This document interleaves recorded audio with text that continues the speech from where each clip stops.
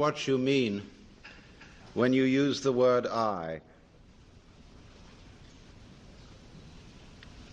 I've been very interested in this problem for a long, long time, and I've come to the conclusion that what most civilized people mean by that word is a hallucination. That is to say, a false sense of personal identity that is at complete variance with the facts of nature. And as a result of having a false sense of identity, we act in a way that is inappropriate to our natural environment.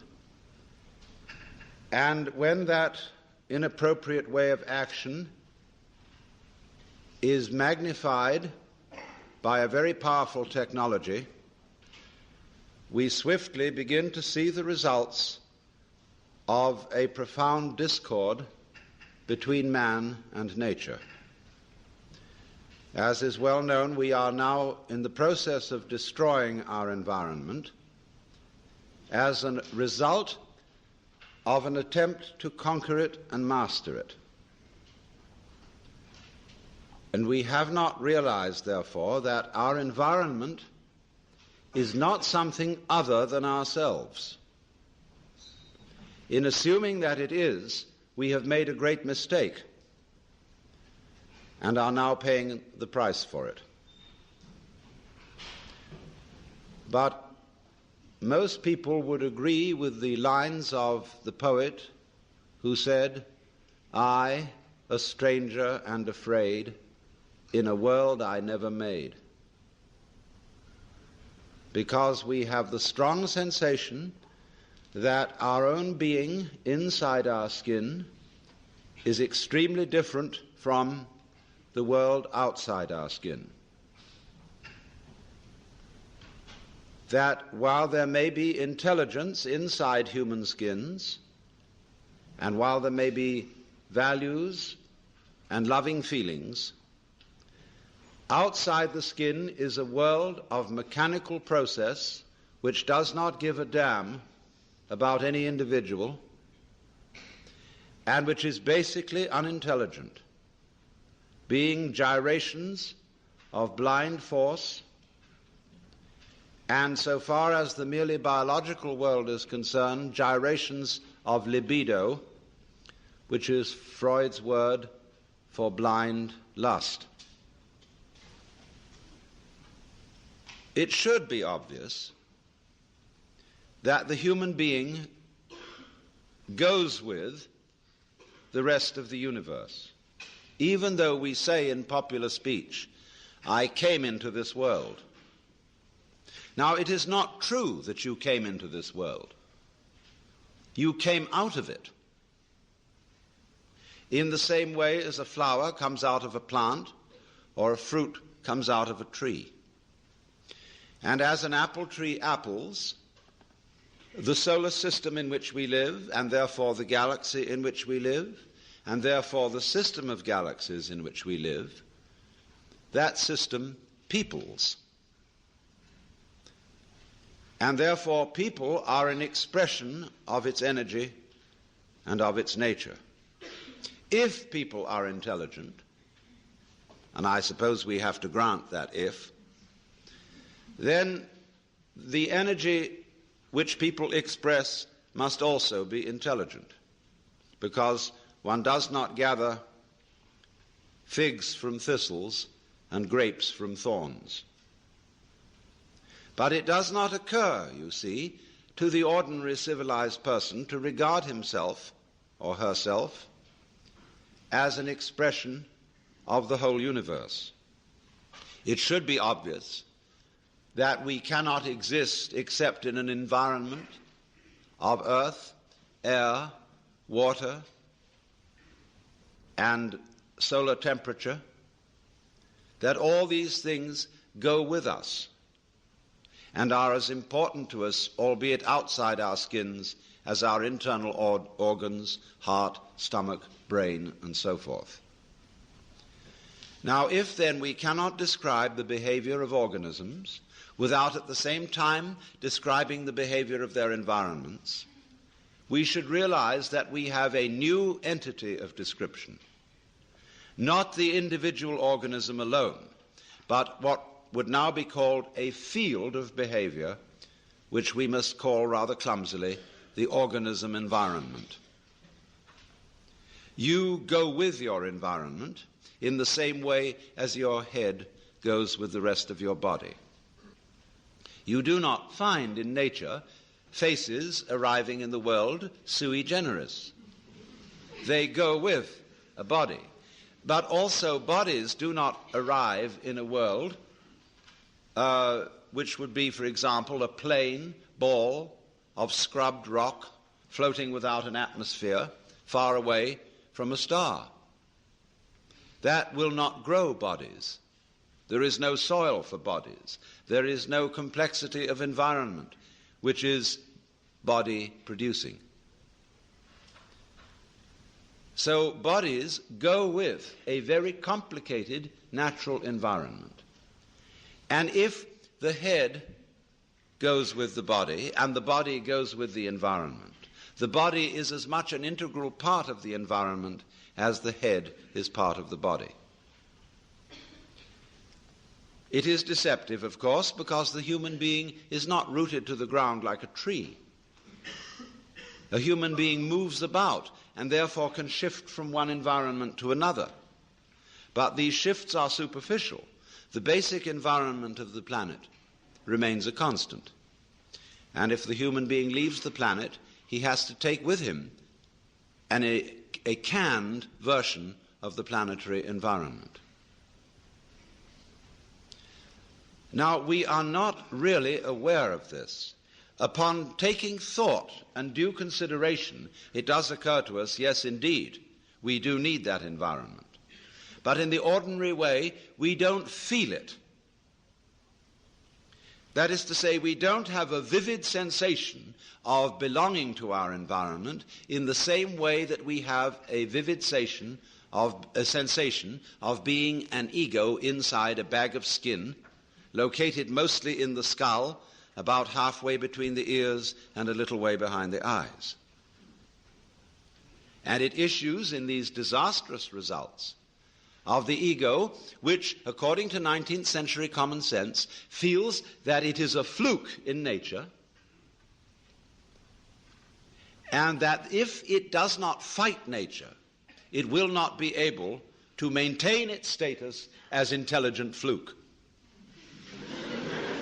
So the geneticists are now saying, and many others are now saying, that man must take the course of his evolution into his own hands. He can no longer trust the wiggly, random, and unintelligible processes of nature to develop him any further, but he must interfere with his own intelligence and through genetic alterations breed the kind of people who will be viable for human society, and that sort of thing.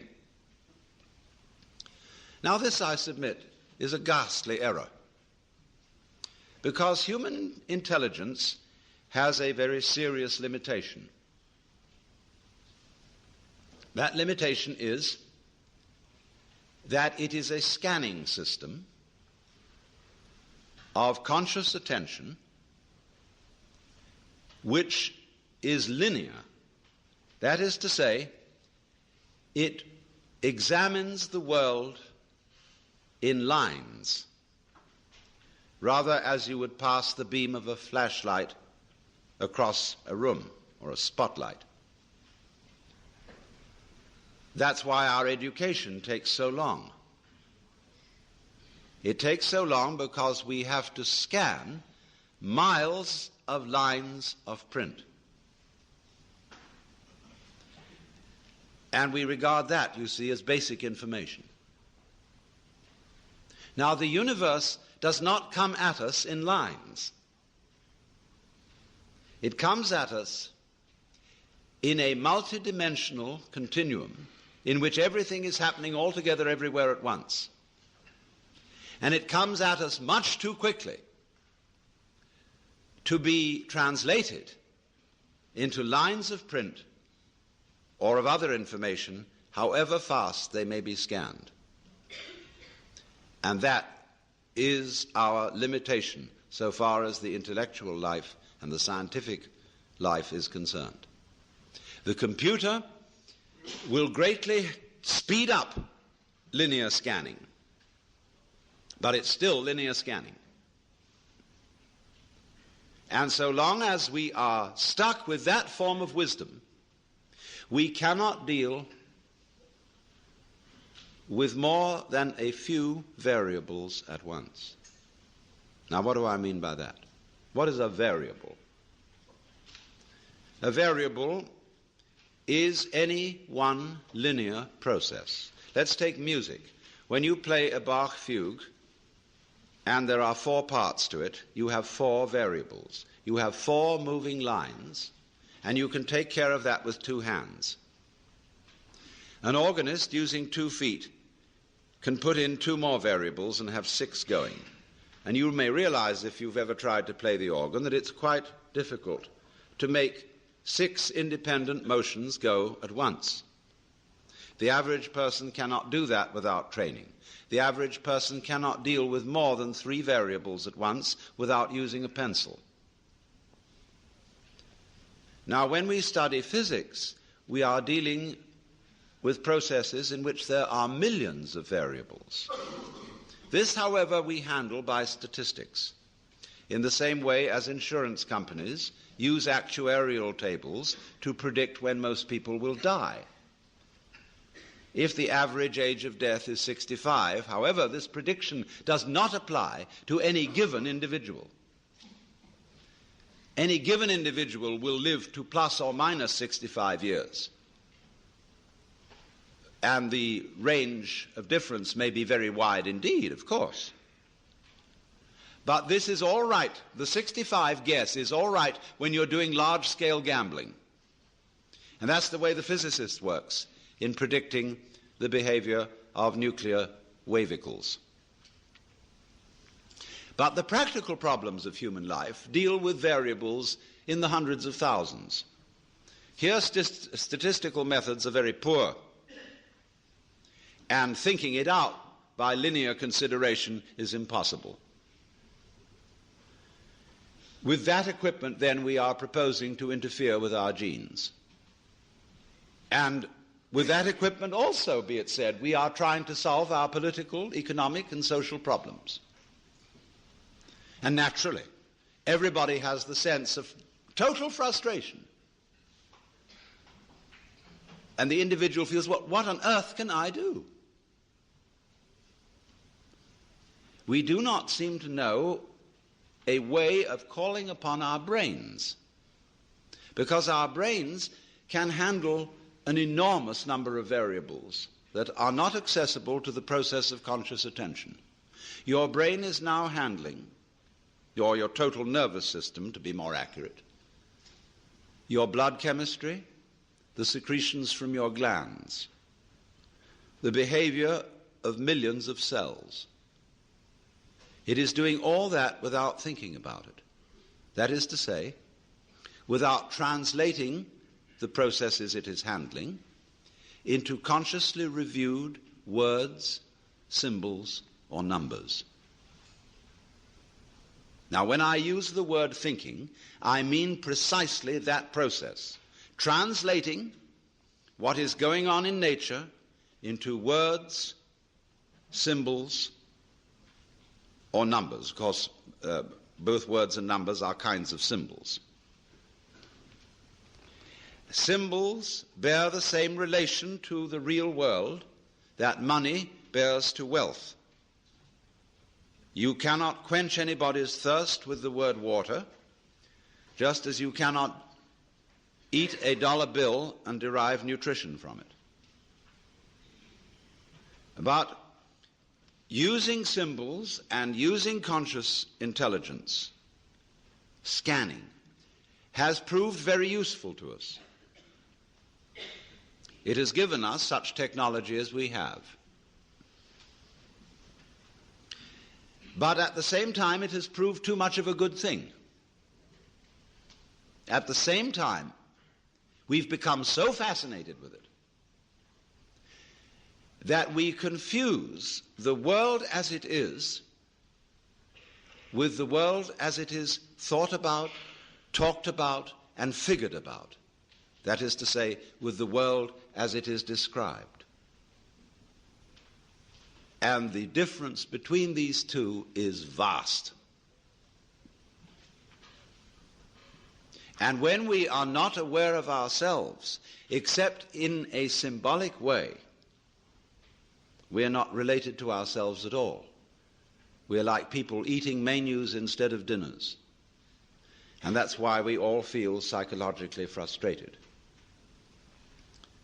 So then we get back to the question of what do we mean by I? Well, first of all, obviously, we mean our symbol of ourselves.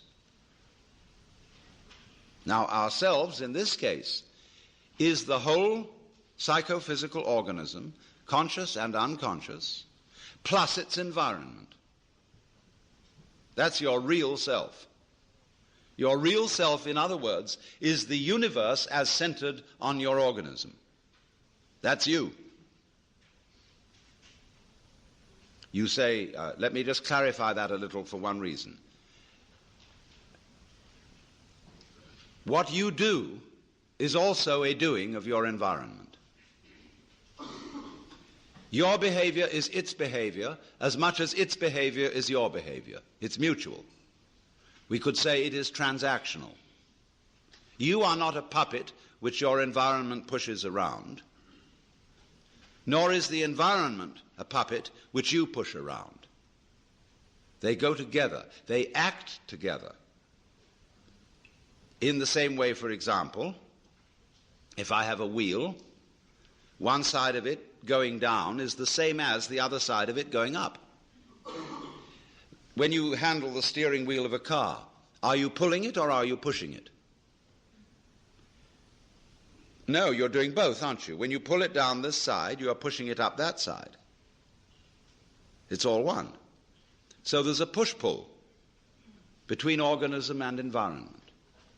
We are only rarely aware of this as when in curious alterations of consciousness, which we call mystical experience, cosmic consciousness, an individual gets the feeling that everything that is happening is his own doing, or the opposite of that feeling, that he isn't doing anything, but that all his doings, his decisions and so forth, are happenings of nature. You can feel it either way.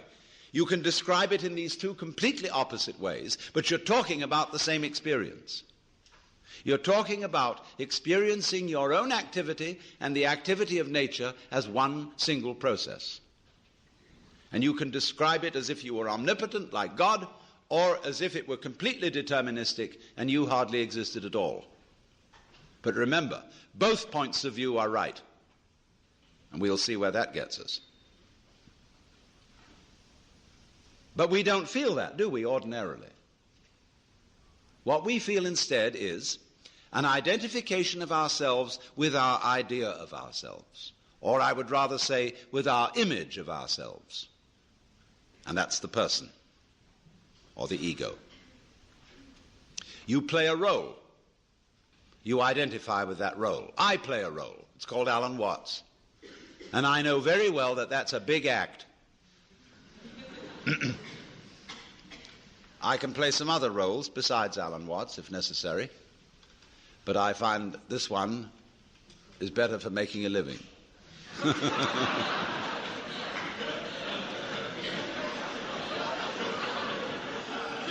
But I assure you it's a mask, and I don't take it seriously.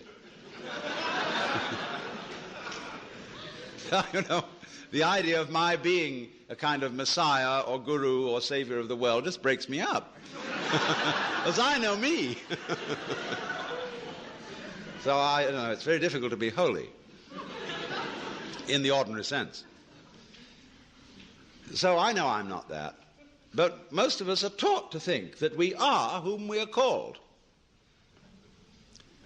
And when you're a little child, and you begin to learn a role, and your parents and your peers approve of your being that. They know who you are.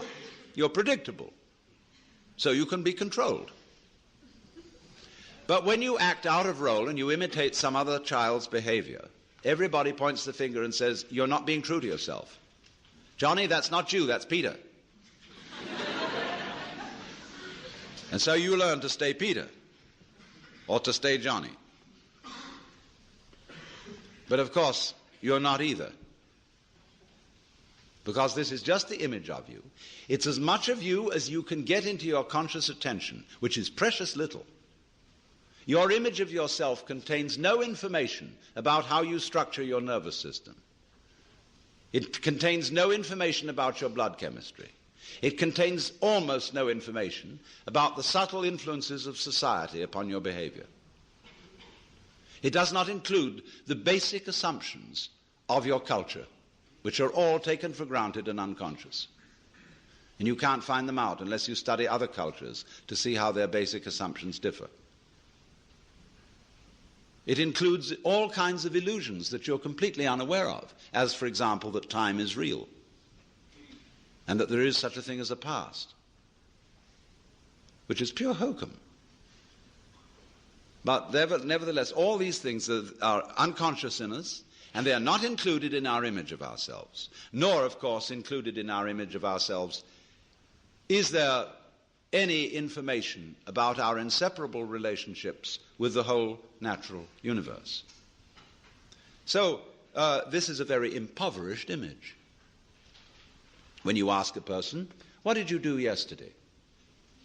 They'll give you a historical account of a certain number of events in which they participated and a certain number of things which they saw, used, or were clobbered by. But realize at once that this history leaves out most of what happened.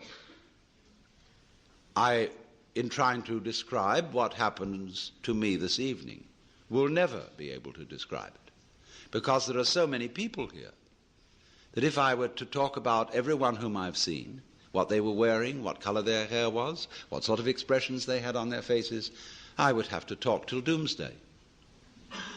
So instead of this rich physical experience, which is very rich indeed, I have to attenuate it in memory and description to saying, oh, I met a lot of people in Philadelphia.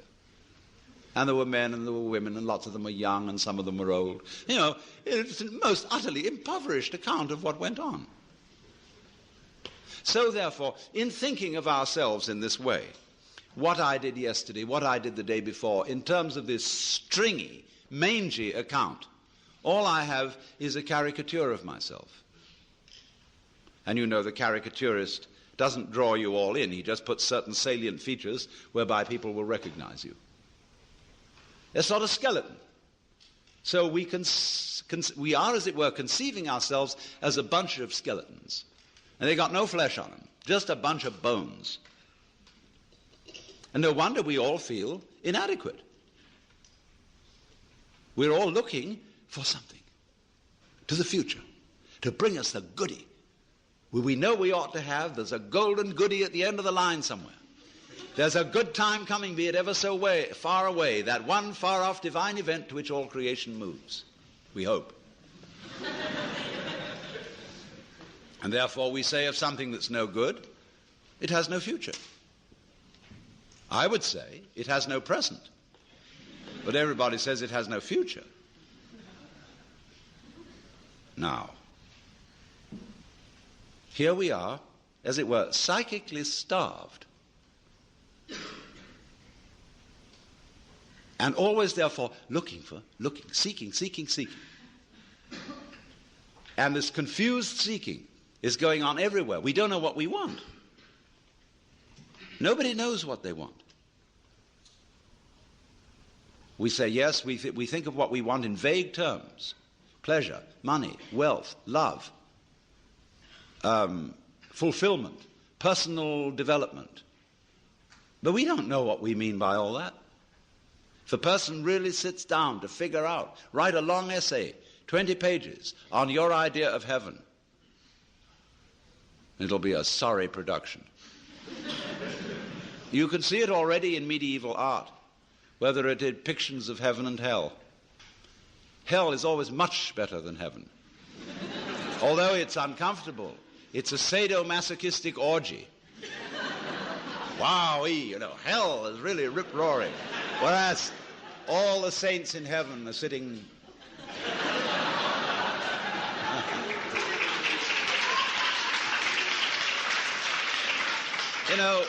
very, very smug and demure, like they were in church. And you see also the multitudes of the saved. Instead of this writhing, wormy thing, you can see all their heads, which the artist has drawn to abbreviate them, just the tops of their heads in masses. They look like cobblestone street. Flattened out. So what has happened then is this,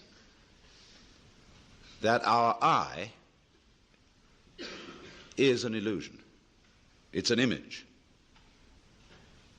And it is no more ourself than an idol is the Godhead.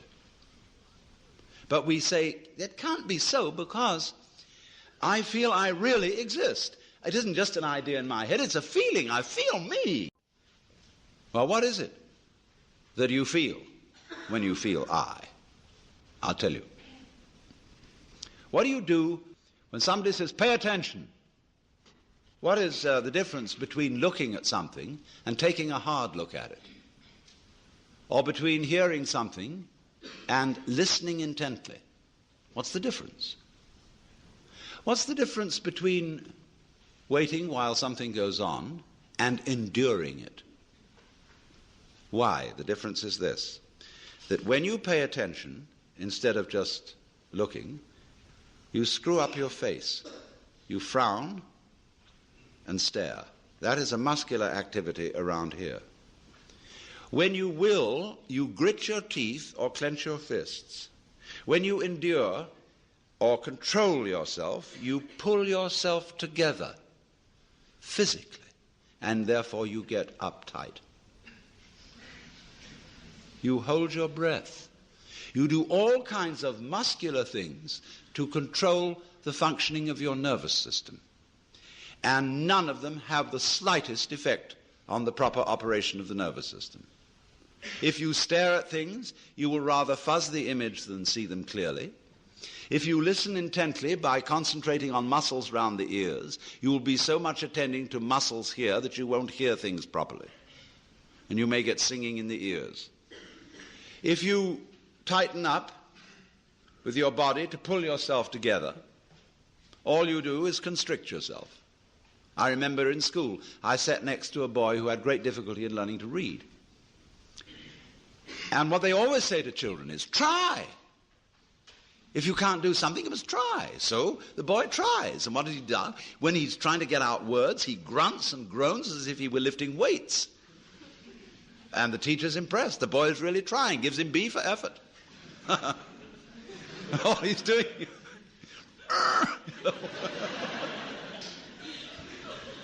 has nothing to do with it. Now, we all make this muscular straining with the thought that it's achieving psychological results, the sort of psychological results it's intended to achieve. Now, all this amounts to is it's like you're taking off in a jet plane. You're going a mile down the runway and the thing isn't up in the air yet, and you get nervous.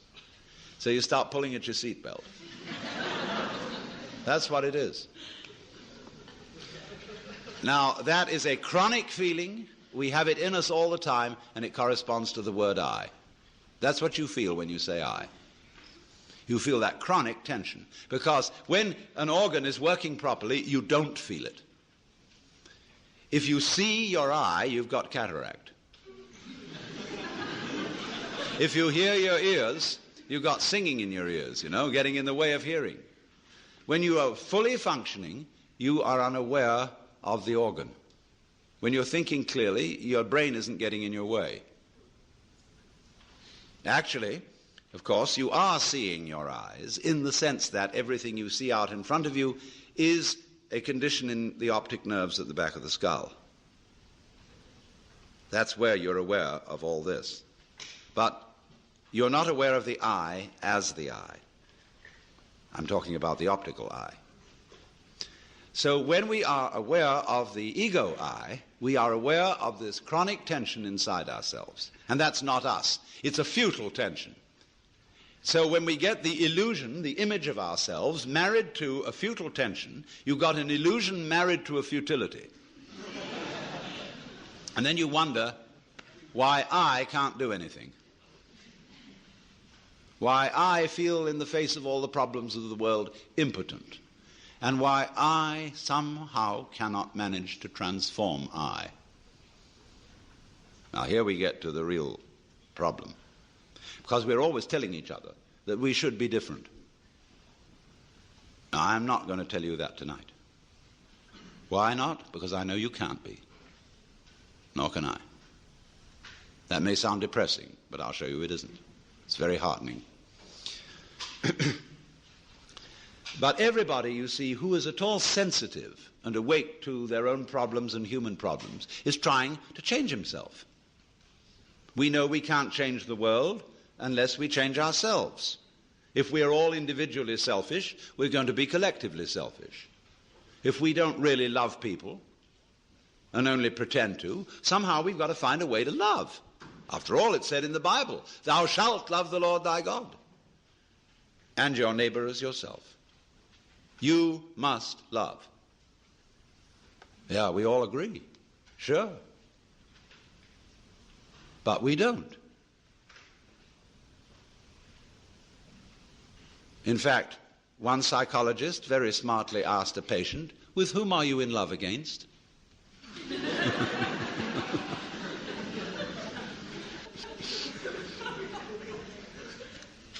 And this particularly becomes appalling when we enter into the realm of higher things, by which I mean spiritual development. Everybody these days is interested in spiritual development.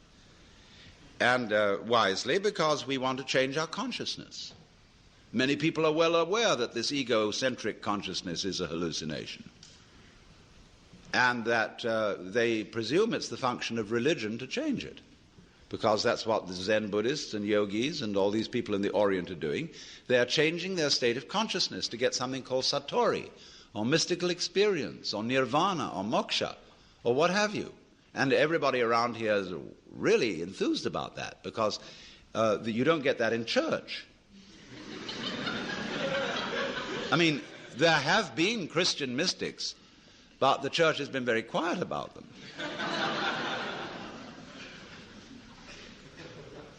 In the average church, all you get is talk. There's no meditation, no spiritual discipline. They tell God what to do interminably, as if he didn't know. And then they tell the people what to do, as if they could or even wanted to. And then they sing religious nursery rhymes.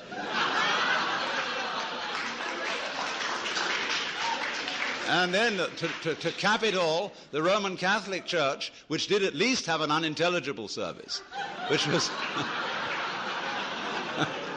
it was real mysterious and suggested vast magic going on. They went and put the thing into bad English.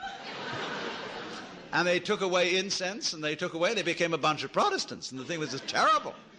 So now all these Catholics are at loose ends. As Claire Booth Luce put it, not to be a pun, but she said, it's no longer possible to practice contemplative prayer at Mass. Because you're being advised, exhorted, edified all the time. And it becomes a bore. Think of God listening to all those prayers.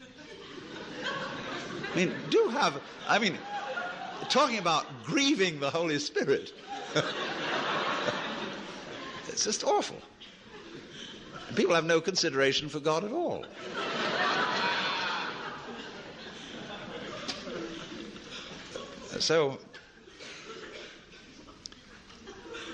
But in pursuing these spiritual disciplines, yoga and Zen and so forth, and also psychotherapy, there comes up a big difficulty. And the big difficulty is this. I want to find a method whereby I can change my consciousness. But therefore to improve myself. But the self that needs to be improved is the one that is doing the improving. And so I'm rather stuck. I find out the reason that I think I believe, say, in God, is that I sure hope that somehow God will rescue me. In other words, I want to hang on to my own existence. And I feel rather shaky about doing that for myself, but I just hope there's a God who will take care of it. Or if I could be loving, I would have a better opinion of myself. I'd feel better about it. I could face myself, as people say, if I were more loving. So the unloving me, somehow, by some gimmickry, has to turn itself into a loving me, and this is just like trying to lift yourself off the ground with your own bootstraps. It can't be done. And that's why religion, in practice, mainly produces hypocrisy and guilt, because of the constant failure of these enterprises. Oh, people go and study Zen, and they come back and say, wow, getting rid of your ego is a superhuman task. I assure you it's going to be very, very difficult to get rid of your ego. You're going to have to sit for a long time, and you're going to get the sorest legs. It's hard work. And all you wretched kids who think you're getting rid of your ego on part or something or other and easy yoga, you don't know what you're in for when it really comes down to the nitty-gritty. Well, you know, the biggest ego trip going is getting rid of your ego.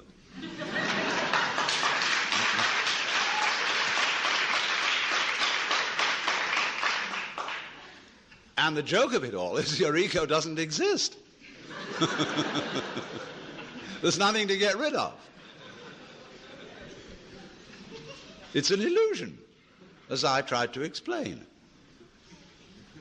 But you still want to ask how to stop the illusion. Now, who's asking? I mean, do you think, in the ordinary sense in which you use the word I, how can I stop identifying myself with the wrong me? Well, the answer is simply you can't. Now, the Christians put this in their way when they say that mystical experience is a gift of divine grace. Man, as such, cannot achieve this experience. It is a gift of God, and if God doesn't give it to you, there's no way of getting it. Now, that is solidly true. You can't do anything about it because you don't exist. Well, you say, that's pretty depressing news. But the whole point is it isn't depressing news. It is the joyous news. There's a Zen poem which puts it like this, talking about it.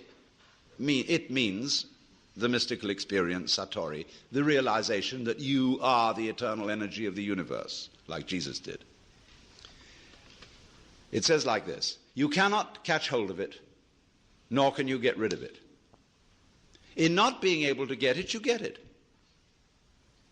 When you speak, it's silent. When you are silent, it speaks. Now, in not being able to get it, you get it. Because this whole feeling, what Krishnamurti is trying to explain to people, for example, when he says, why do you ask for a method? There is no method. All methods are simply gimmicks for strengthening your ego. So how do we not do that? He says, you're still asking for a method. There is no method. If you really understand what your I is, you will see there is no method. Well, this is so sad. But it's not. This is the gospel, the good news.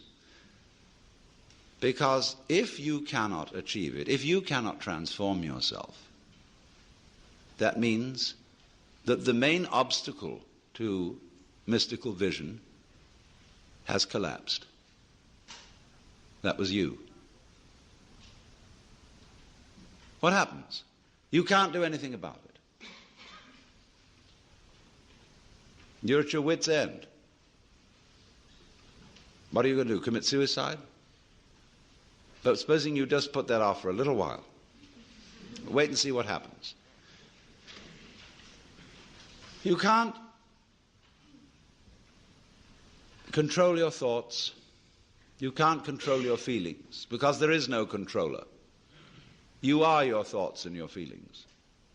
And they're running along, running along, running along. Just sit and watch them.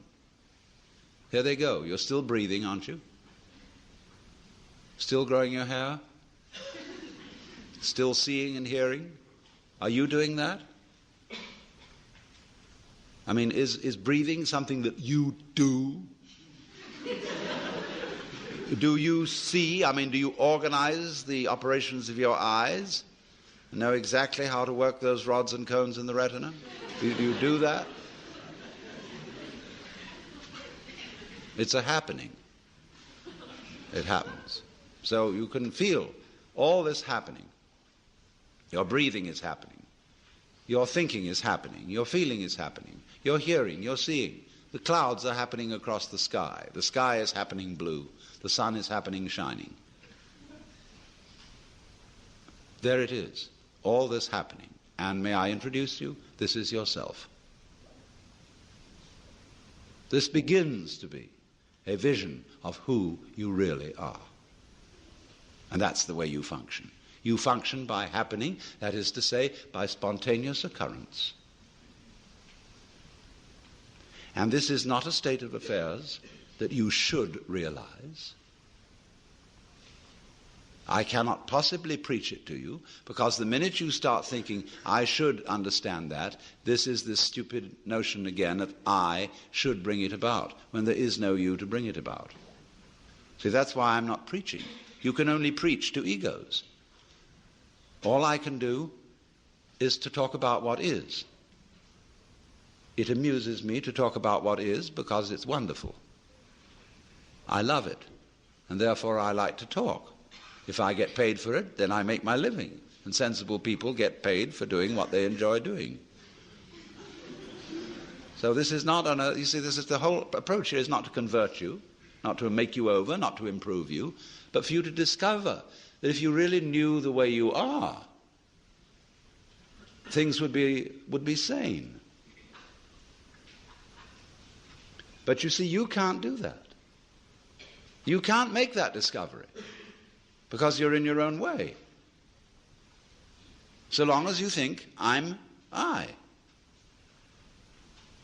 So long as that hallucination blocks it. And the hallucination disappears only in the realization of its own futility.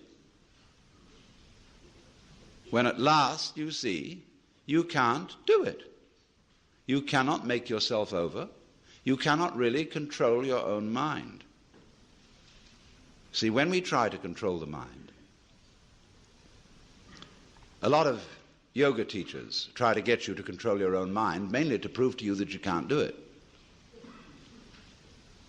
There's nothing, a fool who persists in his folly will become wise. So what they do is they speed up the folly. And so you get concentrating. And you can have a certain amount of superficial and initial success by a process commonly called self-hypnosis. And you can think you're making progress. And a good teacher will let you go along that way for a while until he really throws you with one. Why are you concentrating? See, Buddhism works this way. Buddha said, if you suffer because you desire, and your desires are either unattainable or always being disappointed or something. So cut out desire. So those disciples went away and they stamped on desire, jumped on desire, cut the throat of desire, and threw out desire. But then they came back and Buddha said, but you are still desiring not to desire. They wondered how to get rid of that. So when you see that that's nonsense, there naturally comes over you a quietness.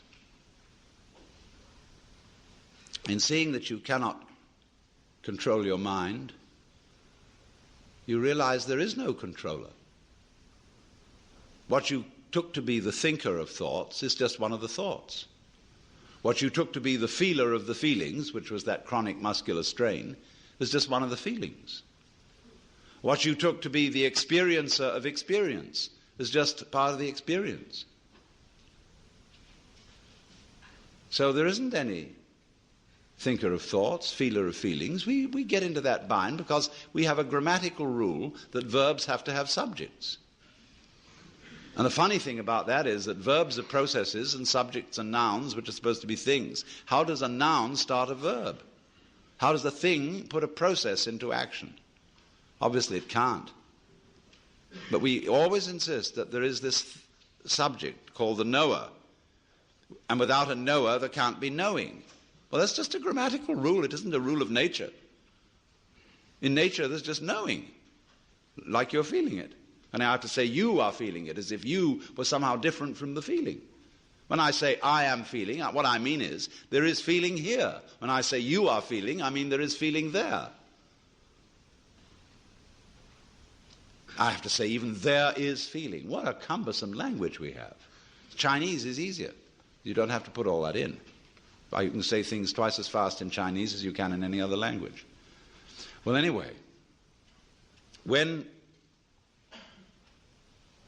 you come to see that you can do nothing, that the play of thought, of feeling, etc., just goes on by itself as a happening, then you are in a state which we will call meditation. And slowly, without being pushed, your thoughts will come to silence.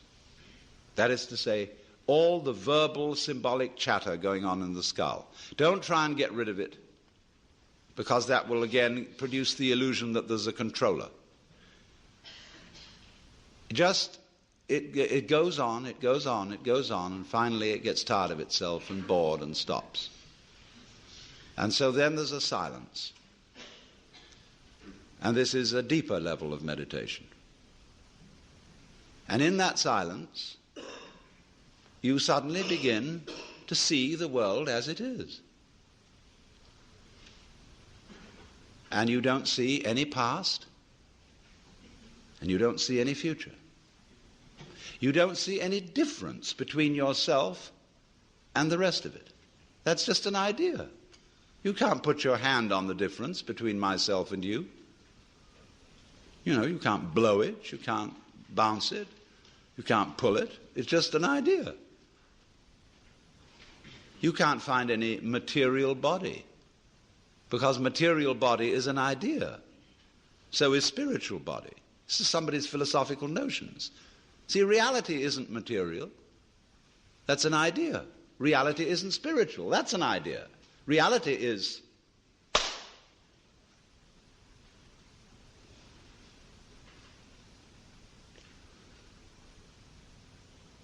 so we find, if I've got to put it back into words, that we live in an eternal now. You've got all the time in the world, because you've got all the time there is, which is now. And you are this universe. And you feel this strange feeling when ideas don't define the differences, you feel that other people's doings are your doings. And that makes it very difficult to blame other people. If you're not sophisticated theologically, you may, of course, run screaming in the streets and say that you're God. In a way, that's what happened to Jesus, because he wasn't sophisticated theologically. He only had Old Testament biblical theology behind him. If he'd had Hindu theology, he could have put it more subtly.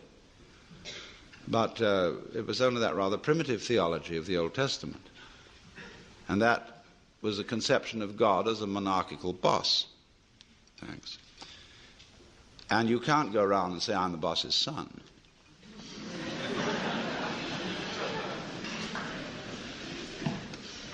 If you're going to say I'm God, you must allow it for everyone else too.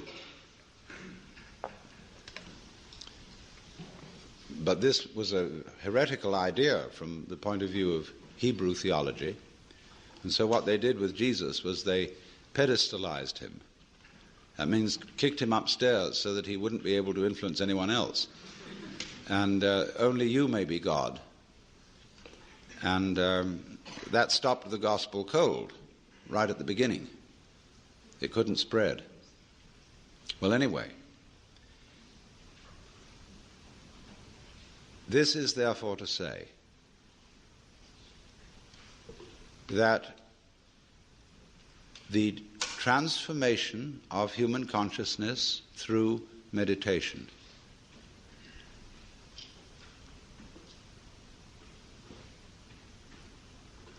is frustrated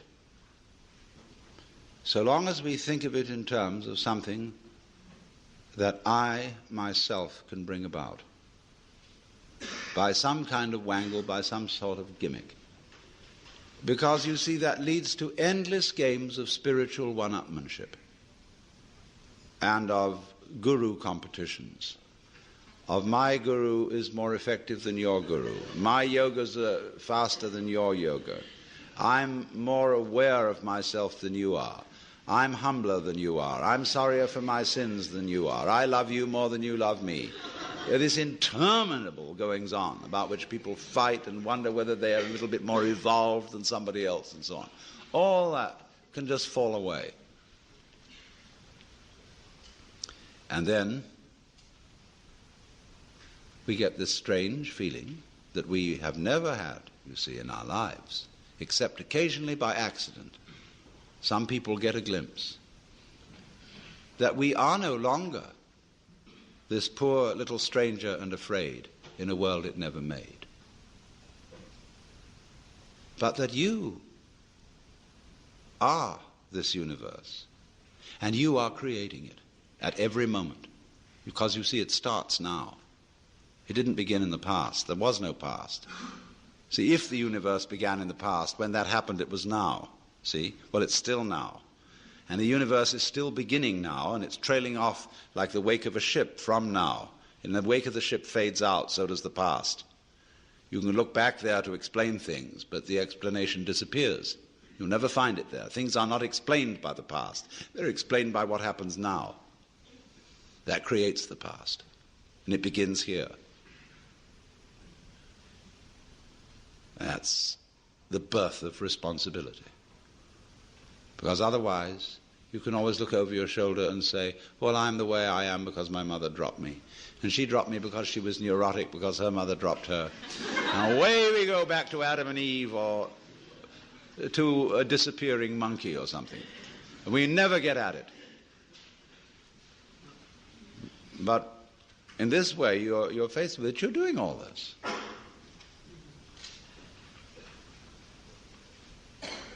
And that's an extraordinary shock. So, cheer up. You can't blame anyone else for the kind of world you're in. And if you know, you see, that I, in the sense of the person, the front. It's very commonly said that the root of most human unhappiness is the sense that one's life has no meaning.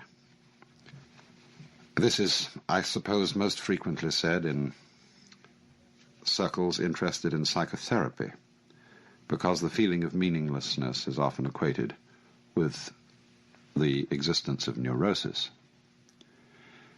And so many activities into which one is encouraged to enter, philosophies one is encouraged to believe, and religions one is encouraged to join, are commended on the basis of the fact that they give life a meaning.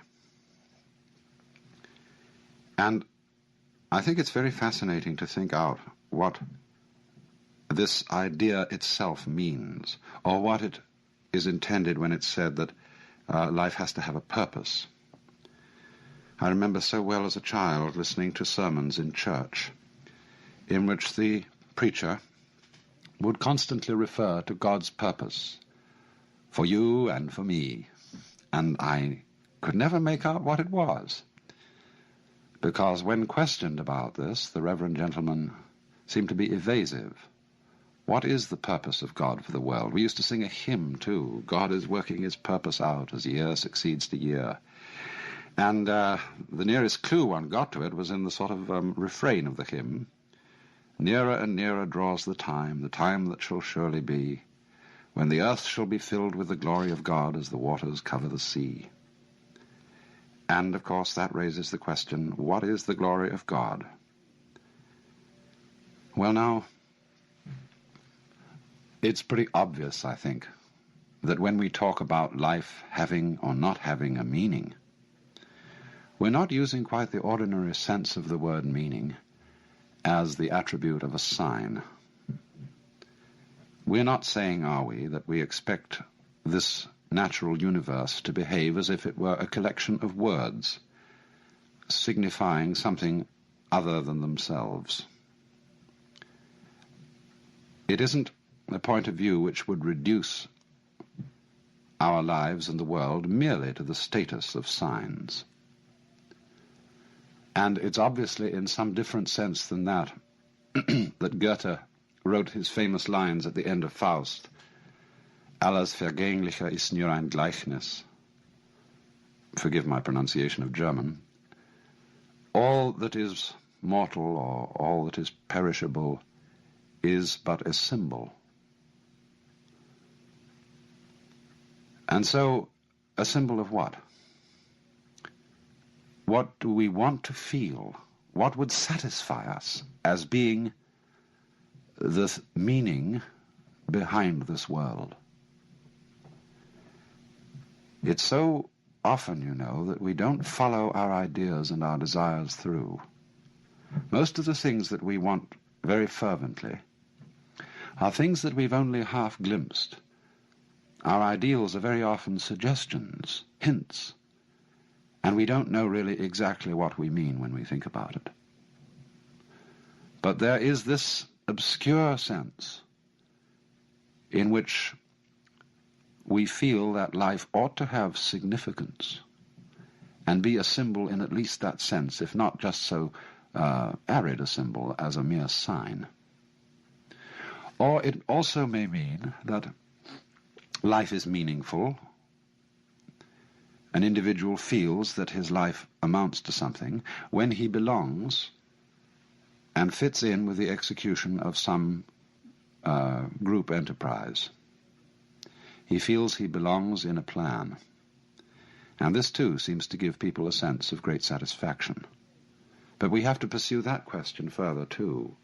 Why is it that a plan, why is it that fellowship with other people gives the sense of meaning? Does it come down, perhaps, to another sense of meaning, that life is felt to be meaningful when one is fully satisfying one's biological urges, including the sense of hunger, the sense of love, the sense of self-expression in activity, and so on. But then again, we have to push that inquiry further. What do our biological urges really point towards? Are they just, however, things always projected towards a future? Is biology and its processes nothing but going on towards going on towards going on?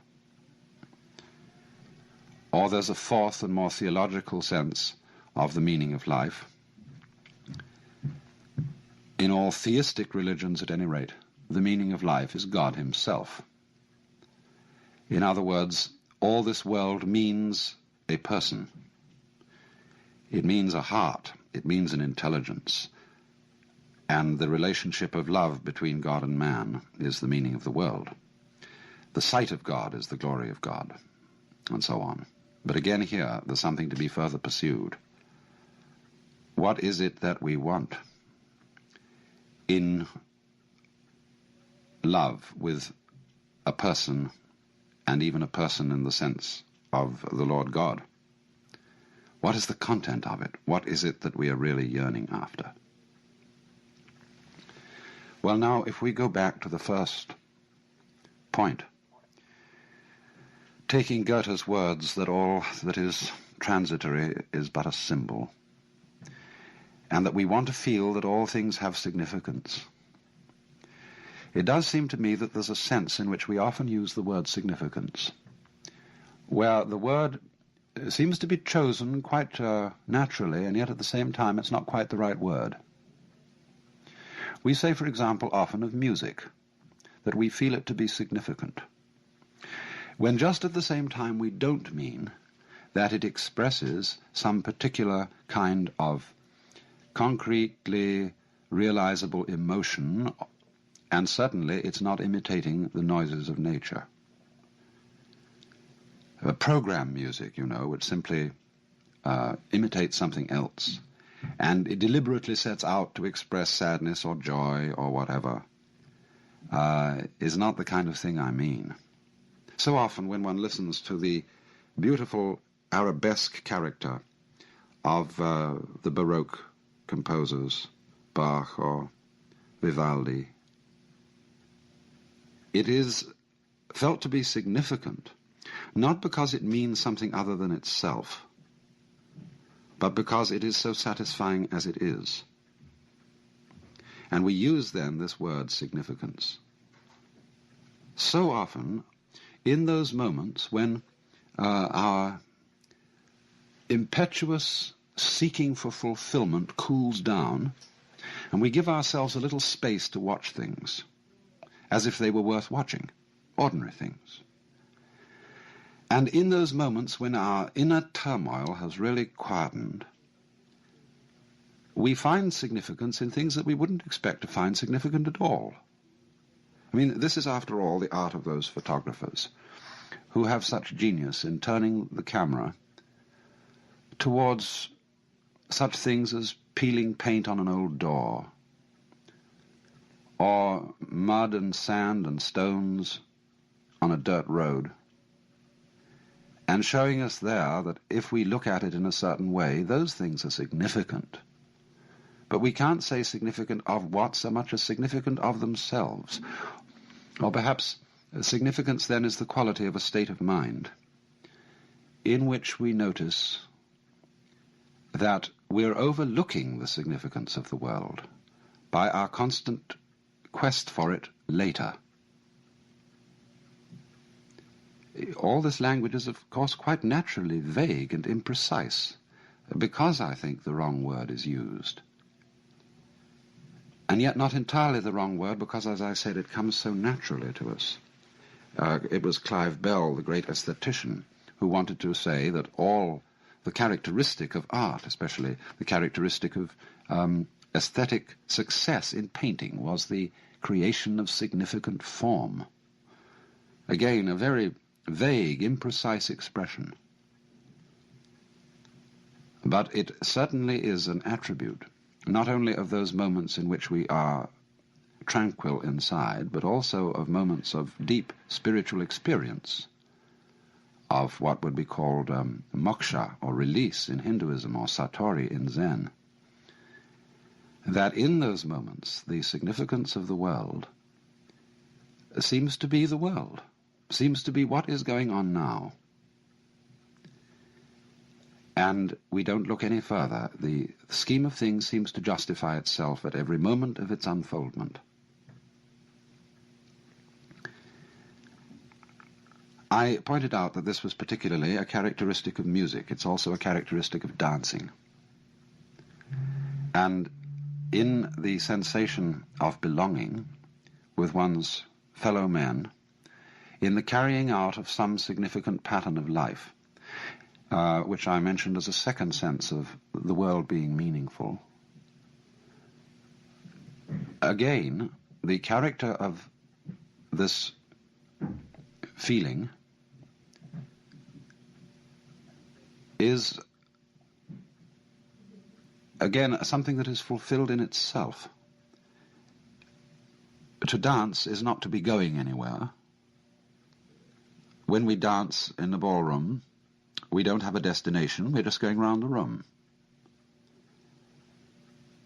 And it's in doing this, it's in executing the pattern, in singing the music with other people, that even though this doesn't point to anything outside itself, we again get the sense of meaning.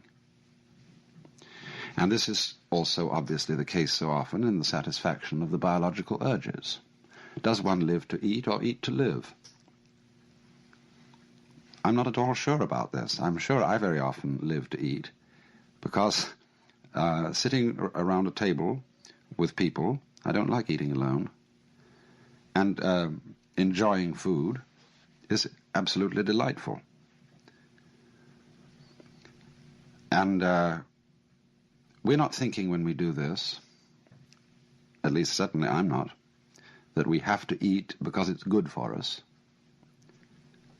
and that we've got to throw something down the hatch, as Henry Miller said, and swallow a dozen vitamins, just because our system needs nourishment. I remember quite recently there was an article in the Consumer Reports about bread, and there had been some correspondence and protests saying that the bread one bought, white bread one buys in the stores, is perfectly inedible and lacking in nutrition, and that it was much better to eat peasant-type breads, rough pumpernickel and things of that kind. And the experts replied that our white bread is perfectly full of good nutrients, and there's nothing really the matter with it at all. Well, I felt like saying, it isn't a matter, perhaps, of the bread being deficient in the essential vitamins. Bread isn't medicine, it's food, and one's complaint against it is that it's bad cookery. It tastes of nothing. And we do tend, don't we, to look upon food so often for what it will do for us, rather than the delight of eating it. But if the satisfaction of biological urges is to mean anything, surely the point of these urges is not the fatuous one of mere survival, of, we might say, the point of the individual is simply that he contributes to the welfare of the race. And the point of the race is that it reproduces itself, to reproduce itself, to reproduce itself, and keep going. Now that isn't really a point at all. That's just fatuous. Surely the race keeps going because going is great, because it's fun. And if it isn't, and never will be, then there's no point, obviously, in going. I mean, looking at it from the most hedonistic standpoint. But then when we come to the question, what is fun? What is the joy of it? Again, we come down to something that can't very well be explained in the ordinary language of meaning, of leading to something else. And this, I think, becomes preeminently true if we think of it in theological language, that the meaning of life is God. In any of the theistic religions, what is God doing? What is the meaning of God? Why does he create the universe? What is the content of the love of God for his creation? Well, there's the frank answer of the Hindus that the Godhead manifests the world because of lila, which is the Sanskrit word for play. And this is likewise said in the Hebrew scriptures, or the Christian Old Testament, in the book of Proverbs, where there is a marvelous speech by the divine wisdom, Sophia, which, in describing the function of the divine wisdom in the creation of the world, in other words, is a manifestation of the wisdom of God, wisdom uses the phrase that in producing men and animals and all the creatures of the earth, wisdom is playing. And it was the delight of wisdom to play before the presence of God. And when it is likewise said in the scriptures that the Lord God created the world for his pleasure, this again means, in a sense, for play. And certainly this seems to be what the angels in heaven are doing according to the traditional symbolic descriptions of heaven. They are ringed around the presence of the Almighty, calling out, Alleluia, Alleluia, Alleluia, through all eternity. Well, Alleluia may have meant something originally. But as it's used now, it doesn't mean anything except, well, in our own slang, whoopee. It's an exclamation of nonsensical delight. And it was Dante in the Paradiso who described the song of the angels as the laughter of the universe. And this sense of nonsense as the theme of the divine activity comes out also very strongly in the book of Job. I always think that the book of Job is the most profound book in the whole Bible, Old Testament and New Testament. Because here is the problem of the man, the righteous man, who has suffered. And all his friends try to rationalize it and say, well, you must have suffered because you really had a secret sin after all and deserve the punishment of God, or because rationalize it somehow. And when they've had their say, the Lord God appears on the scene and says, who is this that darkeneth counsel with words without knowledge? And then proceeds to ask Job and his friends a series of absolutely unanswerable conundrums, pointing out all the apparent irrationality and nonsense of his creation. Why, for example, he said, do I send rain upon the desert where no man is? Most commentators on the book of Job end with the remark that, well, this poses the problem of suffering and the problem of evil, but doesn't really answer it. And yet in the end himself, Job seems to be satisfied. He somehow surrenders to the apparent unreasonableness of the Lord God. And this is not, I think, because Job is beaten down and that he's unduly impressed with the royal, monarchical, and paternalistic authority of the deity and doesn't dare to answer back. He realizes that somehow these very questions are the answer.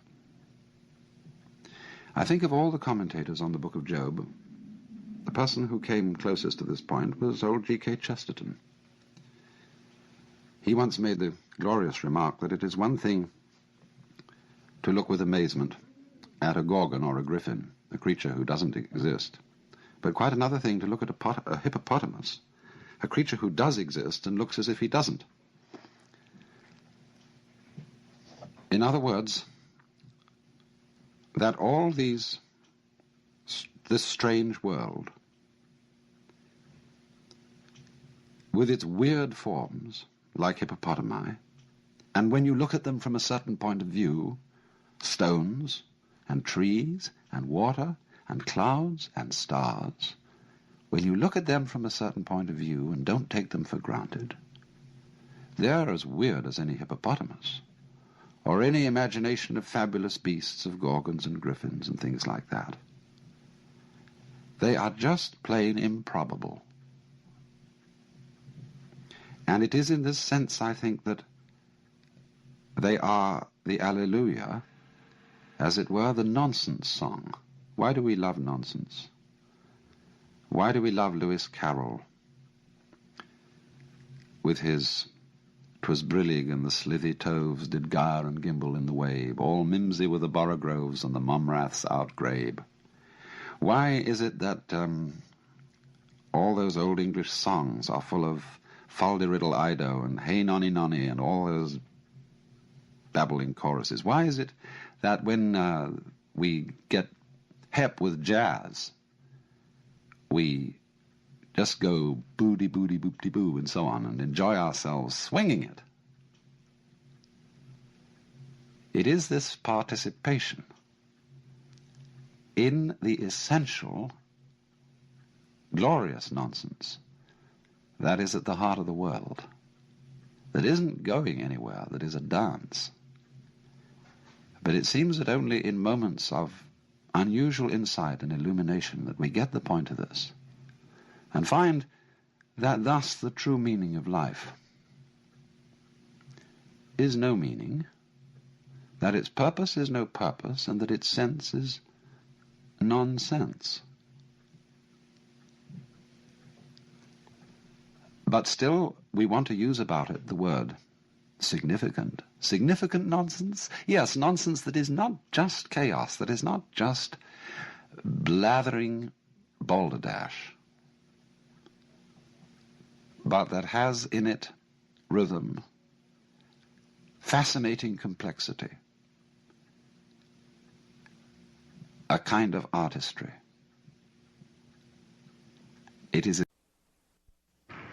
It's really a very unorthodox and unacademic thing to do, to start a discussion with a group of psychologists on the subject of metaphysics. But we have to do that. Because a lot of people say that their approach to life is scientific as distinct from metaphysical, and that metaphysics is bosh anyway. But everybody, by virtue of being a human being, is willy-nilly a metaphysician.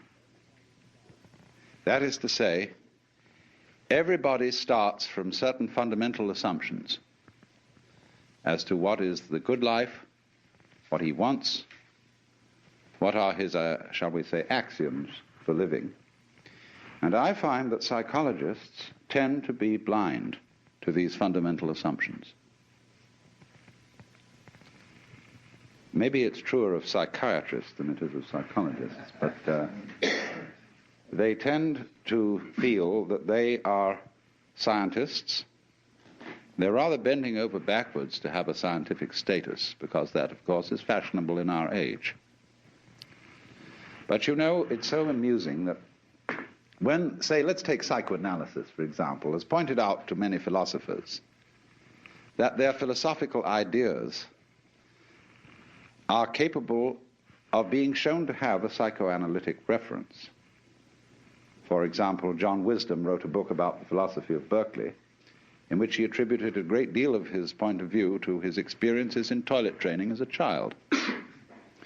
The philosopher is very grateful to the psychoanalyst for revealing to him his unconscious and its emotional contents.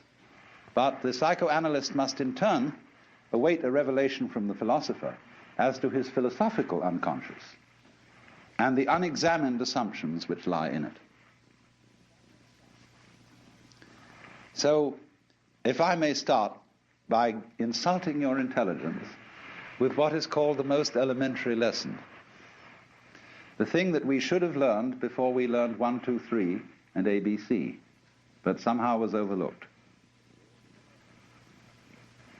Now, this lesson is quite simply this, that any experience that we have through our senses, whether of sound or of light or of touch, is a vibration.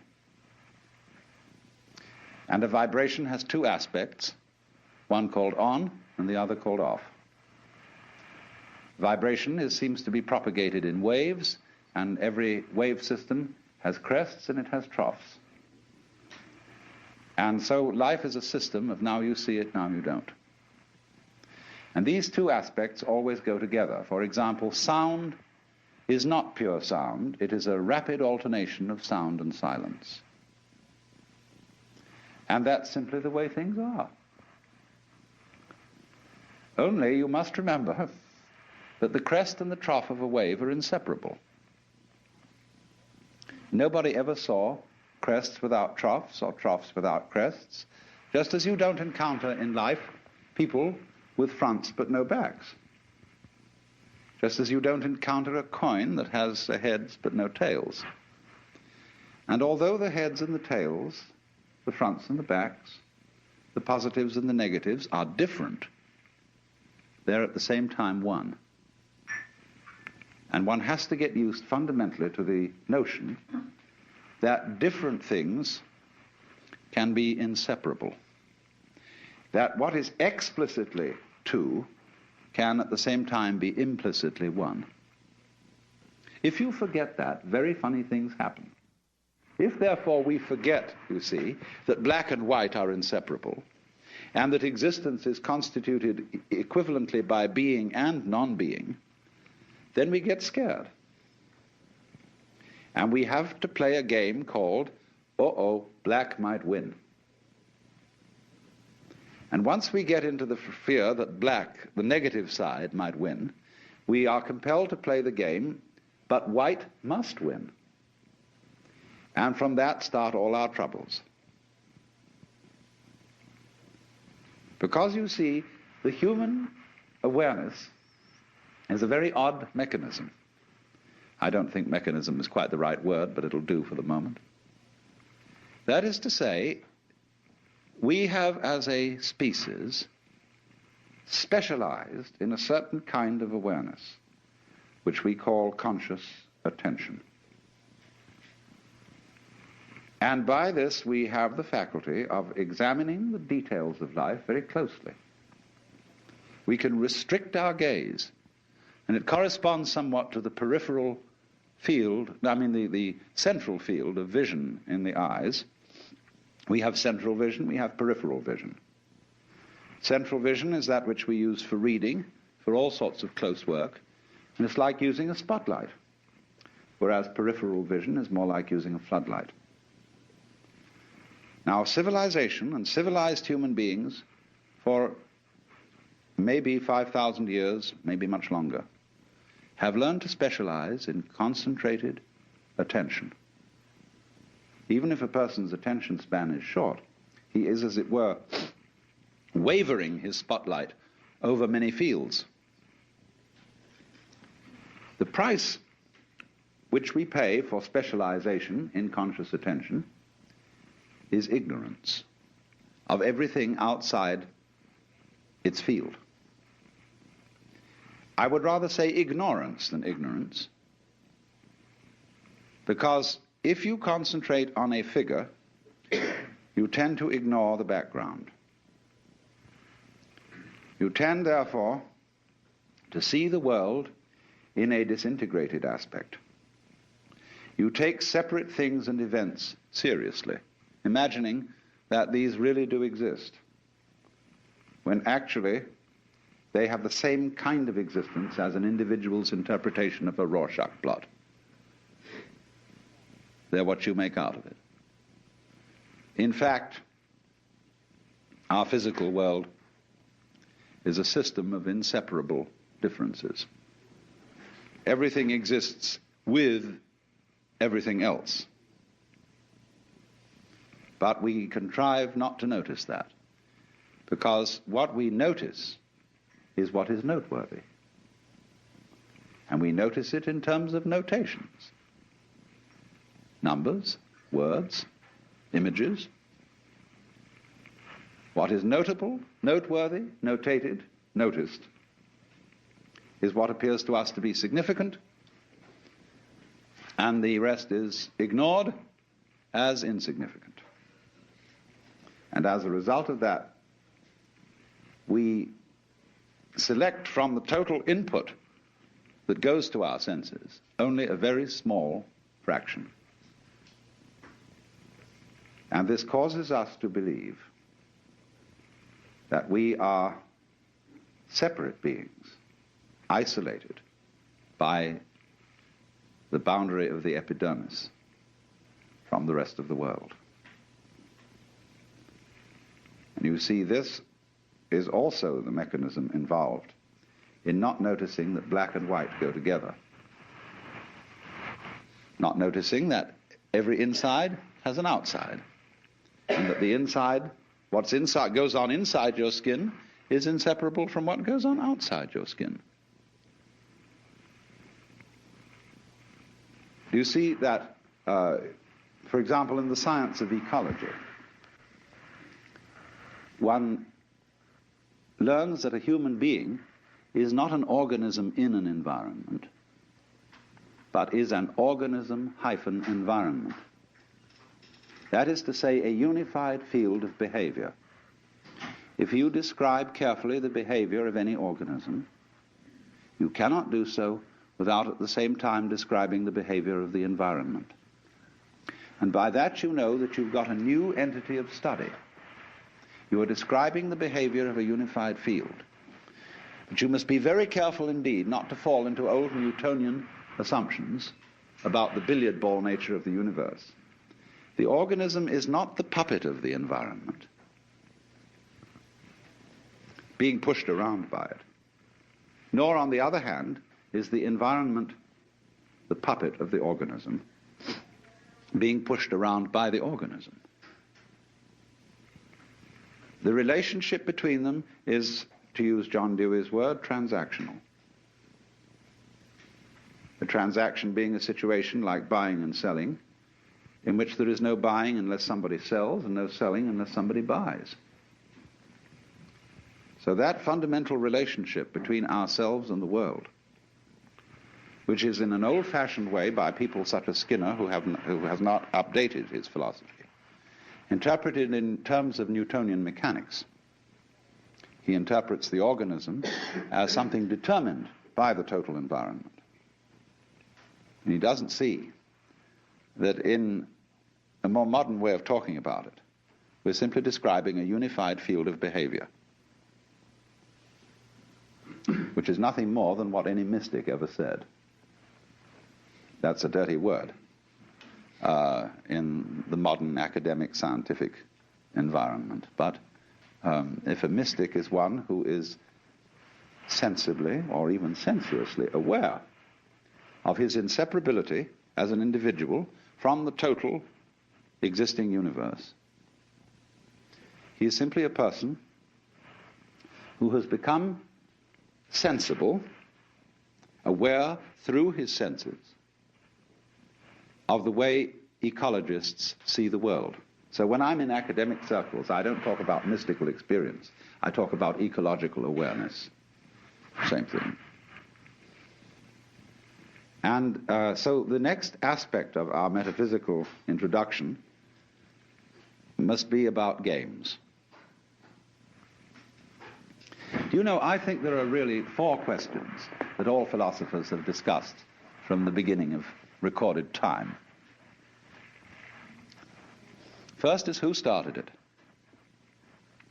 The second is, are we going to make it? The third is, where are we going to put it? And the fourth is, who's going to clean up? When you think these over, it poses a 5th question. Is it serious? And that's the one I want to discuss. Is existence serious? Like you say to doctor, after he's looked at your X-ray picture, is it serious? What does that mean? It means, am I in danger of not continuing to survive? The question is, ought I to continue to survive? In other words, must I survive?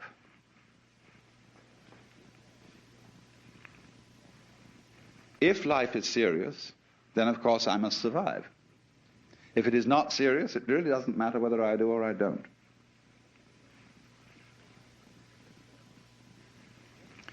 Now, in Western culture, it is practically a basic assumption that existence is serious.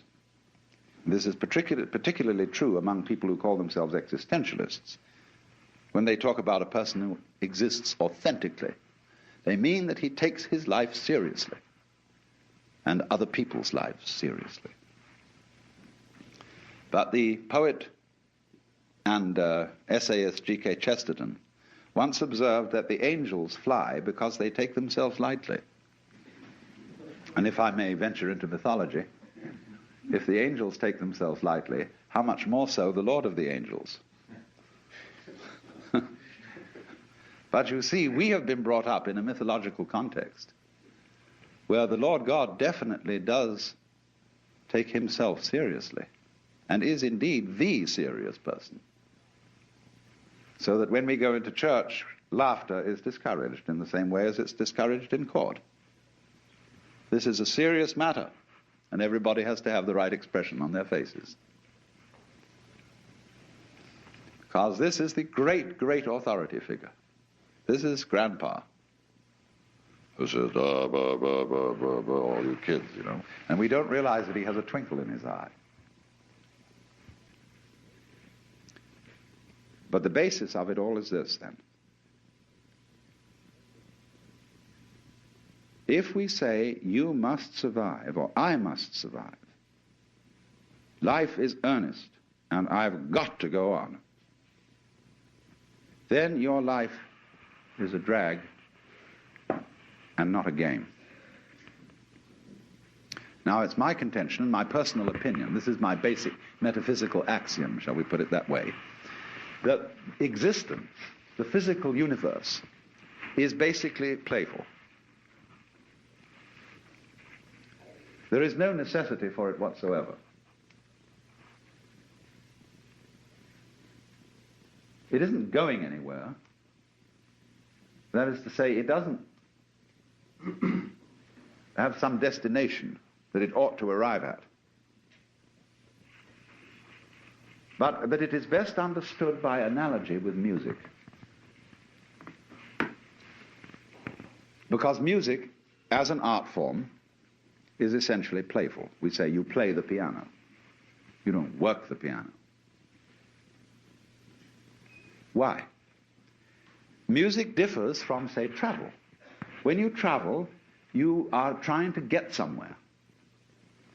And of course, we, because being a very compulsive and purposive culture, are busy getting everywhere faster and faster and faster till we eliminate the distance between places. I mean, with the modern jet travel, you can arrive almost instantaneously. And what happens as a result of that is that the two ends of your journey become the same place. So you eliminate the distance and you eliminate the journey. Because the fun of the journey is to travel, not to obliterate traveling. So then, in music, though, one doesn't make the end of a composition the point of the composition. If that were so, the best conductors would be those who played fastest. And there would be composers who wrote only finales. People go to a concert just to hear one crashing chord, because that's the end. Same way in dancing. You don't aim at a particular spot in the room. That's where you should arrive. The whole point of the dancing is the dance. Now, but we don't see that as something brought by our education into our everyday conduct. We've got a system of schooling which gives a completely different impression. It's all graded. And what we do is we put the child into the corridor of this grade system with a kind of, come on, kitty, kitty, kitty. And yeah, you go to kindergarten, you know, and that's a great thing because when you finish that, you'll get into first grade. And then, come on, first grade leads to second grade, and so on, and then you get out of grade school, and you've got high school, and it's revving up, the thing is coming, then you're going to go to college, and by Jove, then you get into graduate school, and when you're through with graduate school, you go out to join the world. And then you get into some racket where you're selling insurance, and they've got that quota to make, and you're going to make that, and all the time, this thing is coming. It's coming, that great thing, the success you're working for. Then when you wake up one day about 40 years old, you say, my God, I've arrived. I'm there. And you don't feel very different from what you always felt. And there's a slight letdown because you feel there's a hoax. And there was a hoax, a dreadful hoax. They made you miss everything by expectation. Look at the people who live to retire and put those savings away. And then when they're 65, they don't have any energy left, they're more or less impotent, and they go and rot in an old people's, senior citizens community. Because we've simply cheated ourselves the whole way down the line. We thought of life by analogy with a journey, with a pilgrimage, which had a serious purpose at the end, and the thing was to get to that end, success or whatever it is, or maybe heaven after you're dead. But we missed the point the whole way along. It was a musical thing, and you were supposed to sing or to dance while the music was being played. But you had to do that thing. You didn't let it happen.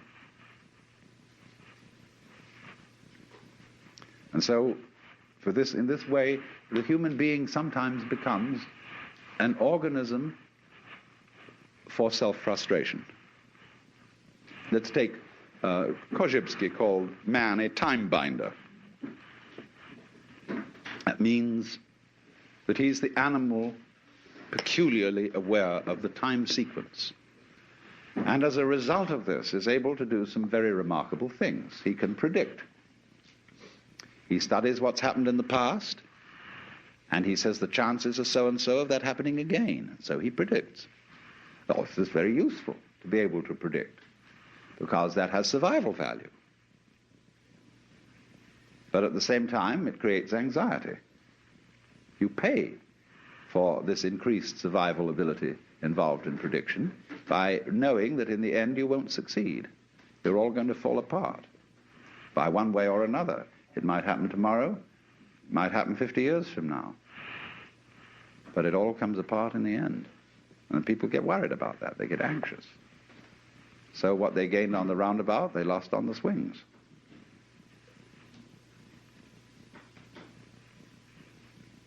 So then, if you see, on the other hand, that existence, this is, as I said, my basic metaphysical assumption, which I won't conceal from you, that existence is musical in nature. That is to say that it is not serious. It is the play of all kinds of patterns. We can look upon different creatures as we look at different games, as we look at chess, checkers, backgammon, tennis. There's the tree game, the beetle game, the grass game. Or you can look at them as you look at different styles of music, mazurkas, waltzes, sonata, etc., all down the line. There are all these different things doing their stuff. And they're going to do, you know, in different rhythms. And we're doing that. If you were in a flying saucer from Mars or somewhere, and you came and looked, try and make out what was living on this world, from about 10,000 feet at night or early morning, you would see these great ganglia with tentacles going out all over the place. And early in the morning, you see little blobs of luminous particles going into the middle of them. See? And then in the late afternoon or early evening, it would spit them all out again. And they'd say, well, this thing breathes. And it does it in a special rhythm. It goes in and out, in and out, in and out once every 24 hours. But then it rests a day and doesn't spit so much. It spits in a different way. That's a kind of irregularity. And then it starts spitting all over again the same way. Well, I say that's very interesting. That's this kind of thing we have. See? This is something that goes this way. You see? Now, existence, you see, is something that is spontaneous. The Chinese word for nature, zhiran, means that which happens of itself. Your hair grows by itself. Your heart beats by itself. You breathe pretty much by itself. Your glands secrete their essences by themselves. You don't have voluntary control over these things. So we say it happens spontaneously. So when you go to sleep and you try to go to sleep, you interfere with the spontaneous process of going to sleep. Try to breathe, you know, real hard, and you find you get balled up in your breathing. So if you're going to be human, you just have to trust yourself to have bowel movements and go to sleep and digest your food. Of course, if something goes seriously wrong and you need a surgeon, that's another matter. But by and large, the healthy human being doesn't, right from the start of life, need surgical interference. And he lets it happen by itself. So with the whole picture, that is fundamental to it. You've got to let go and let it happen. Because if you don't, you're going to be all clutched up. You're going to be constantly trying to do what can happen healthily only if you don't try. And when people, when you think a bit what people really want to do with their time, what do they do when they're not being pushed around and somebody's telling them what to do? They like to go. They like to make rhythms.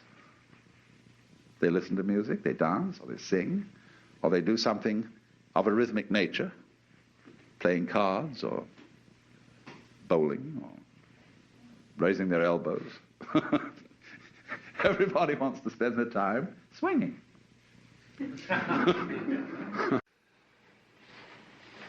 Well, now, what I want to do is have a mutual brain-picking session, and I'm going to start the ball rolling by saying why I, as a philosopher, am interested in many things that you are all probably interested in professionally. Basically, what we're going to talk about, I suppose, is the problem of control,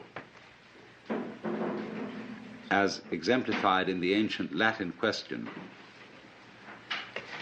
quis custodiet custodies ipsos? Who guards the guards?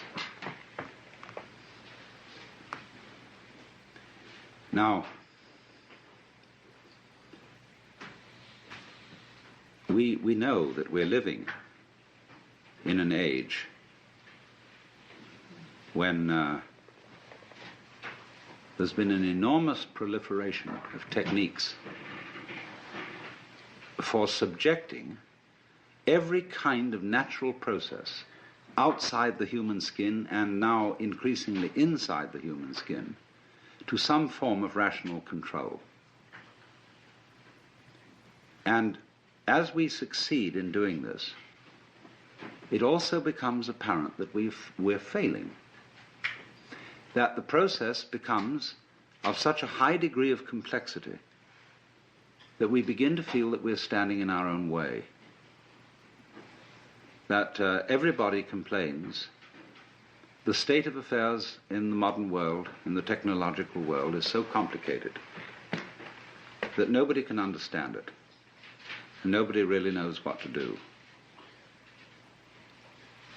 That, for example, you want to run a small business, and you find you run into such enormous legal hassles that you need so many secretaries to do the paperwork that you can hardly do the business, that you're trying to run a hospital, but that you have to spend so much time making records and writing things down on paper that you don't have much time to practice medicine, that you're trying to run a university, and the requirements, the recording, the endless red tape of the registrar's office and the administration building is such that the actual work of research and teaching is seriously hampered. And so the individual increasingly feels himself obstructed by his own cautiousness. This is basically what it is.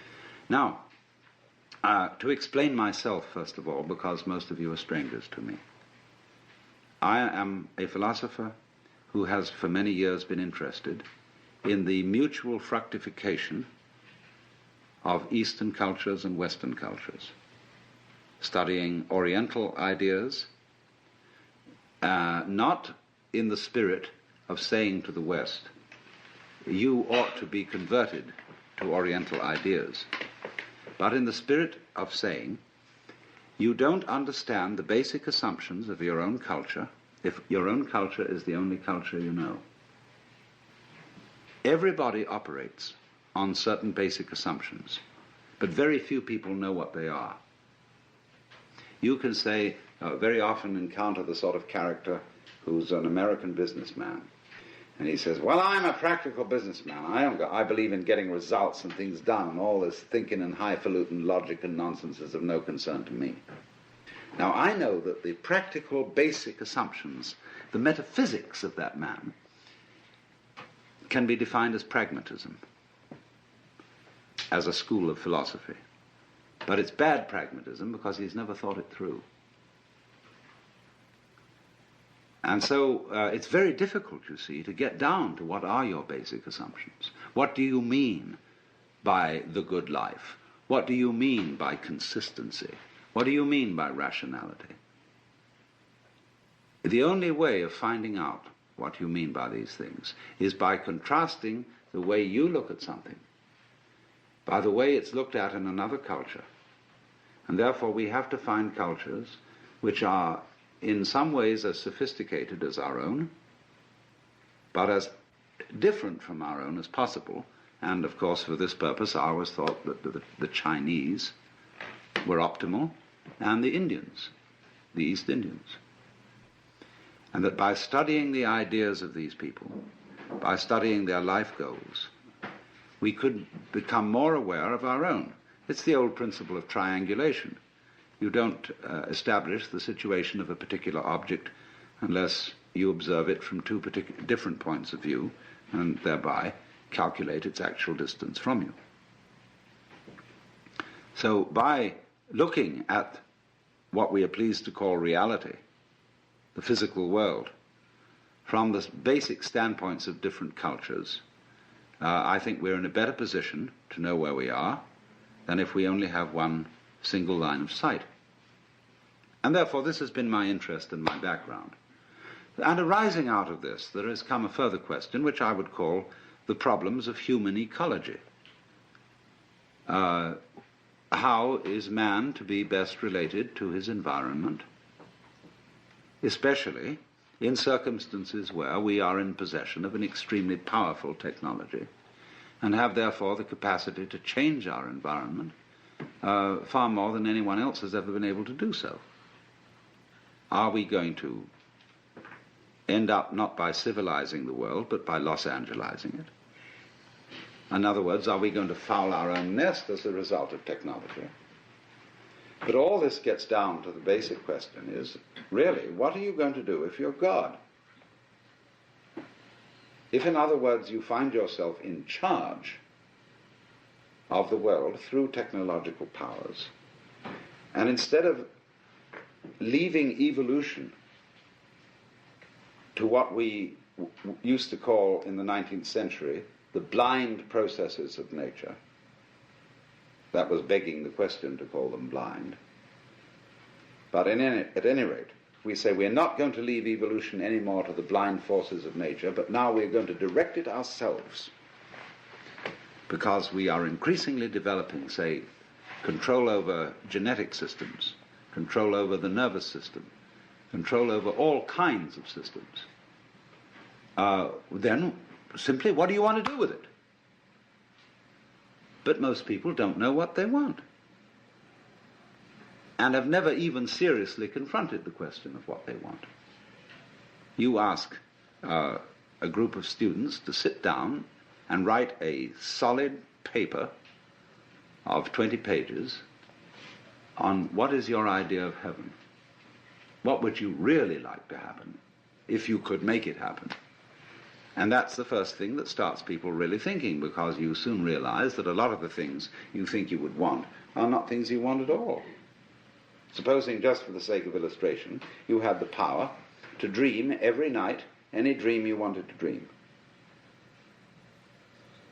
And you could, of course, arrange for one night of dreams to be 75 years of subjective time, or any number of years of subjective time. What would you do? Well, of course, you'd start out by fulfilling every wish. You would have routs and orgies and all the most magnificent food and sexual partners and everything you could possibly imagine in that direction.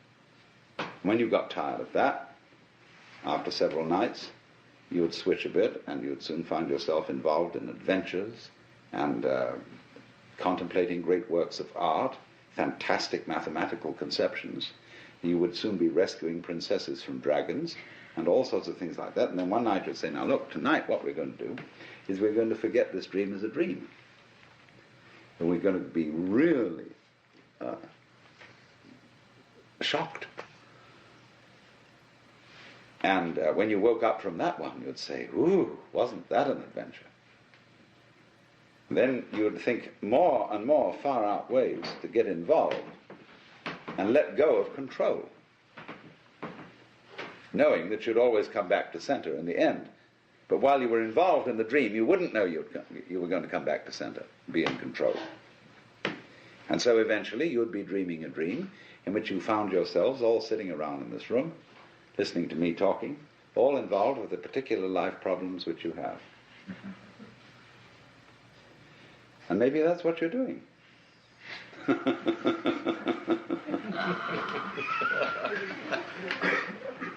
But here's the difficulty, you see. The difficulty of control. Are you wise enough to play at being God? And to understand what that question means, we've got to go back to metaphysical assumptions underlying Western common sense.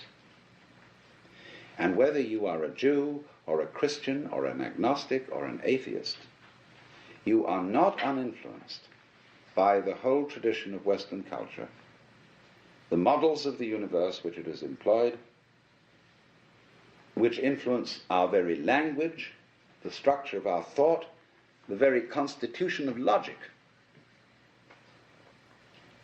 which are going into, say, computers.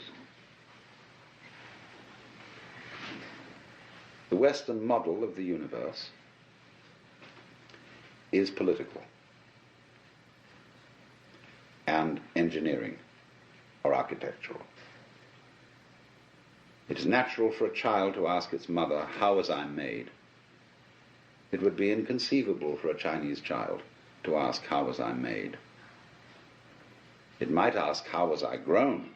or "How did I grow?" but not "How was I made?" as if I were an artifact, something put together, something which is a construct. But all Western thought is based on the idea that the universe is a construct. And even when we got rid of the idea of the constructor, the personal God, we continued to think of the world in terms of a machine, in terms, say, of Newtonian mechanics, and later in terms of what we call quantum mechanics, although I find it rather difficult to understand how quantum theory is in any sense mechanics. It's much more like organics, which is to me a different concept. However, that may be. It has percolated, you see, into the roots of our common sense that the world is a construct, is an artifact. And therefore, as one understands the operations of a machine by analysis of its parts, by separating them into their original bits, we have bitted the cosmos and see everything going on in terms of bits of information, and have found that this is extremely fruitful in enabling us to control what's happening. After all, the whole of Western technology is the result of bitting. Let's suppose, you want to eat a chicken. You can't eat the whole chicken at once. You have to bite it. You have to reduce it to bits. But you don't get a cut-up fryer out of an egg. It doesn't come that way. So what has happened is this, that we don't know the origins of all this. It's maybe go back thousands of years. The way we develop the art of thinking, which is essentially calculus, is this. The universe as it comes in nature, the physical universe, is something like a Rorschach blot. It's all wiggles.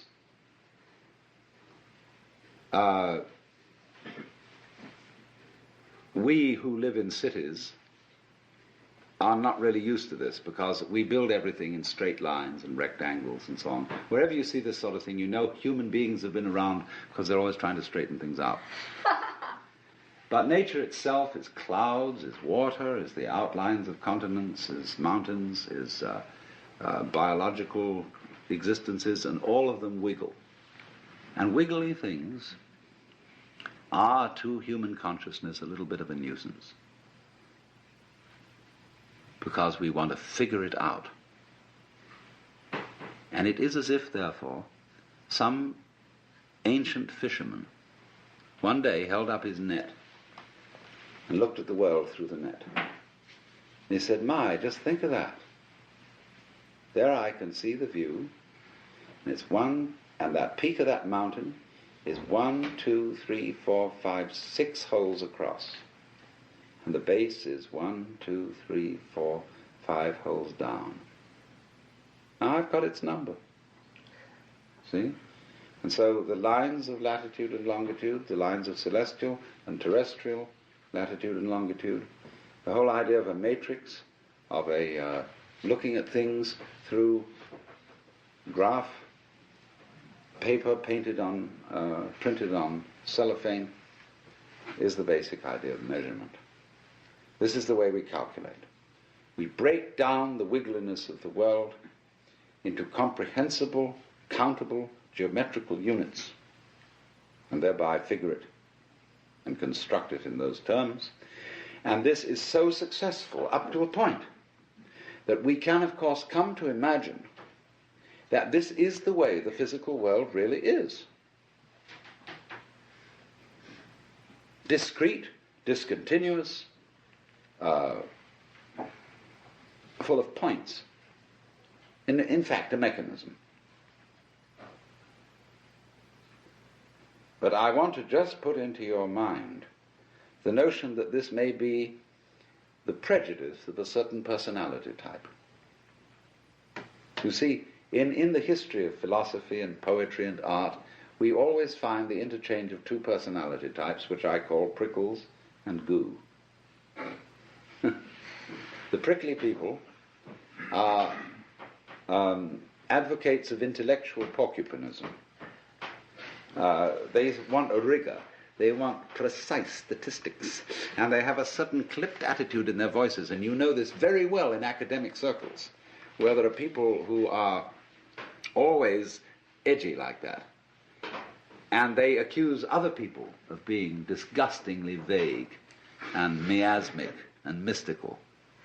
But the vague, miasmic and mystical people accuse the prickly people of being mere skeletons with no flesh on their bones. And they say to you, you just rattle. You're not really a human being. You know the words, but you don't know the music. And so therefore, if you belong to the prickly type, you hope that the ultimate constituent of matter is particles. If you belong to the gooey type, you hope it's waves. If you are prickly, you're a classicist. And if you're gooey, you're a romanticist. And going back into medieval philosophy, if you're prickly, you're a nominalist. If you're gooey, you're a realist. And so it goes. But we know very well that this natural universe is neither prickles nor goo exclusively. It's gooey prickles and prickly goo. And you see, it all depends on your level of magnification. If you've got your magnification on something so that the focus is clear, you've got a prickly point of view. You've got structure, shape, clearly outlined, sharply defined. A little out of focus, it's going to go bleh, and you've got goo. But we're always playing with the two, because it's like the question is the world basically stuff, like matter, or is it basically structure? Well, we find out, of course, today that in science we don't consider the idea of matter, of there being some sort of stuff, because supposing you wanted to describe stuff, in what terms would you describe it? You always have to describe it in terms of structure, something countable, something that can be designated as a pattern. So we never get to any basic stuff. It seems to me that this way of thinking is based on a form of consciousness which we could best call scanning. The capacity to divide experiences into bits is somehow related to a physical facility which corresponds to sweeping a radar beam or a spotlight over the environment. The advantage of the spotlight is it gives you intensely concentrated light on restricted areas. A floodlight, by comparison, has less intensity. But if you examine say, this room were in total darkness, and you used the spotlight, very thin beam, and you scanned the room with it, you would have to retain in memory all the areas over which it passed, and then by an additive process, you would make out the contours of the room. And it seems to me that this is something in which civilized man, both in the East and in the West, has specialized. In a method of paying attention to things which we call noticing. And therefore it's highly selective. It picks out, it's punctive, it picks out features in the environment which we say are noteworthy and which we therefore register with a notation. Be it the notation of words, the notation of numbers, or such a notation, say, as algebra or music. So that we notice those things, only those things, for which we have notation. When a child, very often child will point at something and say to its parents, "What's that?" And they're not clear what the child is pointing to. The child has pointed to something which we consider is not a thing. The child has pointed to an area, say, of funny pattern on a dirty wall, and has noticed a figure on it. But the child doesn't have a word for it and says, "What's that?" And the adult says, "Oh, that's just a mess." Because that doesn't count for us as a thing. So you come through this to the understanding, what do you mean by a thing? It's very fascinating to ask children, what do you mean by a thing? And they don't know, because it's one of the unexamined suppositions of the culture. What do you mean by an event? Well, everybody knows what an event is, but nobody can say. Because a thing is a think. It's a unit of thought, like an inch is a unit of measurement. And so we thing the world, that is to say, in order to measure a curve, you have to reduce it to point instants. And apply the calculus, so in exactly the same way, in order to discuss or talk about the universe, you have to reduce it to things. But each thing or think is, as it were, one grasp of that spotlight. Going ch, ch, ch, ch, ch, ch, ch, ch, like this, you see. So we reduce the infinite wiggliness of the world to grasps or bits. We're getting back to biting, you see, the idea of the teeth. To grasps of thought. And so we thereby describe the world in terms of things, just as that fisherman could describe his view by the number of net hole through which the view was showing. And this has been the immensely and apparently successful enterprise.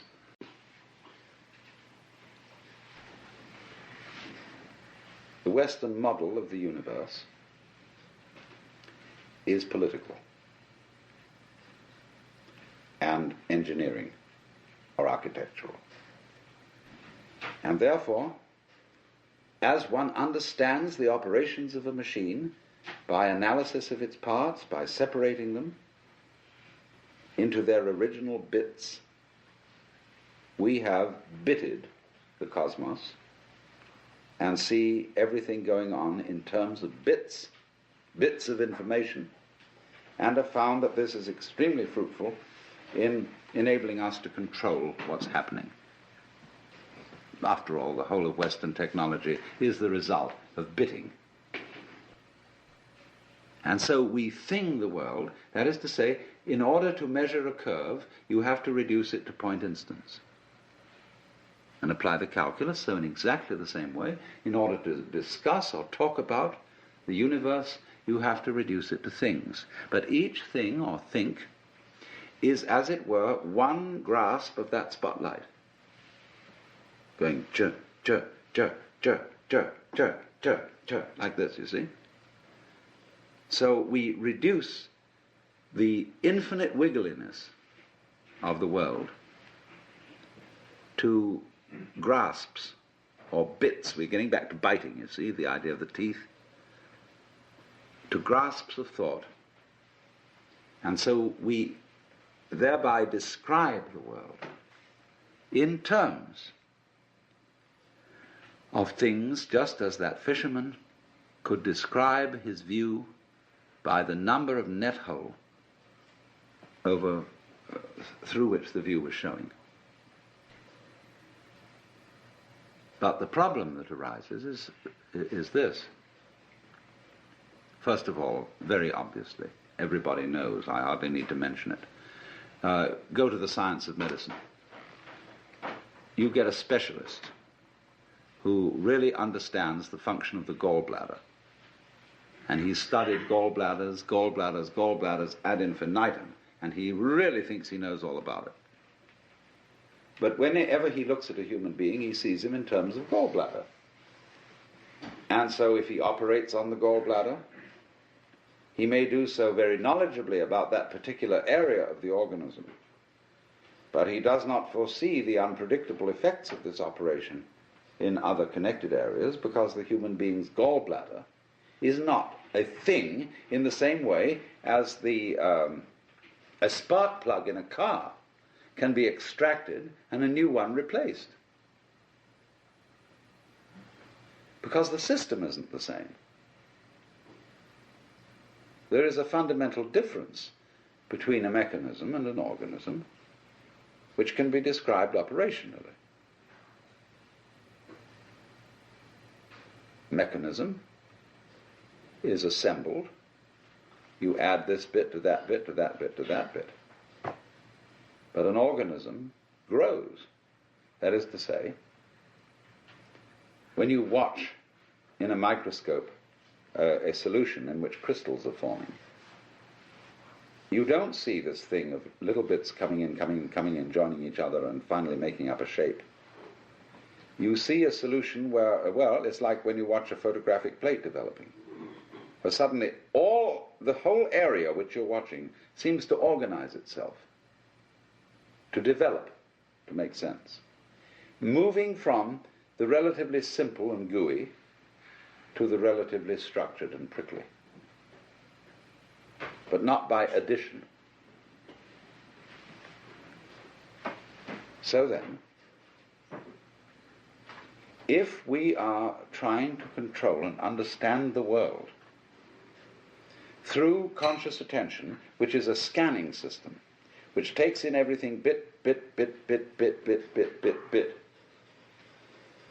what we're going to run into is that if that's the only method we rely on, everything is going to appear increasingly too complicated to manage. So that you get, for example, let's take the problem of the electronic industry. The catalogues of products that are being produced over the world by the electronic industry. Who has read all the catalogues? How do you know where you've got something you're working on, whether it's patented or not? Who else has taken out a patent? Has anybody had time to read all the catalogues? Well, nobody has. They're just voluminous. And it's exactly the same in almost any other field. There's an information explosion like a population explosion. How on earth are you going to scan all that information? Yes, of course you can get computers to help you in this direction, but by Parkinson's law, the sooner you become more efficient in doing this, the more the thing is going to develop, so that you will have to have more efficient computers still to assimilate all the information. You'll be ahead, but only for a short time. So you see, there's this problem of the sort of competition of consciousness, of its How fast can you go? Duty, duty, duty, duty, duty, duty, duty, duty, duty, duty, duty, duty, and keep track of it, you see? And say, I've got a good memory, I can keep track of that. And you say to you, I bet you can't. I'll go more complicated than you. See, musicians do this. We're drummers, you know. And they get things going, and they start, and so long as they count, and lots of musicians do count, which is crazy, but they do. And they count, and they outcomplicate each other to the point where you can't retain it any longer in memory. So you say, okay, if I can't retain it, we've got this gadget here that can. And we've got these marvelous mechanical memories, and they will retain it. And they'll go much more fancy. They'll go this duty, duty, duty at a colossal speed, like that, you see. But it's the same old problem. Because you get something that can outdo that.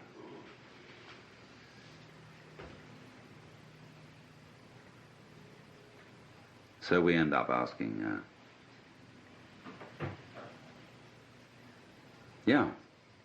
but supposing there were some other way of understanding things. Let's go back from the spotlight to the floodlight, to the extraordinary capacity of the human nervous system to comprehend situations instantaneously, without analysis. That is to say, without verbal or numerical symbolism of the situation in order to understand it. I hope you understand what I mean by that. It's clear. We do that. We have this curious ability of pattern recognition, which the mechanical systems have only in a very primitive way. Xerox have put out a machine which recognizes figures written in almost anyone's handwriting, provided their handwriting is fairly grade school and normal. But a computer has a terrible time trying to recognize the letter A when it's printed in, say, sans serif, Gothic, longhand, or whatever kind of A you may write. The human recognizes instantly this pattern, but the computer is still at a disadvantage here. It seems to lack a kind of capacity I would call field organization, because it's all punctive, it's digital.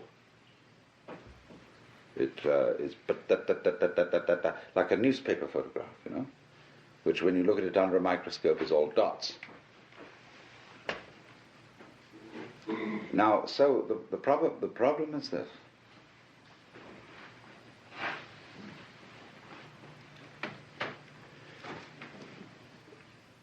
In developing technology, are we leaving out of consideration our strongest suit, which is the brain itself?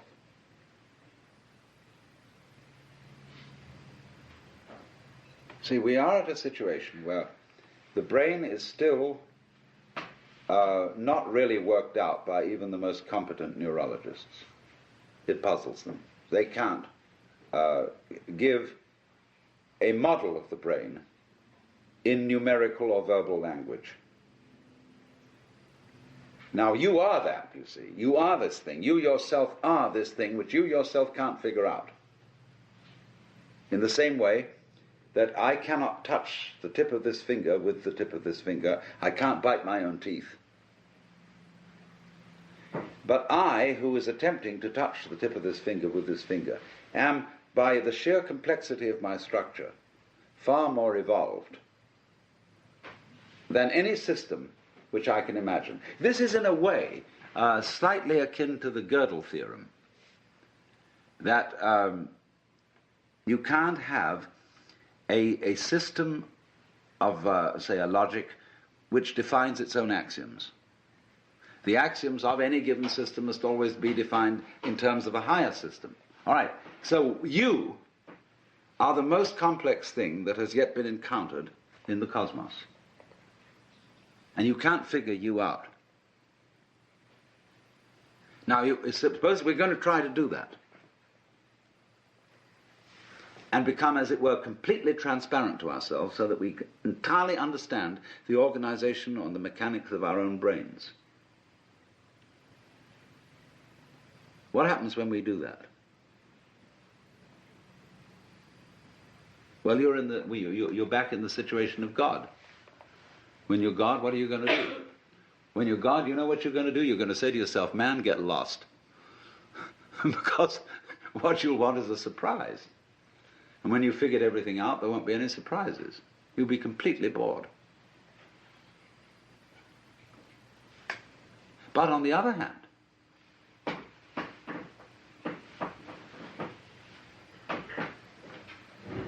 a person, I would say, who is really functioning completely is basically a person who trusts his own brains and permits his brain to operate at a more optimal level.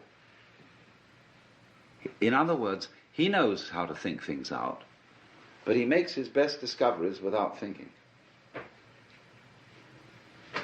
In other words, you all know very well the processes of creative invention. You've got a problem, you think it over, and you can't find out any answer to it because the digital system of thinking is too simple, too clumsy to deal with it. It's more complex. There are more variables than can be kept in mind at one time. So you say, I'll sleep on it. Or you go to the Institute of Advanced Studies at Princeton, or Behavioral Sciences at Stanford, where they pay you to goof off, which is highly excellent idea. And you moon around, and you've got a blackboard, and you look out of the window and pick your nose, and so on. And your brain eventually hands you the solution to the problem. And you immediately, because you have technical knowledge, you recognize that's a solution. But then, naturally, you go back and check it. And you work the bit-by-bit form of thinking on it and see, now, does it come out in those terms? And if it does, everybody will agree with you, yes, that's the answer. But if it doesn't come out in those terms, they won't agree with you. Because you haven't subjected it to the socially acceptable, traditional form of analyzing knowledge. But here's the problem. It takes an awful long time to check these things out. It takes an awful long time to arrive at the solution which you got like that by a purely calculative process. Most of the situations of life are such that they don't wait for us to make up our minds. So that an enormous amount of carefully worked out scientific knowledge is trivial. It's all very well, very finely worked out, but much too late. Because life comes at you from all sides, all over, everywhere at once. And the only thing you've got to deal with that is the thing inside here, in the skull. Now, I'm not saying this to put down all this marvelous work of calculation, brought to immense sophistication electronically and so on. Not at all, because actually you people are the first people to understand the limitations of your own kind of knowledge. And you're going to have to tell the politicians about this. They don't understand. They think that this kind of knowledge is the answer to everything. And I think most of you know it isn't. Which is not something, I repeat, against technology. It's only saying that when you walk, you put your right foot forward. And that's fine, but then you must put your left foot forward. So let's say that the great technological enterprise has been putting the right foot forward. But you must bring up the left foot. That is to say, bring up revaluation and new respect for the organic type of organization, which is incomprehensible to technological thinking, but which always underlies it. That by itself doesn't work, because after you bring the left foot up, you've again got to bring up the right foot. The analytic. After goo comes prickles. After prickles comes goo. And you have to keep this thing up. And I think our danger at the present time is that we are so heady, so delighted with the results of prickles, that we've got to let back a little bit of goo into the system. Well, now, what we've got to try and do is, I think, to work out a way of making the brain itself more efficient. And this is the thing that civilized education has neglected.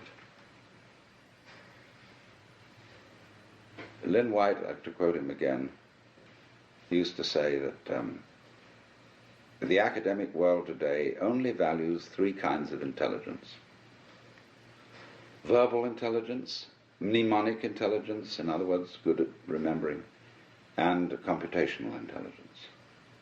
He said it entirely neglects kinesthetic intelligence, social intelligence, and he had at least 7 kinds of intelligence. I forget what they all were. But it is this extraordinary capacity of the neural organization, say, to engage in pattern recognition and in solving instantly certain complex problems without knowing how it does it. The trouble is, when you do something you don't know how to do, you've got a non-repeatable experiment, in a certain sense. In other words, you can't explain to someone else how to put it together. But you can do it like you can open and close your hand without any knowledge of physiology. Do it every time. Whoops, I don't know how I do it. I just do it, you see.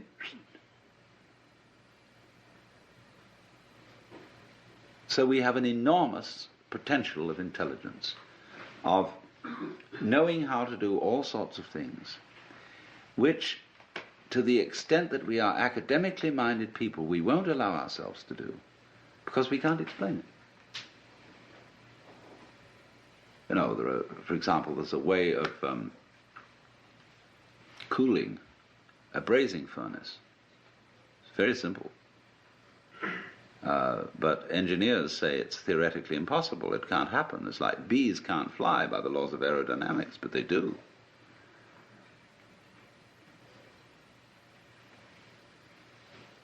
So the rather practical issue I come to is this, that technology, if it relies exclusively on linear thinking, is going to destroy the environment.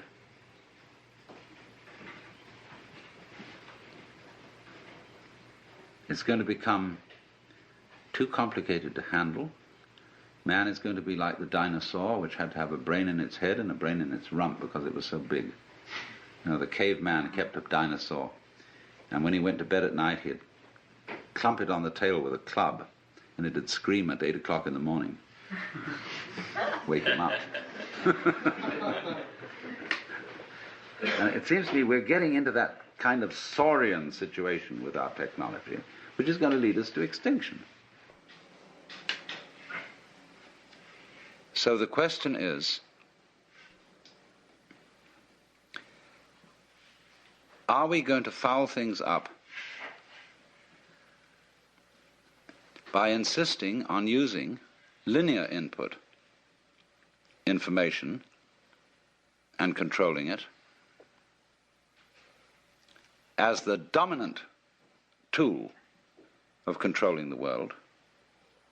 Or can we master all that, as we have done, and still use the linear input and analysis, but with a fundamental trust in our power to assimilate multiple input, although we really don't know how we do it.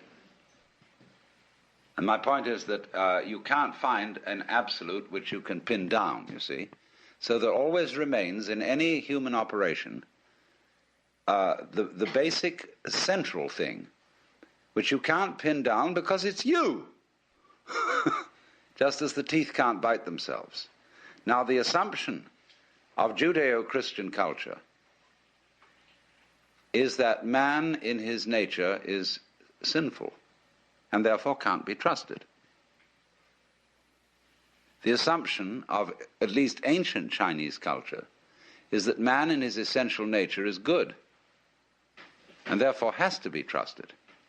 Because they say to us, if you can't trust your own basic nature, you can't really rely on the idea that you're untrustworthy. Therefore, you're hopelessly fouled up. So this has amazing political and other consequences, this different assumption.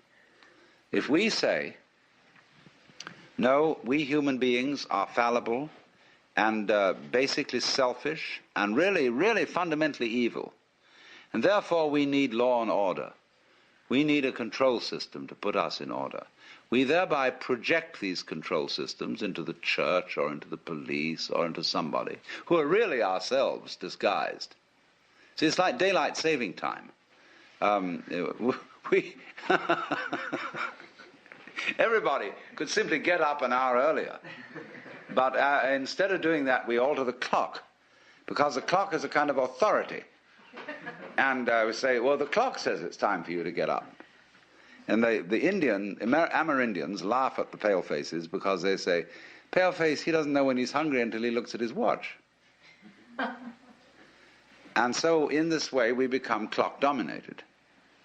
And the abstract system takes over from the physical, organic situation. And this is my big pitch, if I'm going to make a big pitch, is that we've run into a cultural situation where we've confused the symbol with the physical reality. I believe that if we are honest with ourselves, that the most fascinating problem in the world is, who am I? What do you mean? What do you feel when you say the word I? I, myself. I don't think there can be any more fascinating preoccupation than that, because it's so mysterious, it's so elusive. Because what you are in your inmost being escapes your examination in rather the same way that you can't look directly into your own eyes without using a mirror. You can't bite your own teeth. You can't taste your own tongue. And you can't touch the tip of this finger with the tip of this finger. And that's why there's always an element of profound mystery in the problem of who we are. This problem has fascinated me for many years, and I've made many inquiries. What do you mean by the word I? And there is a certain consensus about this, a certain agreement, especially among people who live in Western civilization. Most of us feel I, ego, myself, my source of consciousness, to be a center of awareness and of a source of action that resides in the middle of a bag of skin. And so we have what I have called the conception of ourselves as a skin-encapsulated ego. Now, it's very funny how we use the word I. if we just refer to common speech, we are not accustomed to say, I am a body. We rather say, I have a body. We don't say, I beat my heart, in the same way as we say, I walk, I think, I talk. We feel that our heart beats itself, and that has nothing very much to do with I. In other words, we don't regard I myself as identical with our whole physical organism. We regard it as something inside it. And most Western people locate their ego inside their heads. You are somewhere between your eyes and between your ears, and the rest of you dangles from that point of reference. It is not so in other cultures.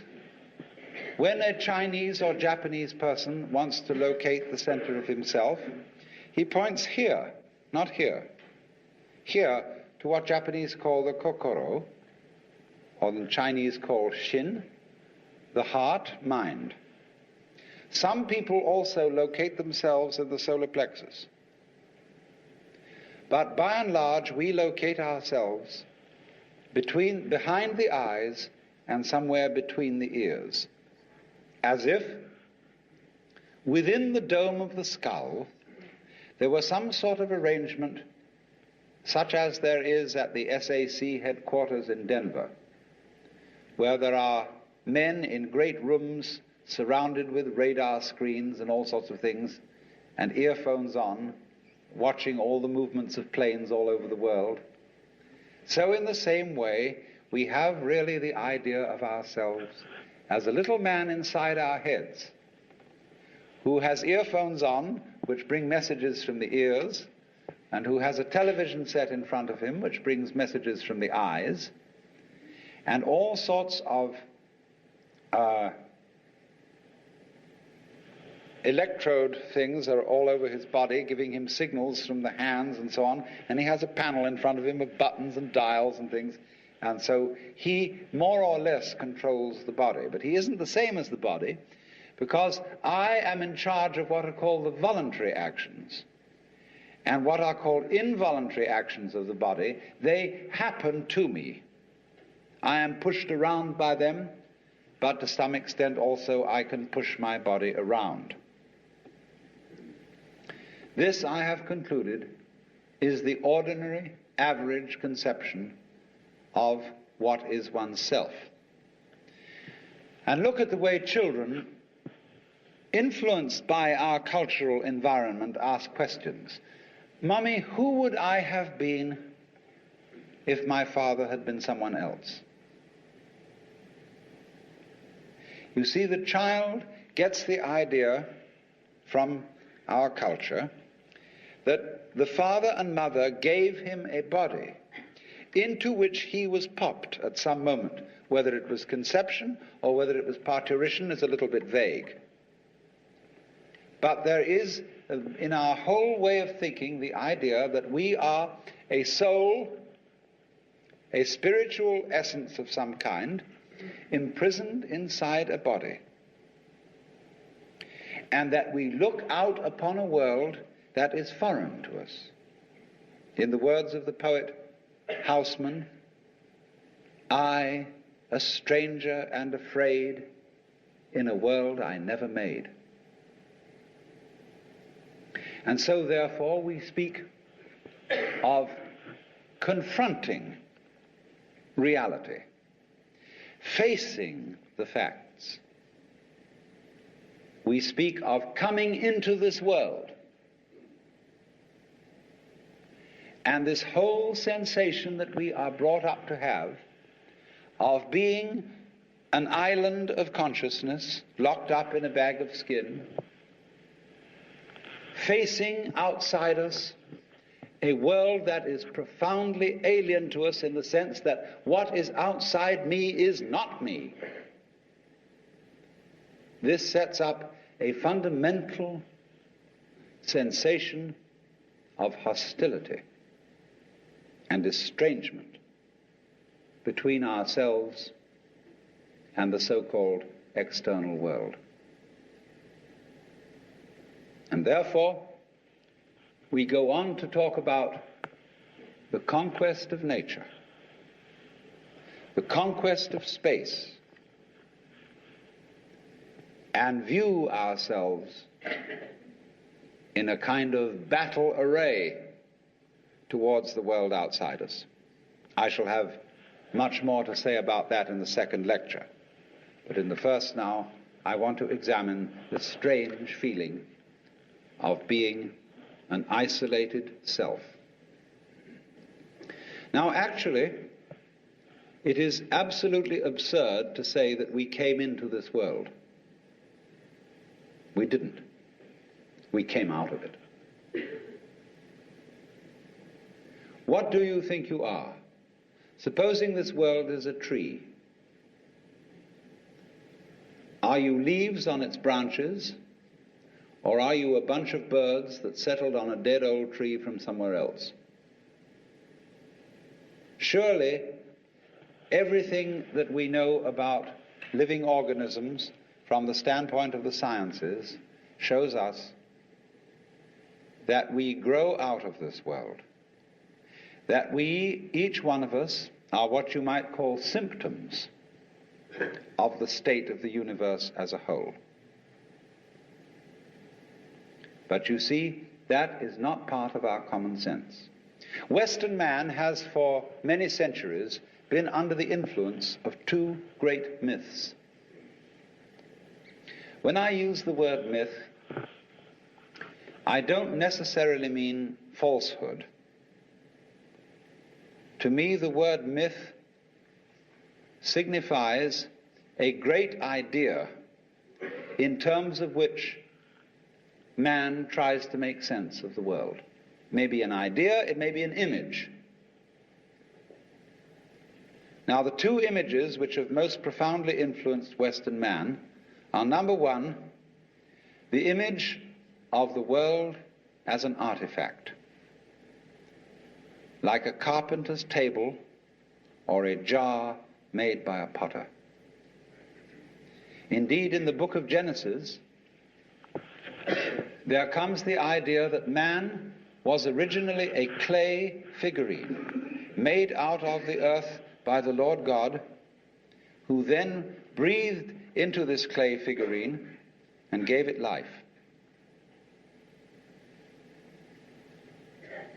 And the whole of Western thought is profoundly influenced through and through and through by the idea that all things, all events, all people, all mountains, all stars, all flowers, all grasshoppers, all worms, everything are artifacts. They have been made. And it is therefore natural for a Western child to say to its mother, "How was I made?" That would be quite an unnatural question for a Chinese child, because the Chinese do not think of nature as something made. They look upon it as something that grows, and the two processes are quite different. When you make something, you put it together, you assemble parts, or you carve an image out of wood or stone, working from the outside to the inside. But when you watch something grow, it works in an entirely different way. It doesn't assemble parts. It expands from within and gradually complicates itself, expanding outwards, like a bud blossoming, like a seed turning into a plant. But behind our whole thought in the West is the idea that the world is an artifact, that it is put together by a celestial architect, carpenter, and artist, who therefore knows how it was done.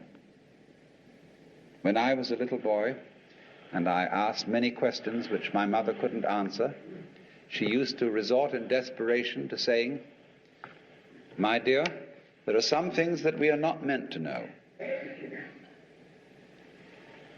And I said, "Well, will we ever find out?" And she said, "Yes, when we die and we go to heaven, it will all be made clear." And I used to think that on wet afternoons in heaven, we would all sit around the throne of grace and say to the Lord God, "Now just why did you do it this way? And how did you manage it that?" And he would explain it and make it all very clear. All questions would be answered. Because as we have popularly, in popular theology, understood the Lord God, he is the mastermind who knows everything. And if you ask the Lord God exactly how high is Mount Whitney to the nearest millimeter, he would know exactly like that and would tell you. Any question. The Cosmic Encyclopedia Britannica.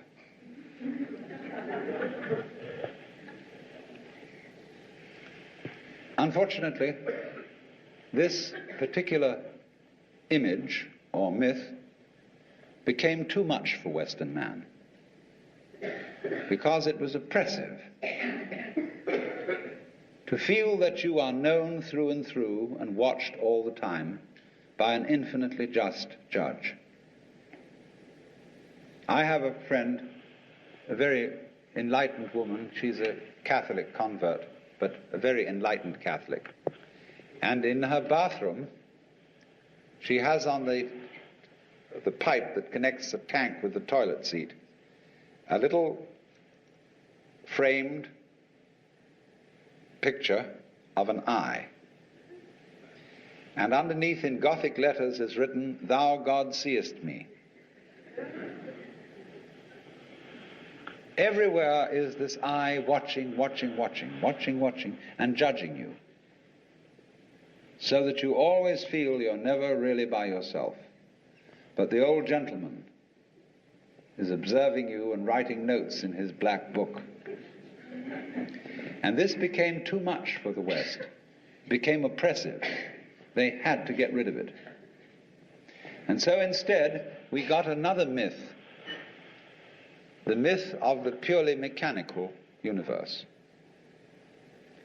This was invented at the end of the 18th century, became increasingly fashionable throughout the course of the 19th century and well into the 20th century, so that it is today's common sense. Very few people today really believe in God in the old sense. They say they do, but they really hope there is a God. They don't really have faith in God. They fervently wish that there was one and feel that they ought to believe that there is. But the idea of the universe being ruled by that marvelous old gentleman is no longer plausible.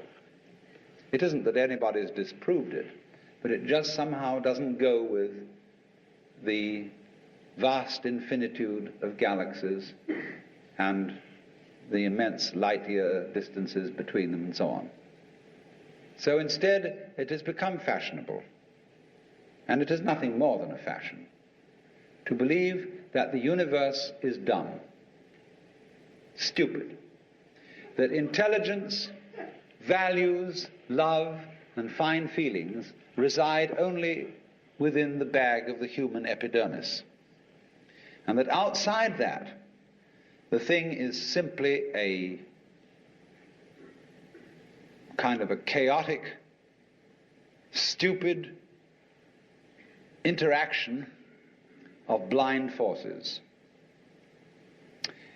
Courtesy of Dr. Freud, for example, biological life is based on something called libido, which was a very, very loaded word. Blind, ruthless, uncomprehending lust.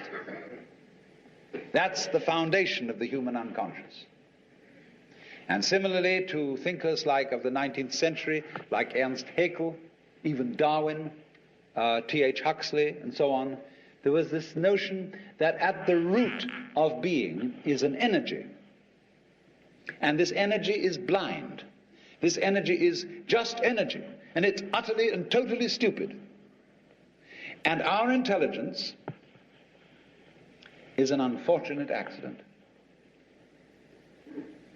By some weird freak of evolution, we came to be these feeling and rational beings, more or less rational. And this is a ghastly mistake, because here we are in a universe that has nothing in common with us, that doesn't share our feelings, has no real interest in us. We're just a sort of cosmic fluke. And therefore, the only hope for mankind is to beat this irrational universe into submission and conquer it and master it. Now, all this is perfectly idiotic. If you would think that the idea of the universe as being the creation of a benevolent old gentleman, although he's not so benevolent, he takes a sort of this hurts me more than it's going to hurt you sort of attitude to things. You can have that on the one hand, and if that becomes uncomfortable, you can exchange it for its opposite, the idea that the ultimate reality doesn't have any intelligence at all. At least that gets rid of the old bogey in the sky, in exchange for a picture of the world that is completely stupid. Now, these ideas don't make any sense, especially the last one, because you cannot get an intelligent organism, such as a human being, out of an unintelligent universe. The saying in the New Testament that figs do not grow on thistles nor grapes on thorns applies equally to the world. You do not find an intelligent organism living in an unintelligent environment. Look, here is a tree in the garden, and every summer it produces apples. And we call it an apple tree, because the tree apples. That's what it does. All right. Now here is a solar system inside a galaxy. And one of the peculiarities of this solar system is that at least on the planet Earth, the thing peoples. In just the same way that an apple tree apples. Now, maybe 2 million years ago, somebody came from another galaxy in a flying saucer and had a look at this solar system, and they looked it over and shrugged their shoulders and said, just a bunch of rocks. And they went away. Later on, maybe 2 million years later, they came around and they looked at it again. And they said, excuse me, we thought it was a bunch of rocks, but it's peopling. And it's alive. After all, it has done something intelligent. Because, you see, we grow out of this world in exactly the same way that the apples grow on the apple tree. If evolution means anything, it means that. But you see, we curiously twist it. We say, well, first of all, in the beginning, there was nothing but gas and rock. And then intelligence happened to arise in it, you know, like a sort of fungus or slime on the top of the whole thing. But we're thinking in a way, you see, that disconnects the intelligence from the rocks. Where there are rocks, watch out. Watch out, because the rocks are going eventually to come alive, and they're going to have people crawling over them.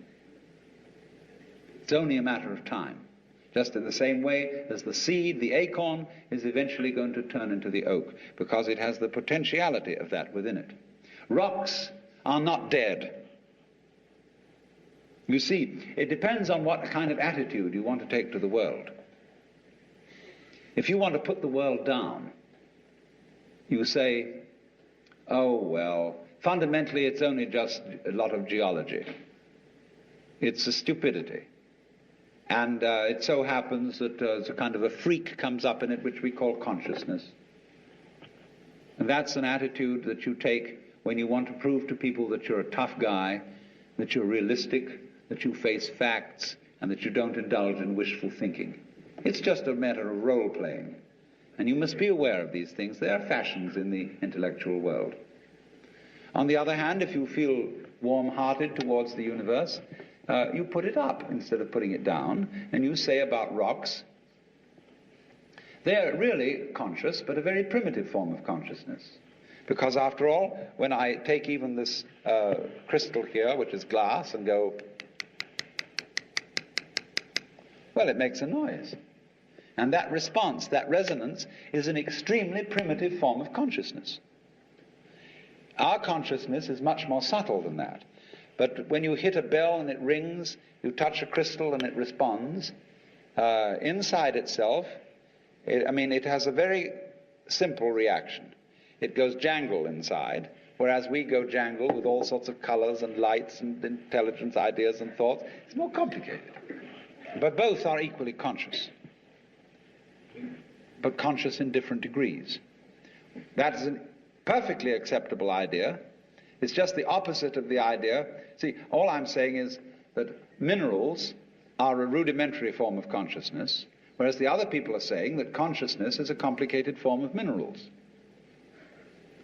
You see? And what they want to do is to say everything is kind of bleh.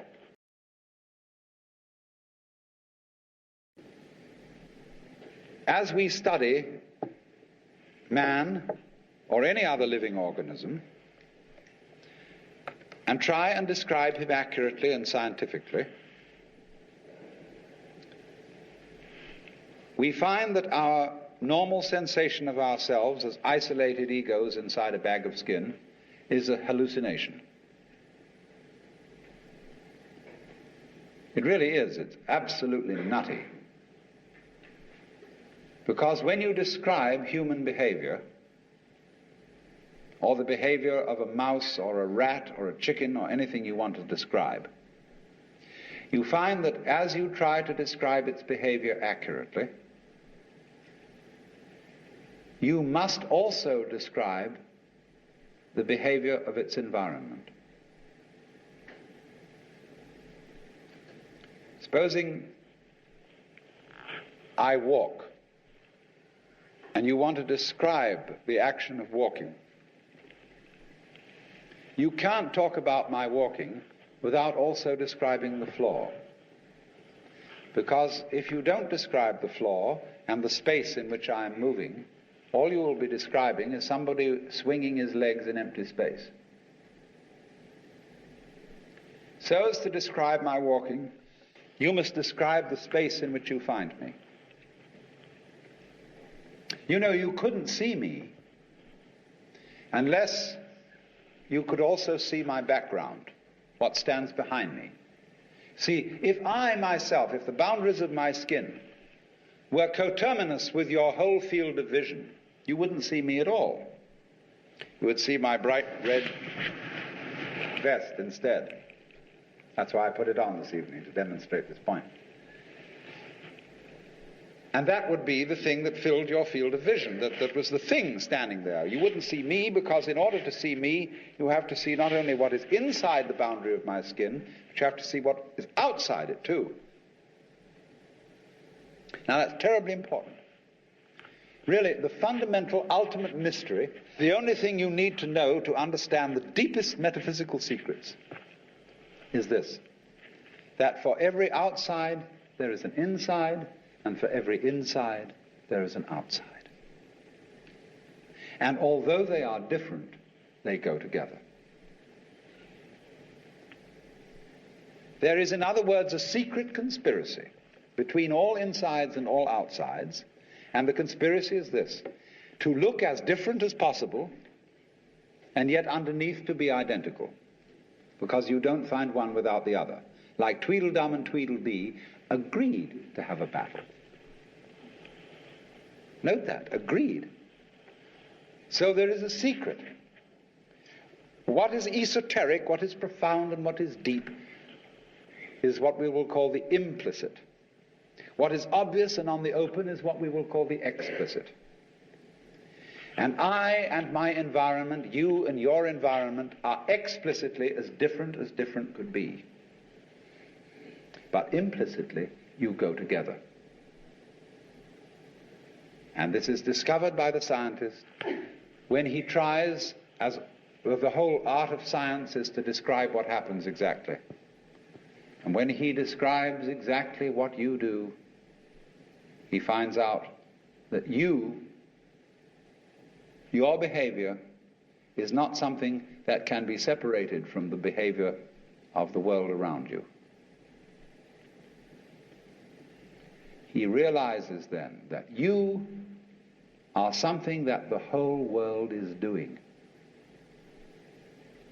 Just as when the sea has waves on it, all right, the sea, the ocean is waving. And so each one of us is a waving of the whole cosmos, the entire works, all there is. And with each one of us, it's waving and saying, yoo-hoo, here I am. Only it does it differently each time, because variety is the spice of life. But you see, the funny thing is, we haven't been brought up to feel that way. Instead of feeling that we, each one of us, are something that the whole realm of being is doing, we feel that we are something that has come into the whole realm of being as a stranger. When we were born, we don't really know where we came from, because we don't remember. And we think when we die, that's just going to be that. Some people console themselves with the idea that they're going to heaven, or that they're going to be reincarnated, or they're going to Summerland or something, you know.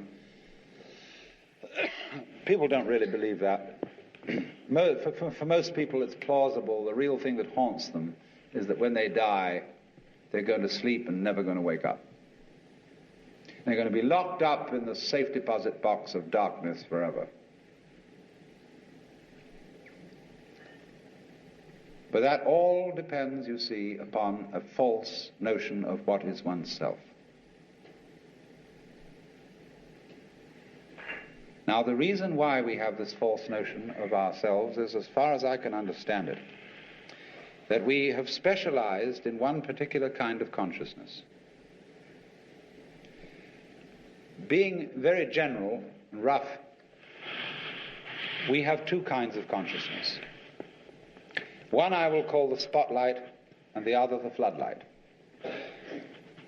The spotlight is what we call conscious attention. And that is trained into us from childhood as the most valuable form of consciousness.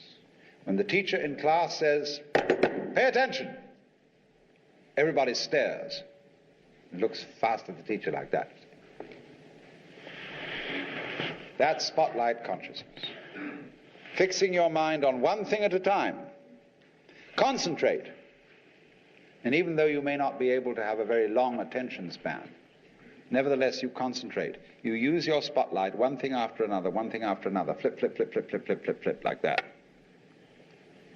But we also have another kind of consciousness, which I'll call the floodlight. For example, you can drive your car for several miles with a friend sitting next to you, and your spotlight consciousness will be completely absorbed in talking to your friend. Nevertheless, your floodlight consciousness will manage the driving of the car, will notice all the stoplights, the other idiots on the road, and so on, and you'll get there safely, without even thinking about it. But our culture has taught us to specialize in spotlight consciousness and to identify ourselves with that form of consciousness alone. I am my spotlight consciousness. My conscious attention, that is my ego, that is me. And very largely we ignore the floodlight.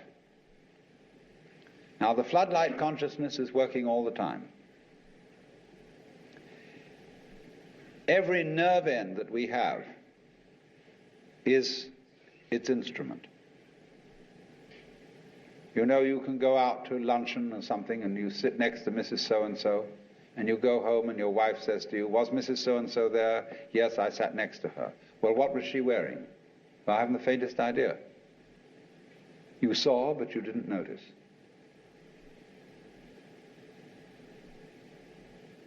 Now, because we have been brought up to identify ourselves with the spotlight consciousness,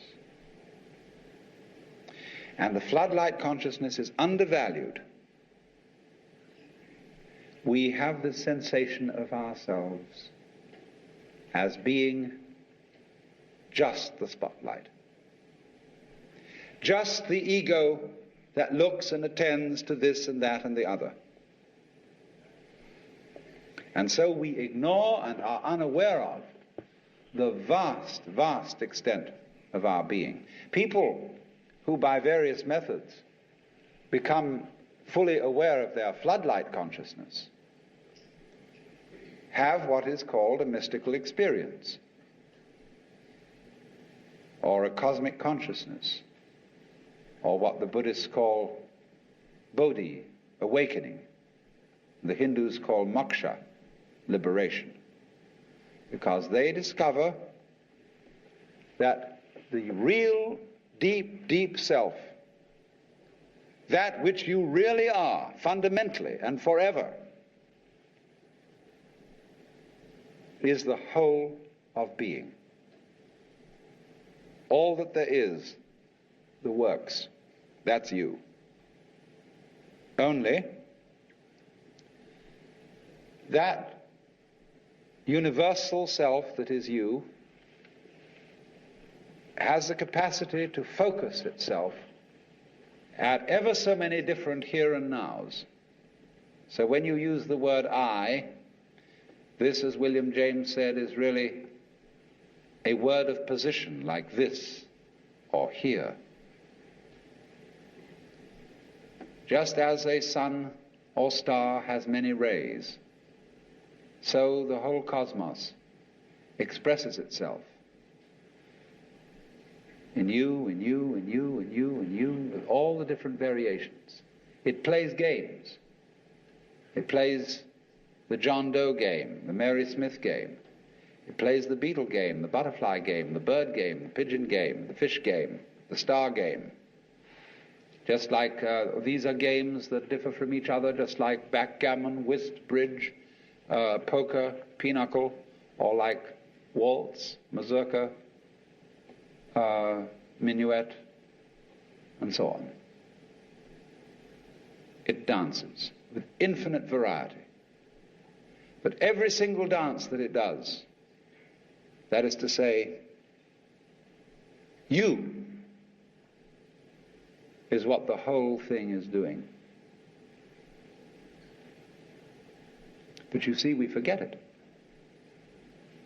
We don't know. We've been brought up in a special way so that we are unaware of the connection, unaware that each one of us is the works, playing it this way for a while. And so we have been taught to dread death, as if that were the end of the show. It won't happen anymore. And therefore to be afraid of all the things that might bring about death, pain, sickness, suffering. And if you don't know, you see, if you're not really vividly aware of the fact that you are basically the works, you have no real joy in life. You're just a bundle of anxiety mixed up with guilt. Because you see, when we bring children into the world, we play awful games with them. Instead of saying, how do you do? Welcome to the human race. Now, my dear, we are playing some very complicated games. And these are the rules of the game we're playing. I want you to understand them, and then you learn them, and then when you get a little bit older, you may be able to think up some better rules. Instead of being quite direct with our children, instead we say, you're here on probation, you understand that? And maybe when you grow up a bit, you'll be acceptable. But until then, you should be seen and not heard. You're a mess. And you've got to be educated and schooled and whipped until you're human. So that these attitudes which are inculcated into us in infancy go on into old age. The way you start out is liable to be the way you finish. So people going around fundamentally feeling that they don't belong. Because their parents said to them in the first place, look, you don't really belong here. You're here on sufferance. You're on probation. You're not a human being yet. And people feel this right on into old age. And so they figure that the universe is presided over by this awful kind of God the Father parent, who, yes, has our best interest at heart, is loving, but who spares the rod spoils the child. Whom the Lord loveth, he chasteneth. So everybody's sort of, when's it going to hit next? And so don't feel that they belong. So we get this ghastly, what I call Christian ego. It's a little bit Jewish too.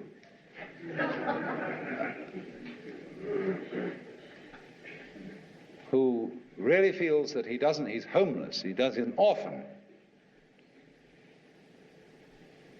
Even the Christians say we are sons of God by adoption and grace. Not real sons, but by adoption and grace and sufferance. And so comes this sensation, you see.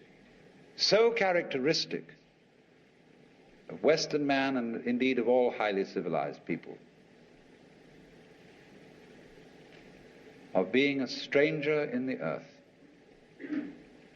A momentary flash of consciousness between two eternal blacknesses.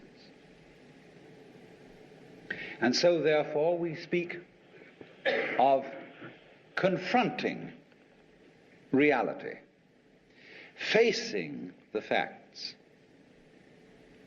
We speak of coming into this world.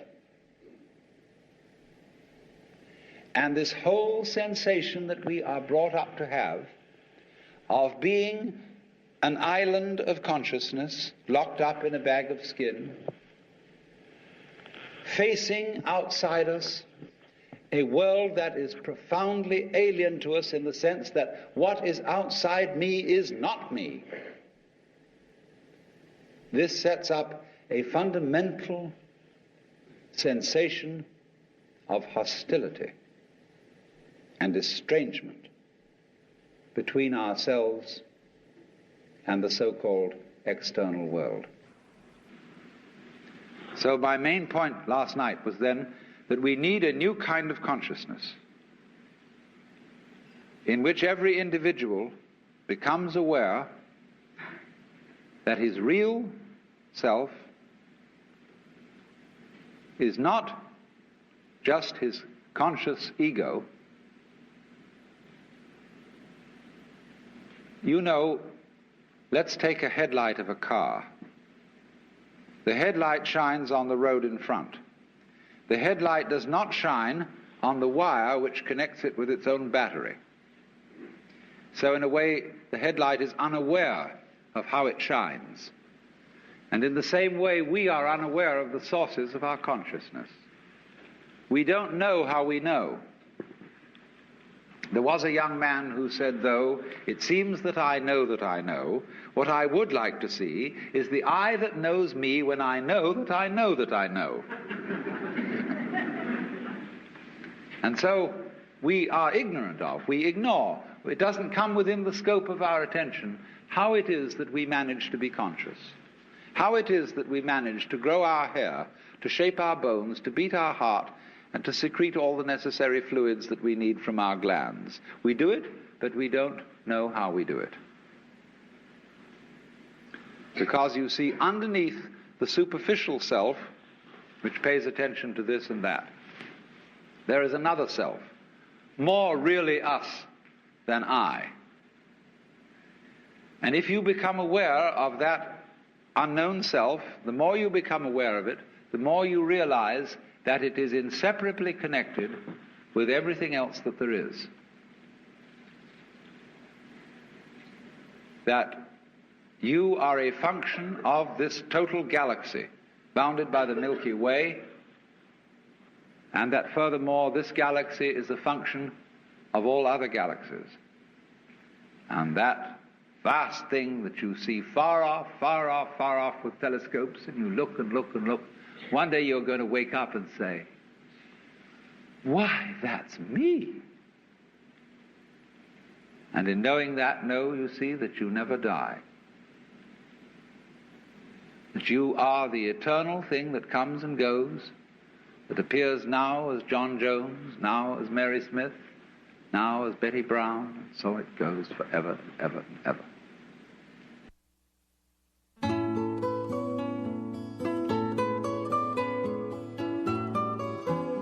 You've been listening to The Love of Wisdom with Alan Watts.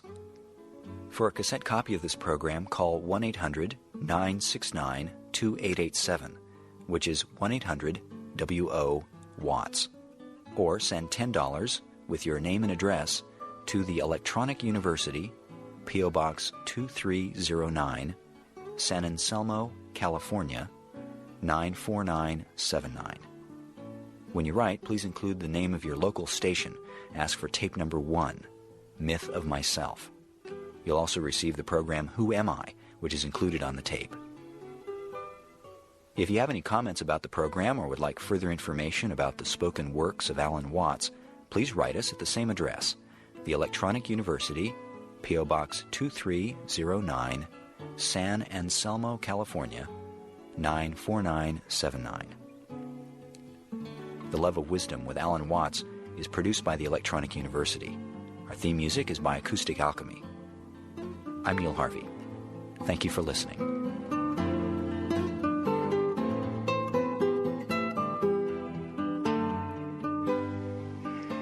Most of us are brought up to feel that what we see out in front of us is something that lies beyond our eyes, out here.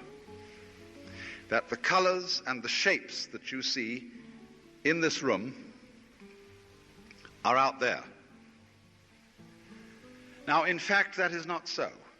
In fact, all that you see is a state of affairs inside your head.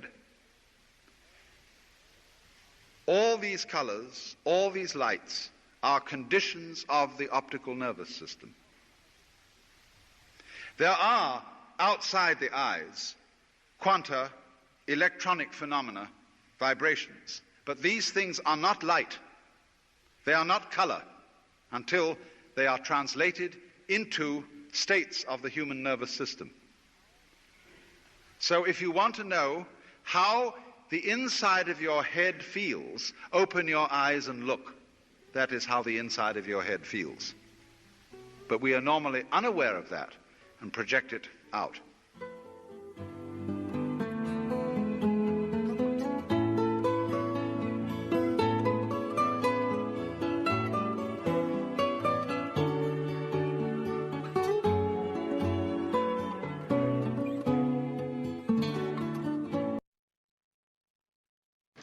In my talk last night, I was discussing the disparity between the way in which most human beings experience their own existence and the way man's being and nature is described in the sciences. I was pointing out that in such sciences as ecology and biology, ecology, for example, describes and studies the relationship between all organisms and their environments. The way in which they describe human, animal, and insect behavior is in flat contradiction with the way in which most of us experience our thinking and our action and our existence. We have been brought up to experience ourselves as isolated centers of awareness and action, placed in a world that is not us, that is foreign, alien, other, which we confront. Whereas, in fact, the way an ecologist describes human behavior is as an action. What you do is what the whole universe is doing at the place you call here and now. You are something the whole universe is doing in the same way that a wave is something that the whole ocean is doing. This is not what you might call a fatalistic or deterministic idea. You see, you might be a fatalist if you think that you are a sort of puppet which life pushes around.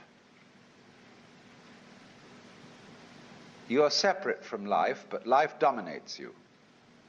That's fatalism. But in the point of view I'm expressing, the real you is not a puppet which life pushes around. The real deep down you is the whole universe. And it's doing your living organism and all its behavior. It's expressing it as a singer sings a song. We've been hoodwinked into the feeling that we exist only inside our skins. And I was showing last night that that is a hallucination. It's just as nutty as anybody could be, like a fruitcake, you know, who thinks he's Napoleon or something or other. Thinks he's a poached egg and goes around finding a piece of toast to sit on. It's just like that, a hallucination. And I was showing how we need to experience ourselves in such a way that we could say that our real body is not just what's inside the skin, but our whole total external environment. Because if we don't experience ourselves that way, we mistreat our environment. We treat it as an enemy. We try to beat it into submission. And if we do that, comes disaster. We exploit the world we live in. We don't treat it with love and gentleness and respect. We cut down millions of acres of forests to turn it into newspaper, of all things. Lovely trees turned into information about nothing. And we don't replace them properly. We kick the world around in revenge for feeling that really we are puppets which the world kicks around. So my main point last night was then that we need a new kind of consciousness in which every individual becomes aware that his real self is not just his conscious ego. You know, let's take a headlight of a car. The headlight shines on the road in front. The headlight does not shine on the wire which connects it with its own battery. So in a way, the headlight is unaware of how it shines. And in the same way, we are unaware of the sources of our consciousness. We don't know how we know. There was a young man who said, though, it seems that I know, what I would like to see is the I that knows me when I know that I know that I know. And so we are ignorant of, we ignore, it doesn't come within the scope of our attention how it is that we manage to be conscious, how it is that we manage to grow our hair, to shape our bones, to beat our heart, and to secrete all the necessary fluids that we need from our glands. We do it, but we don't know how we do it. Because you see, underneath the superficial self, which pays attention to this and that, there is another self, more really us than I. And if you become aware of that unknown self, the more you become aware of it, the more you realize that it is inseparably connected with everything else that there is. That you are a function of this total galaxy, bounded by the Milky Way, and that furthermore this galaxy is a function of all other galaxies. And that vast thing that you see far off, far off, far off with telescopes, and you look and look and look, one day you're going to wake up and say, why, that's me. And in knowing that, you see that you never die. That you are the eternal thing that comes and goes, that appears now as John Jones, now as Mary Smith, now as Betty Brown, and so it goes forever and ever and ever. Now then, why I made this point as an introduction to what I want to say tonight is the problem of the relationship of man and nature. Do you know, in the history of philosophy, there are really 3 theories of nature. Incidentally, what do you mean when you use the word nature? What is nature study? Natural history. The Museum of Natural History. What do you expect to find there? Well, for many people, nature means the birds, the bees, and the flowers. It means everything that is not artificial. People think, for example, a building like this is not natural, it's artificial. The natural state of the human being is to be naked, but we wear clothes, and that's artificial. We build houses. Is there any difference between a human house and a wasp's nest? Or a bird's nest? Not really. But we do have in our minds, you see, the idea that nature is somehow outside us. We've got some nature in us. We say there's a thing called human nature, and mostly bad. Human nature, according to Dr. Freud, is motivated by the libido. And you know what that is. And you can't trust it. In the old days, they used to beat it with whips. But Freud said, don't do it that way. You have to treat it as a good horse trainer trains a horse by giving it a lump of sugar every now and then. And get it controlled that way. Be kind to it. Respect it. Even though it's really very, very disrespectable. Well, now, there are, as I said, in the history of mankind, 3 theories of nature. The first theory is the Western theory, which is that nature is a machine or an artifact. We inherit this from the Hebrews, who believed that nature was made by God in somewhat the same way as a potter makes a pot out of clay, or a carpenter makes a table out of wood. It is not insignificant that Jesus is the son of the carpenter.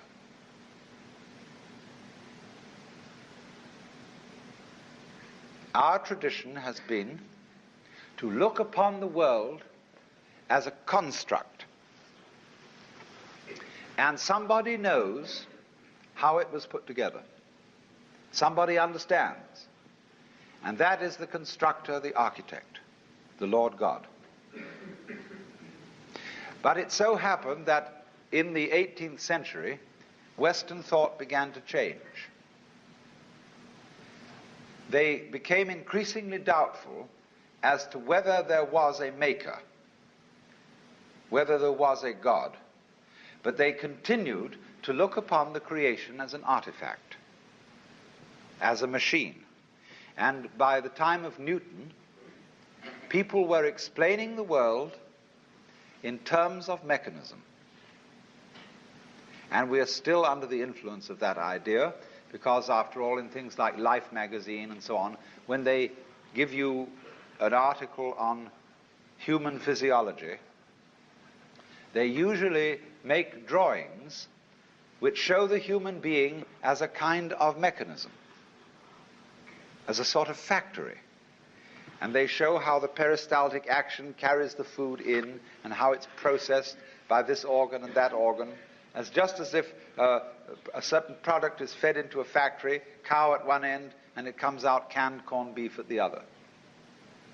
Just in such a way, the human is illustrated, and so too in some kinds of rather degraded medicine that is now practiced. When you go to the hospital for a medical examination, you are treated as a machine. They process you. You're not a person. You're put in a wheelchair immediately.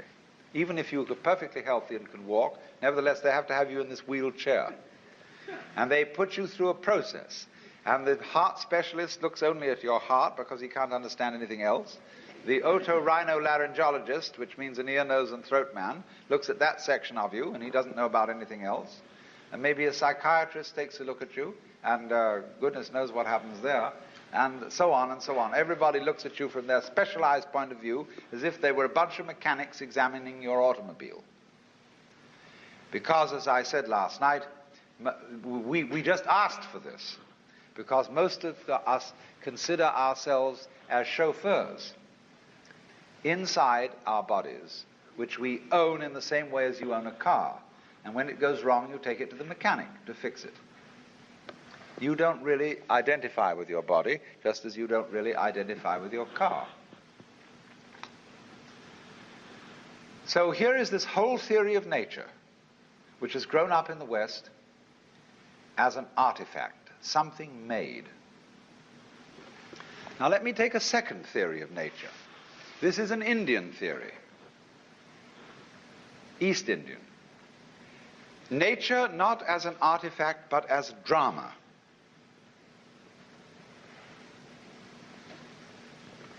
Basic to all Hindu thought is the idea that the world is maya. That is a Sanskrit word which means many things. It means magic, illusion, art, play.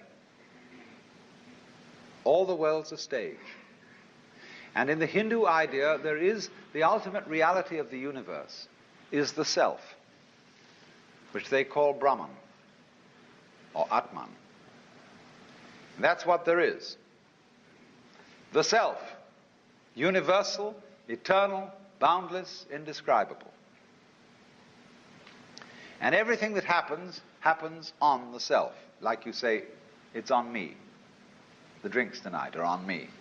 Or like we say, when you hear the radio, it's on the speaker. You see, everything you hear on the radio, flutes, drums, human voices, traffic noises, any imaginable sound, all those sounds are vibrations of the diaphragm in the speaker. But the radio doesn't tell you that. The announcer doesn't come on and say every morning, "Good morning, ladies and gentlemen. This is KQED. The following sounds that you are going to hear are vibrations of the diaphragm in your speaker." And they're not really human voices or musical instruments, but just that. They never let you in on that. And in exactly the same way, the universe doesn't let you in on the truth that all sense experiences are vibrations of the self. Not just yourself, but the self. And all of us share this self in common because it is pretending to be all of us. Brahman, the ultimate principle, plays hide and seek eternally. And he does it for unspeakably long periods of time. The Hindus measure time in what is called a kalpa, K-A-L-P-A. That's 4,320,000 years. Don't take this seriously. It's not meant to be taken literally. But just for an unspeakably long time, the Brahman, the self, pretends that it's lost and is us. And all our adventures and all our troubles and all our agonies and tragedies, it gets mixed up in them. Then after the period of 4,320,000 years has elapsed, there is a catastrophe. The universe is destroyed in fire. And after that, the Brahman wakes up and says, well, good, crazy, what an adventure that was. He wipes the sweat off his brow and says, whew, let's rest a while. So for another 4,320,000 years, the divine self rests and knows who it is. It's me. Then it says, well, this is rather boring. Let's get going again. Let's get mixed up. And it does it in a very strange way because the way the Hindus time it, the first period of getting mixed up, getting lost, is beautiful. That's the longest period. Everything's right. It's just life is glorious. Then it has the next period in which things get a little wonky. Something is vaguely out of order. That doesn't last so long. Then the next period, the third, is when good and evil are equally balanced. And that's still not so long. Finally comes the shortest period when everything bad triumphs and the whole thing blows up and we begin all over again. We're supposed to be living in that now. It's what's called the Kali Yuga, the age of darkness. And it began on Friday, February the 23rd, 3123 BC. And it has 5,000 years to run. But as it goes on, time gets faster, so don't worry.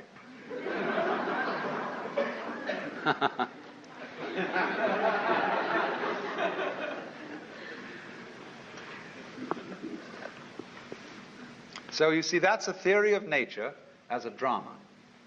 It's a play. Now there's a third theory of nature, which is Chinese. And this is very interesting. The Chinese word for nature they call zhiran. And this expression means of itself so. What happens of itself. Or we might say spontaneity. It almost means automatic, because automatic is what is self-moving. Only we associate the word automatic with machinery. But zhiran, what is so of itself, is associated in the Chinese mind not with machinery, but with biology. Your hair grows by itself. You don't have to think how to grow it. Your heart beats by itself. You don't have to make up your mind how to beat it. That's what they mean by nature. The poem says, sitting quietly, doing nothing, spring comes and grass grows of itself. So their principle of nature is called a Tao, T-A-O, pronounced Tao in the Mandarin dialect, Tao in the Shanghai dialect, To in the Cantonese dialect. Take your choice. Tao means the course of nature. And Lao Tzu, who was a philosopher who lived a little later than 400 BC, wrote a book about the Tao. And he said, the Tao which can be spoken is not the eternal Tao. You can't describe it. He said the principle of the Tao is spontaneity. He said the great Tao flows everywhere, both to the left and to the right. It loves and nourishes all things, but does not lord it over them. It accomplishes merits and lays no claim to them. So there is a very great difference between the Chinese idea of Tao as the informing principle of nature and the Judeo-Christian idea of God as nature's lord and master. Because the Tao does not act as a boss. In the Chinese philosophy of nature, nature has no boss.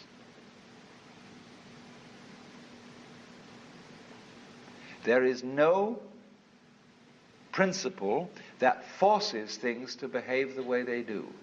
It is a completely democratic theory of nature. Correspondingly, you see, most Westerners, whether they be Christians or non-Christians, don't trust nature. Of all things, nature is the thing least to be trusted. You must manage it. You must watch out for it. It will always go wrong if you don't watch out. You know, the goblins will get you if you don't watch out. So we're always feeling that you can't trust it. See, we're absolutely instilled with the idea of original sin. You can't trust nature because it comes out with weeds and insects. And above all, you can't trust human nature because if you don't hold a club over yourself, you'll go out and rape your grandmother. Now, the Chinese would say, if you can't trust yourself, you can't trust anything. Because if you can't trust yourself, can you trust your mistrust of yourself? Is that well-founded? See? If you can't trust yourself, you are totally mixed up. You haven't a leg to stand on, you haven't a point of departure for anything. And in this respect, the Taoist philosophy and the Confucian philosophy are in agreement.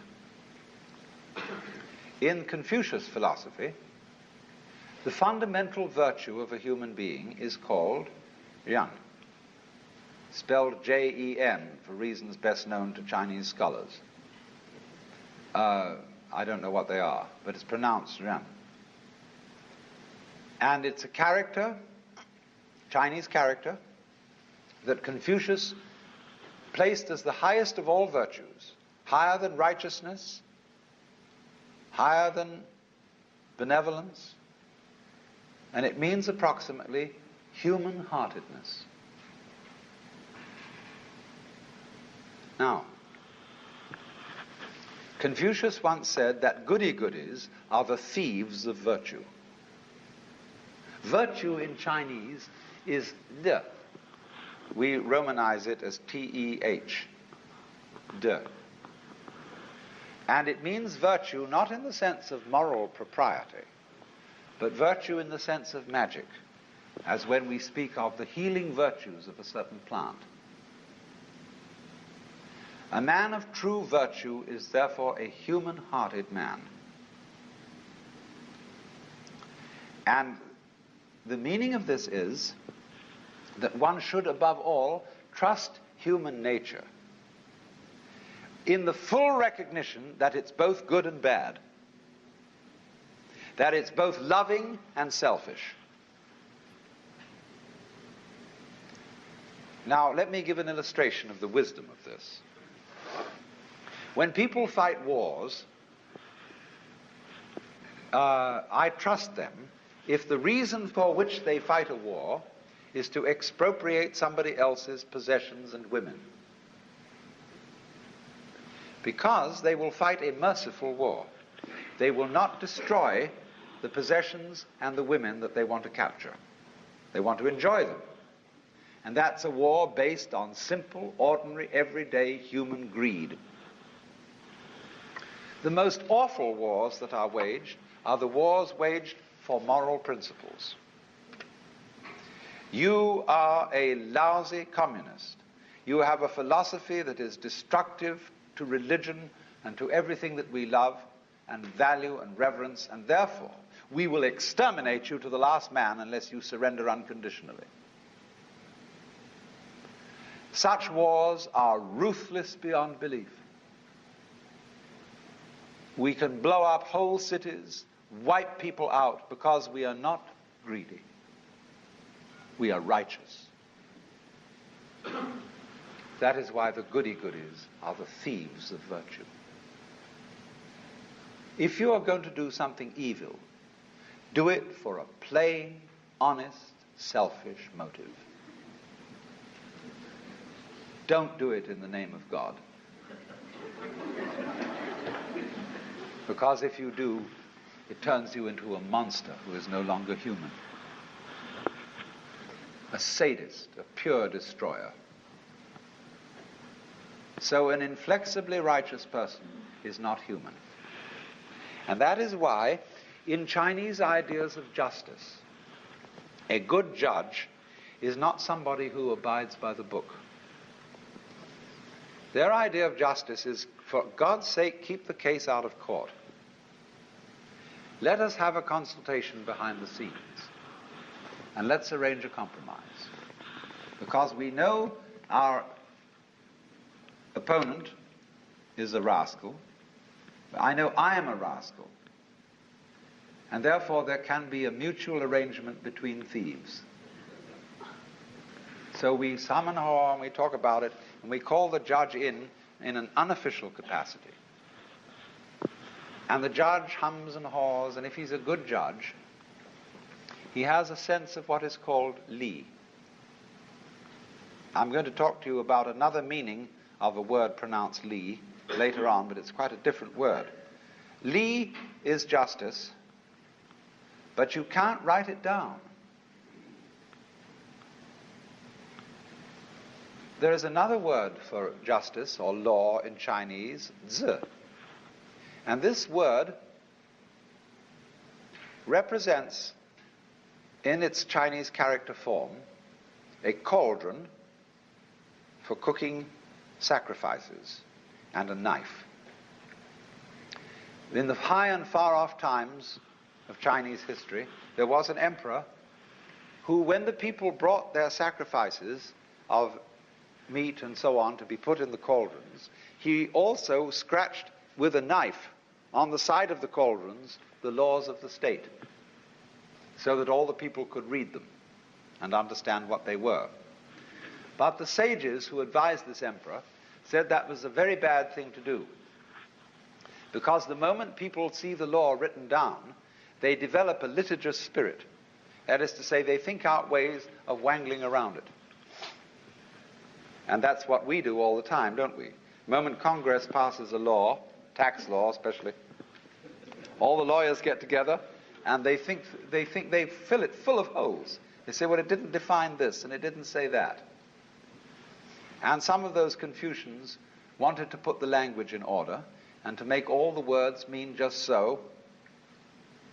But the Taoists laughed at them and said, if you define the words, with what words are you going to define the words that define the words? So they said, therefore, the emperor should not have written the laws down, because a sense of justice is not something you can put in words.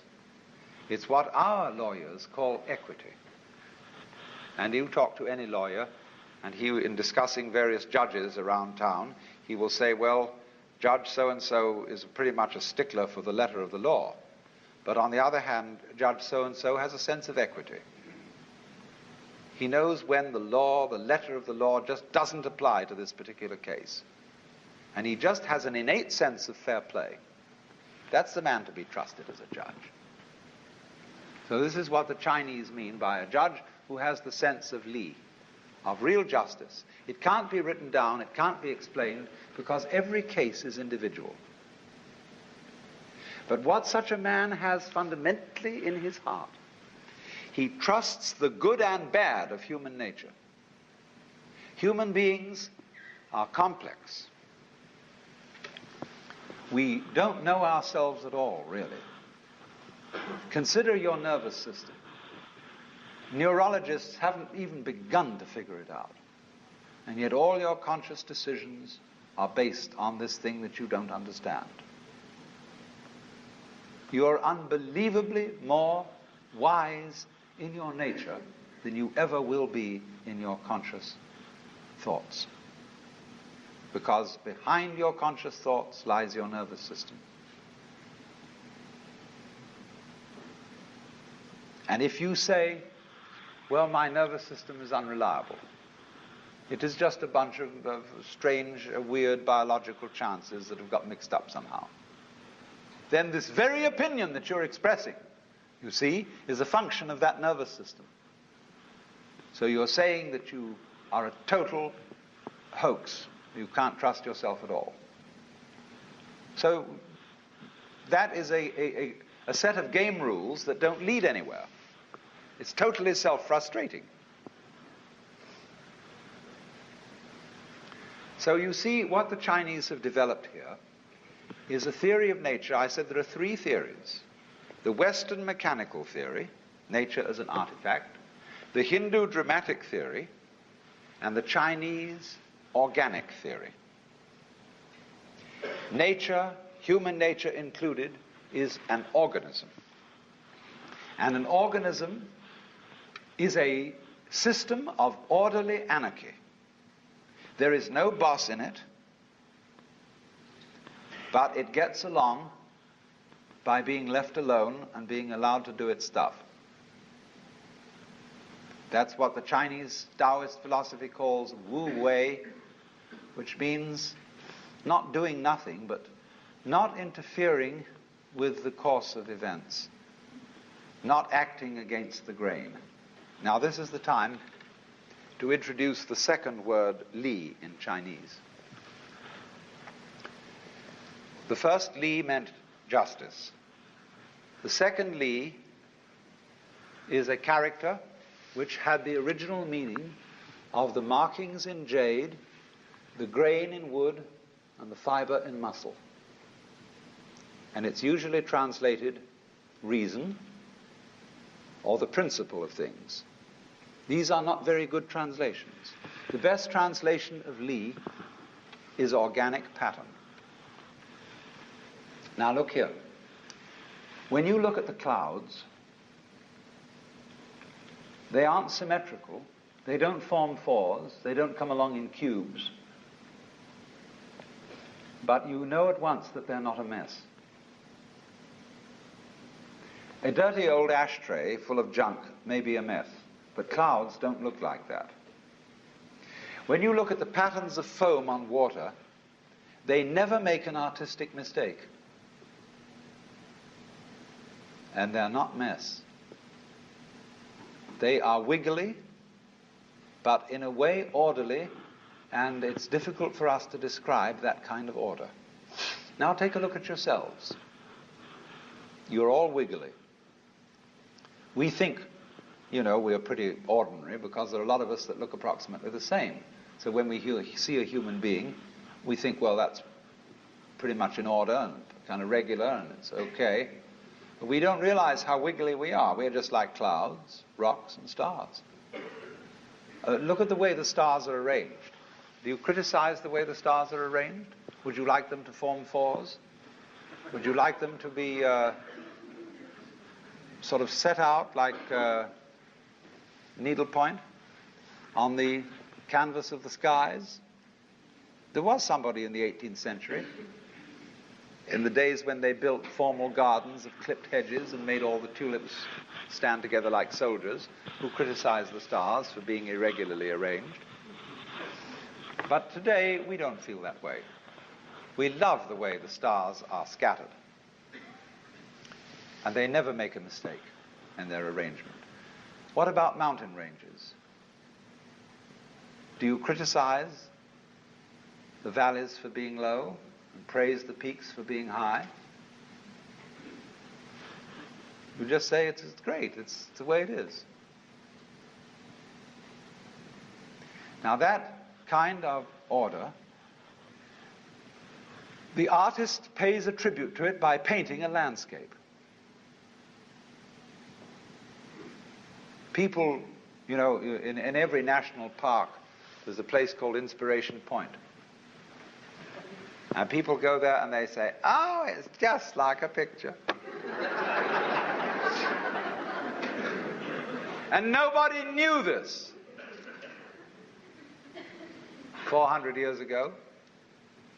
It took the artists to paint landscape, and then people realized how beautiful it is. Nowadays, artists are painting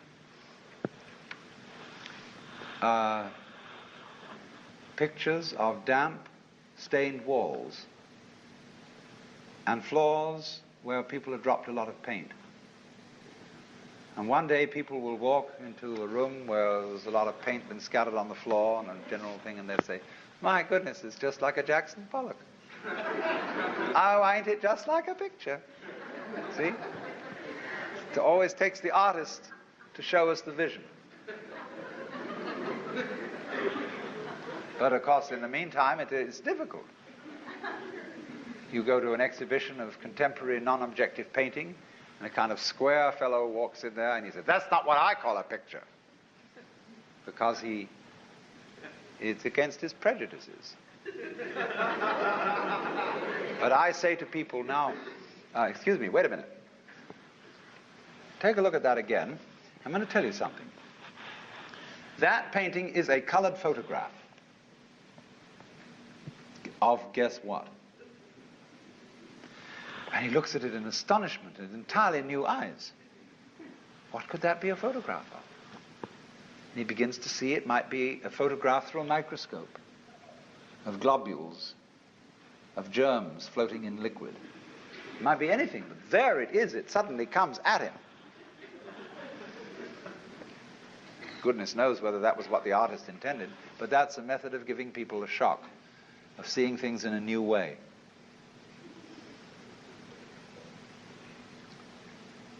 You know, a GI visited Picasso in Paris during the war and said, "I can't understand your paintings. They're absurd. Life doesn't look like that." Picasso said, "Do you have a girlfriend?" He said, "Yes." "Have you a picture?" He said, "Yes." "Show it to me." So he drew out his billfold, and there was a little colored photograph of his girlfriend. And Picasso looked at it and said, "Is she so small as that?"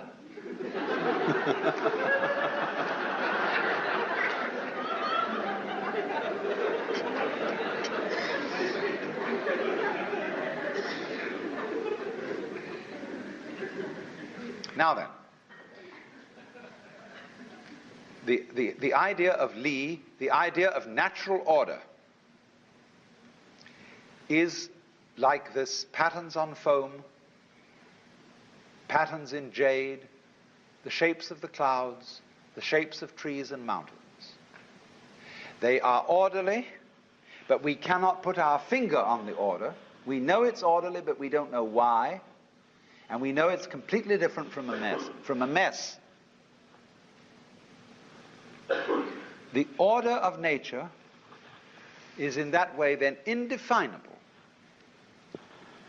When St. Augustine was asked what is time, he said, "I know what it is, but when you ask me, I don't." And so in the same way, the Chinese would say, "We know what the order of nature is, but if you ask us, we don't." The poet says, "Picking chrysanthemums along the eastern fence, gazing in silence at the southern hills, the birds fly home through the soft mountain air of dusk. In all these things there is a deep meaning, but when we are about to express it, we suddenly forget the words." That's Li. Nature as a self-ordering principle, but it doesn't really know how it does it. Another poem says, if you want to know where the flowers come from, even the god of spring doesn't know.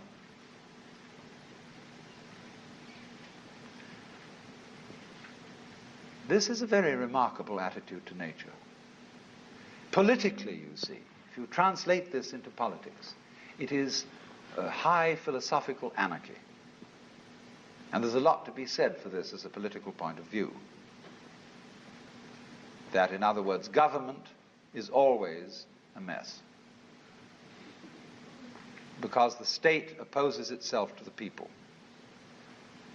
We live under a constitution where we are supposed to be governed by ourselves. As somebody once said, "Down with democracy," when we get it.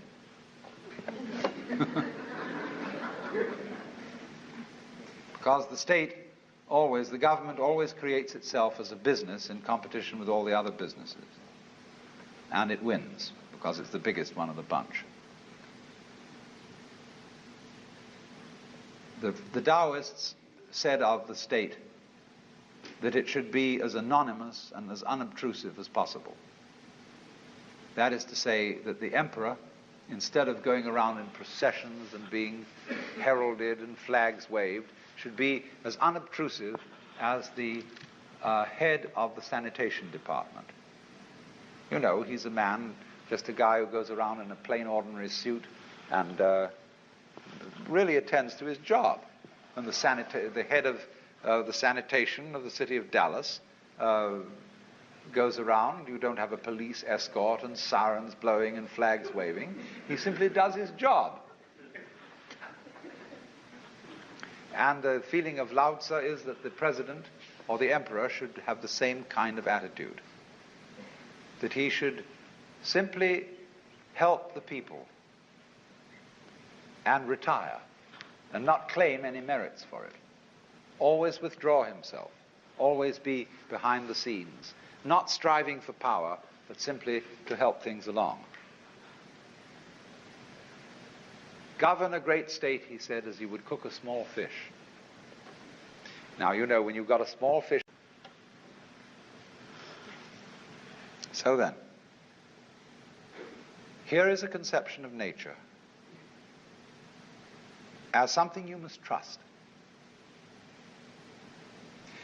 Outside nature, the birds, the bees, the flowers, the mountains, the clouds, and inside nature, human nature. Now, nature isn't trustworthy completely. It'll sometimes let you down with a wallop. But that's the risk you take. That's the risk of life. What's the alternative? I do not trust nature at all. It's got to be watched. Do you know what that leads to? It leads to 1984 and Big Brother. It leads to the totalitarian state where everybody is his brother's policeman and where everybody is watching everybody else to report them to the authorities, where you can't trust your own motivation, where you have to have a psychoanalyst in charge of you all the time to be sure that you don't think dangerous thoughts or peculiar thoughts. And you report all peculiar thoughts to your analyst. And your analyst keeps a record of them and reports them to the government. And everybody is busy keeping records of everything. It's much more important to record what happens than what happens. This is already eating us up.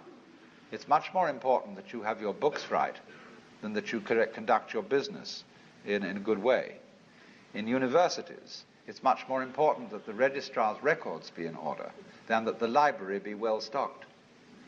After all, do you know your grades are all locked up in safes, and they're protected from thievery and pilfering, and they're the most valuable property that the university has. The library can go hang.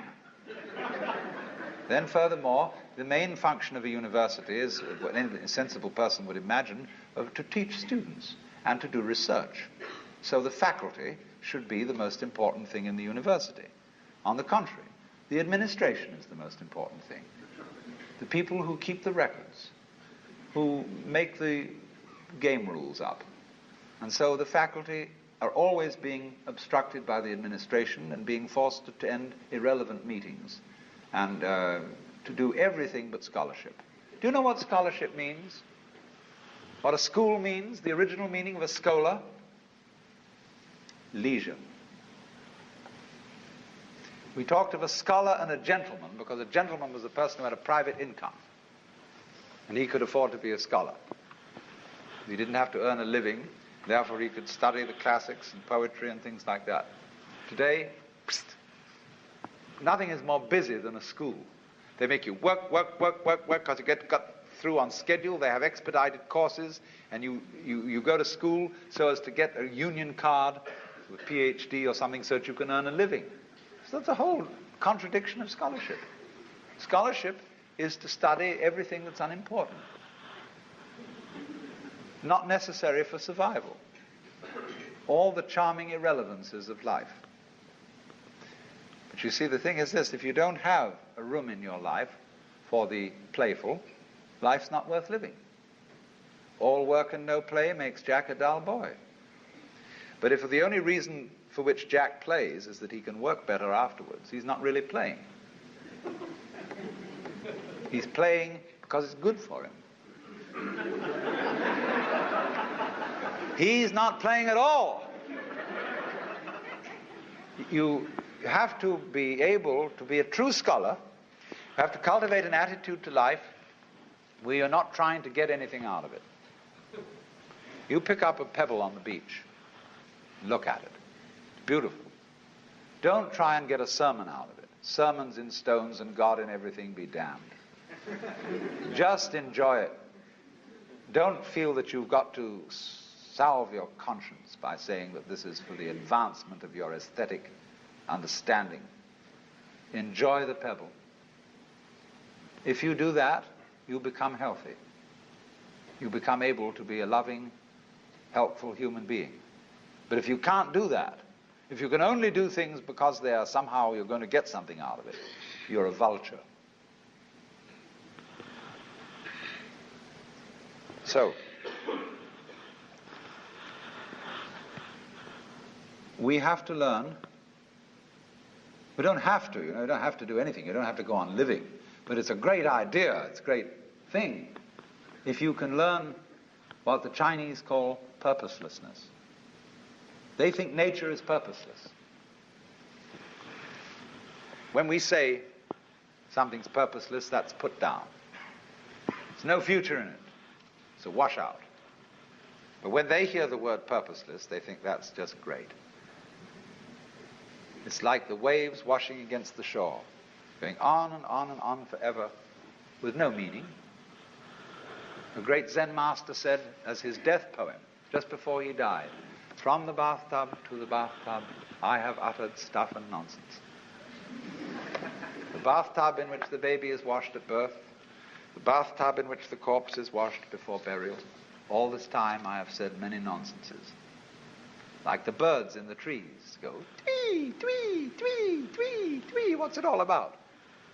Everybody tries to say, it's a mating call. It's purposeful. Trying to get their mate, attract them with a song. That's why they have colors. Butterflies have eyes on them. Self-protection. Engineering view of the universe.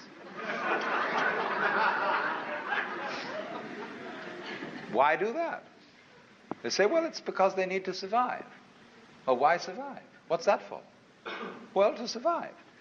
See, human beings are really a lot of tubes. And all living creatures are just tubes. And these tubes have to put things in at one end and let it out at the other. Then they get clever about it and they develop nerve ganglia on one end of the tube, the eating end, called a head. And it's got eyes in it, it's got ears in it, it's got little organs, antenna and things like this. And that helps you to find things to put in one end so that you can let them out the other. Well, while you're doing this, you see, the stuff going through wears the tube out. And so, that the show can go on, the tubes have complicated ways of making other tubes who will go on doing the same thing. In at one end, out the other. And they say, well, that's terribly serious. That's awfully important. We've got to keep on doing this.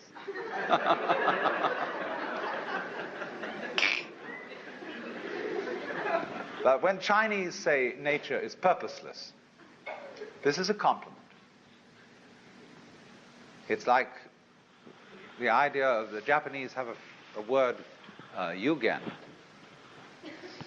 And they describe yugen as watching wild geese fly and be hidden in the clouds.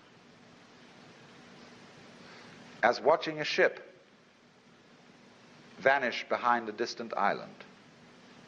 As wandering on and on in a great forest with no thought of return.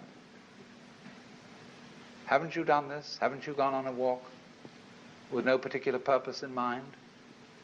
Carry a stick with you and you occasionally hit at old stumps and wander along and sometimes twiddle your thumbs. It's at that moment that you are a perfectly rational human being. you've learned purposelessness. All music is purposeless. Is music getting somewhere? If it were, if the aim of music were, of a symphony, were to get to the final bar, the best conductor would be the one who got there fastest. See, dancing, when you dance, do you aim to arrive at a particular place on the floor? Is that the idea of dancing? No. The aim of dancing is to dance, is the present. Well, it's exactly the same with our life.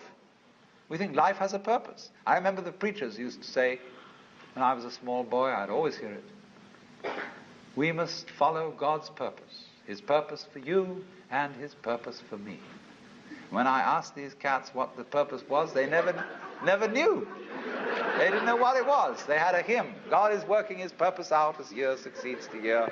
God is working His purpose out and the time is drawing near.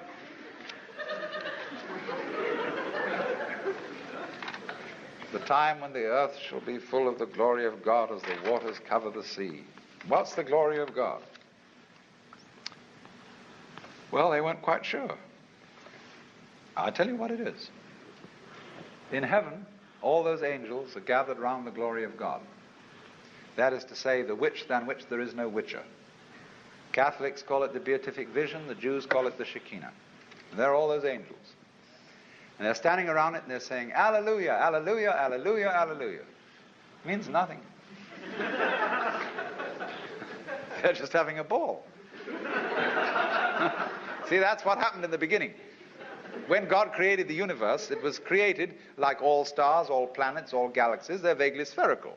He created this and He said, have a ball.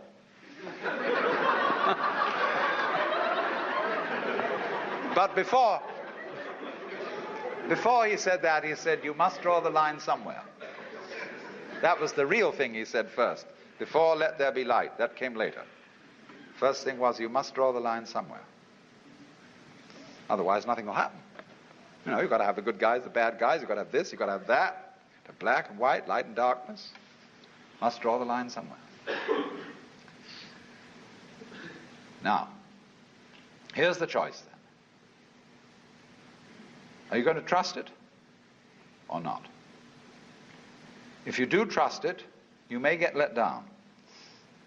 And this it is yourself, your own nature, and all nature around you. There are going to be mistakes. But if you don't trust it at all, you're going to strangle yourself.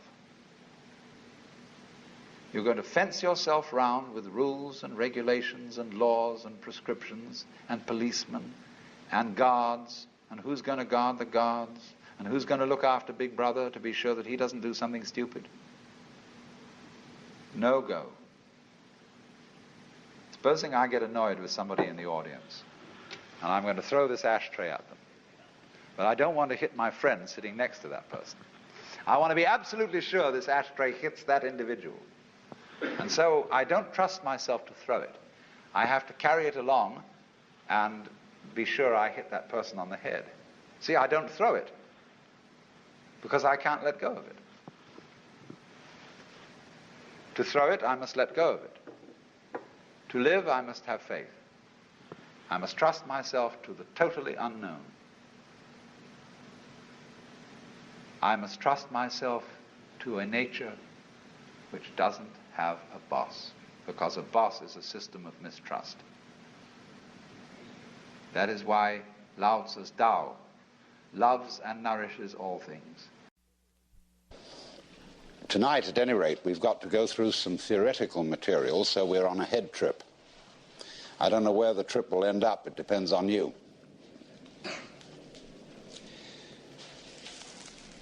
But in order to lay the foundation for this, we've got to examine ideas that are basic to our common sense. Ideas are very powerful. It's not only emotions that are powerful in human life. Psychoanalysis has, of course, examined the emotional bases of human opinions and beliefs, but one should also examine the intellectual bases of psychological principles, or theories, or therapies. Because everybody who speaks a language at all has underneath the surface of the language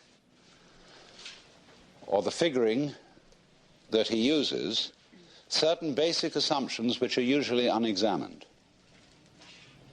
And these unexamined systems of belief are extremely powerful in their influence over our lives.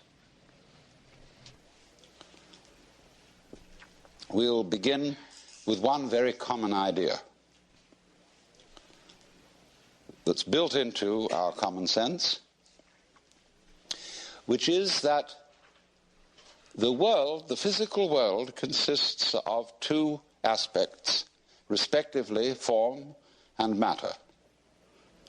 This was foisted on us by Aristotle and also by the Bible, because it is said that God created man out of the dust of the earth and, as it were, made a figurine in his own image, and then breathed the breath of life into its nostrils so that this form of clay became a living being. And so underneath that lies the notion that everything material is made of some sort of basic stuff, like clay is the basis of pots. And for centuries, scientists, philosophers, wanted to know, what is that stuff? What are we made of? Now look here. A carpenter makes tables out of wood, and a potter makes pots out of clay. But I ask you, is a tree made of wood? Obviously not. A tree is wood. It's not made of it. Is a mountain made of rock? Obviously not. It is rock. See, our language contains innumerable ghosts.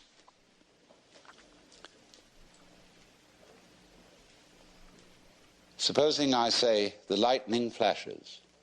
Surely the flashing is the same as the lightning. There is not one thing called lightning and another called flashing. The lightning is the flashing. It is raining. What is this it that is raining? The raining. I can make a noun out of a verb any time by turning it into a gerund.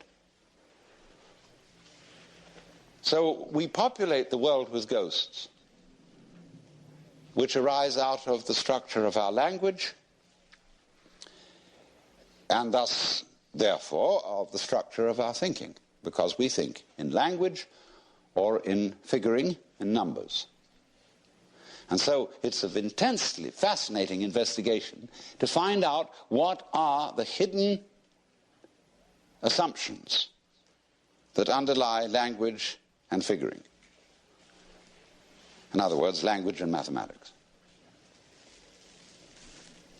And here is this basic assumption, you see, that is almost with us all. It comes again and again into our everyday speech, that form, pattern, organization, organisms are made of something. As if there were some inert, primordial, and of course stupid stuff which had to be put into shape by an energy and an intelligence other than the stuff. Like the intelligence of the potter shapes the clay. So therefore, we have a basic picture of the world in which everything is being pushed around. There's a boss. There's somebody in charge who is different from what that somebody is in charge of and puts everything into shape. Because our common sense does not allow that things shape themselves. Very odd. In Chinese, the word for nature is ziran, which is that which is so of itself, the spontaneous. The Chinese have no difficulty in thinking about nature as self-shaping. A Chinese child would not ask its mother, "How was I made?" It would ask its mother, "How did I grow?" Which would be quite different, you see. So to be made is to be commanded, and therefore every good being obeys. Whether you obey God or whether you obey the laws of nature, you obey. And an analog, therefore, of the world that has been put into our common sense is one of military command. Note that. Because the image of God, I would go further and say the idolatrous image of God, which has been handed down to us, is one of the beneficent tyrant, the boss, Big Papa. So then, when our physicists started to find out what stuff was, they went into it and examined it with ever more minute instruments. They first started cutting up things with knives and cutting them smaller and smaller and smaller until the particle that they wanted to dissect was exactly the same width as the edge of the knife. And so they got an atom, and that word in Greek, atomos, means the non-cuttable. Non-tomos cuttable. That's the basic atom. What you can't cut anymore because you got down to the end. Well, they weren't satisfied with that. So they got an atomos, in other words, a particle of something or other that was just the same width as the blade of the knife edge, and they looked at it under a microscope. And they saw that it seemed to be composed of more small particles. So they found out means of working those out, and then they found out extraordinary means of investigating the properties of matter. Then they reached a point where they couldn't decide whether it was particles or whether it was waves. So they called them wavicles. They thought they had come to certain ultimate wavicles called electrons. But then, unfortunately, everything fell apart, and they found protons, mesons, and many other extraordinary things. Because, of course, what they didn't realize was that as you make more and more powerful microscopic instruments, the universe has to get smaller and smaller in order to escape the investigation. Just as when the telescopes become more and more powerful, the galaxies have to recede in order to get away from the telescopes. Because what is happening in all these investigations is, through us and through our eyes and senses, the universe is looking at itself.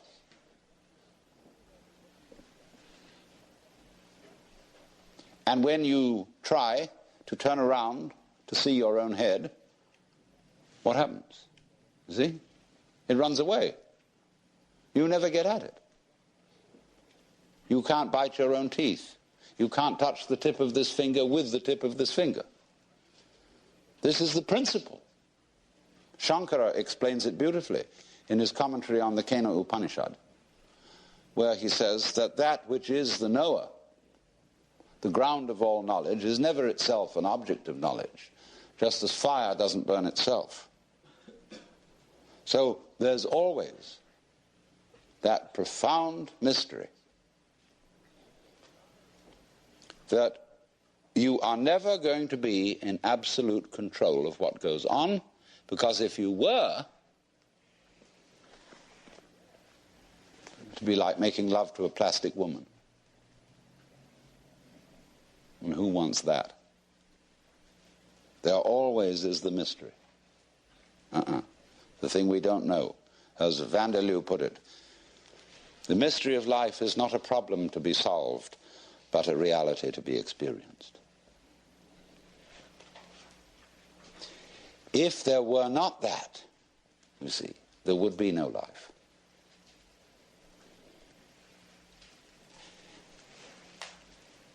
The reason why certain people turn to philosophy, why I became a philosopher was that since I was a little boy, I always felt that existence as such was weird.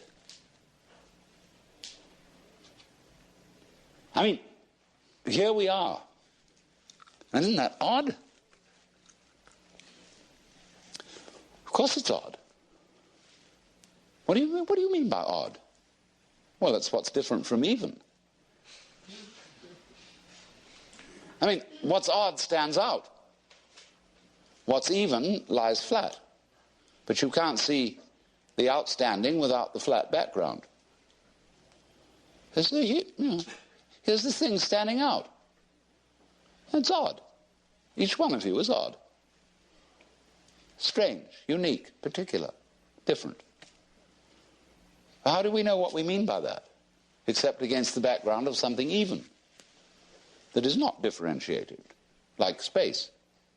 And so you get this philosophical itch. You begin to scratch your head and think about, why is that so?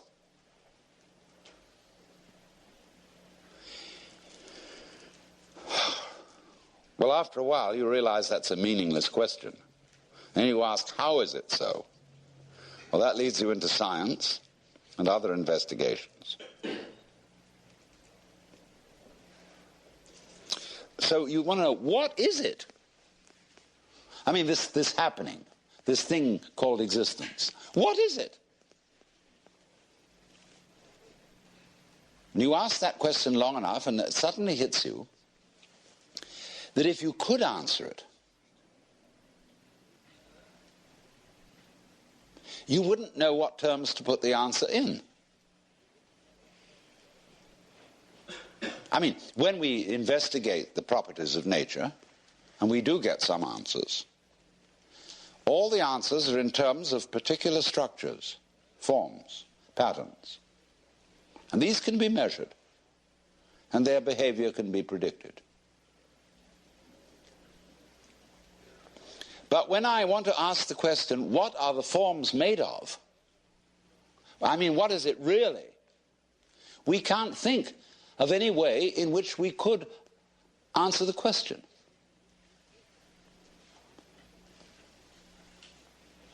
Because we would have to have a class of all classes. When you ask the question, what? It's like saying, is you is or is you ain't? Is you animal? Is you vegetable? Is you mineral?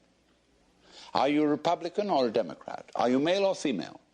Are you a Christian or a Jew or a Hindu or what have you? We classify always to give an answer to the question, what is it? And when you classify, you distinguish an inside group from an outside group. Right. So what we want to know is, what is the group of all groups? Well, we can't imagine what the outside would be. So we can't answer the question. What is it? So the physicists finally abandoned the quest for stuff. And they gave us a description of the universe entirely in terms of form. The pattern, not the stuff. When people ask, what's the web? Yeah, but you can't do that. What's the pattern made of? Surely mustn't there be an answer to that? See, what happens is, when you turn up the microscope, all stuff turns into form. It becomes articulate. You know, the carpet looks like some sort of stuff. But when you look at it under a microscope, you will see the crystalline structure of the nylon or whatever it's made of. See? They want to know, what are those crystals made of? All right? Turn up the volume, and you will find molecules. Turn up the volume. You find wavicles. But we think the wavicles must be of something. But of course they're not. We find substance or stuff totally vanishes. And we're left with form. Sanskrit doesn't really have a word for matter. It has namarupa. which means named form. It's the form that matters. Or let's put it in another way, everything is a matter of form. Now let's go into this, it's fascinating. We say, does it matter? What does that mean? Does it matter? Is it important? In other words, does it measure up to anything? All right, let's go back to the Indo-European roots of the language. Matter comes from a Sanskrit root matra, which means to measure. To lay out the foundations, say, for a building. So from this root matra, we get, going on into Sanskrit, we get the word maya. And maya is generally translated illusion, although it also means magic, creative power. The word illusion, switch over, we get that from Latin, and that comes from the Latin ludere, to play. Let's pretend that we matter. And so, also from the root matra, you see, you get meter. That is also to measure. You get metir in Greek, mater in Latin, which means mama, mother. The mother of Buddha was called Maya. Mary, Ma again, is the mother of Jesus. Ma, ma, ma, ma, ma. But Ma, you see, is a matter of form. Pattern. The Chinese call the basic principle of nature Li, and the character for Li means the markings in jade, the fiber in muscle, the grain in wood. So Joseph Needham translates it organic pattern. And that's what's going on. And there isn't any stuff involved. What stuff is a pattern seen out of focus, where it becomes fuzzy. Like kapok, see? We say kapok is the stuffing of a cushion. And that's stuff. It's, some kind of goop. But when we examine the kapok closely, we find structure. And that's what you will find, and there never will be anything else. Crazy. Because it completely flouts our common sense. We say, but surely, philosophers beat tables that are in front of them. And, they say, it is there, because, bang, there must be something that is stuff, that is substantial. But the only reason why you can't pass your hand through a table is the table's moving too fast. It's like trying to put your finger through an electric fan. Only it's going much faster than an electric fan.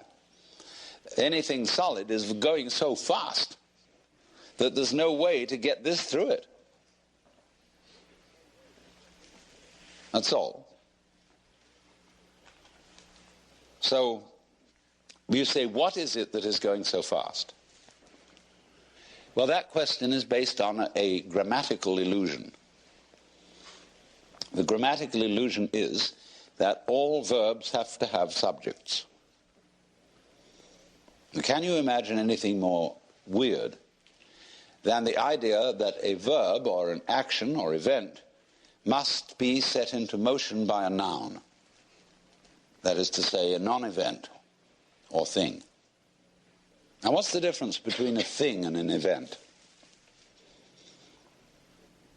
I can't, for the life of me, tell.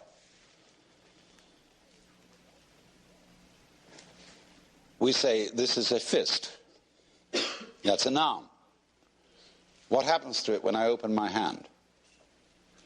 This thing has unaccountably disappeared. So I should have called this a fisting, and this is a handing. It may also be a pointing. So we could devise a language such as that of the Nootka Indians, where there are no nouns, there are only verbs. Chinese is very close to that. I think the superimposition of the idea of noun and verb on the Chinese language is a Western invention. I can't think of any Chinese word for a noun. But all those languages of Indo-European origin have nouns and verbs in them. They have agents and operations. And that's one of the basic snags when we divide the world into operations and agents, doers and doings. Then we ask such silly questions as, who knows? Who does it? What does it? When the what that is supposed to do it is the same as the doing. And you can very easily see that the whole process of the universe may be understood as process. Nobody's doing it. Because when you go back to doing it, you go back to the military analogy, the chain of command. The boss who goes bang and the object obeys. It's a very crude idea, very unsophisticated. So, if you can bear it, we have suddenly eliminated a spook. And the spook was called stuff.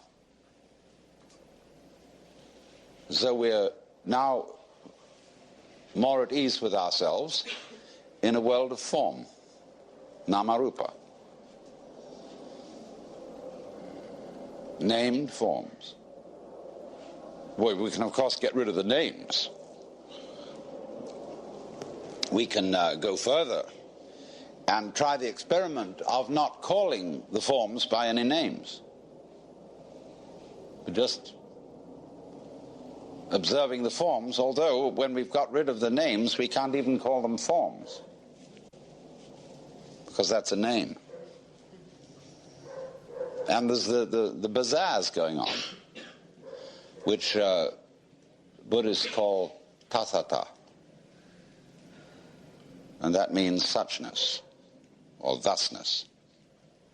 Actually, tathata is da-da-da. Because when a baby first talks, it says da. Da, da, da, da. And fathers flatter themselves that it's saying da-da, daddy. It isn't. It's saying da. And so the Upanishads say, tatvamasi. You're it. The basic da. Because da doesn't mean anything. Da is like everything else. See, the world is a musical phenomenon. Good music never refers to anything except the music itself. You don't ask Mr. Bach, Mr. Ravi Shankar, what do you mean by this music? What is it intended to express? Bad music always expresses something other than itself, like the 1812 Overture or the Sunken Cathedral. Good music never talks about anything other than the music. If you ask Bach, what is your meaning? He say, listen. That's the meaning. Giraffes are giraffing, trees are treeing, stars are starring, clouds are clouding, rain is raining. And if you don't understand, look at it again.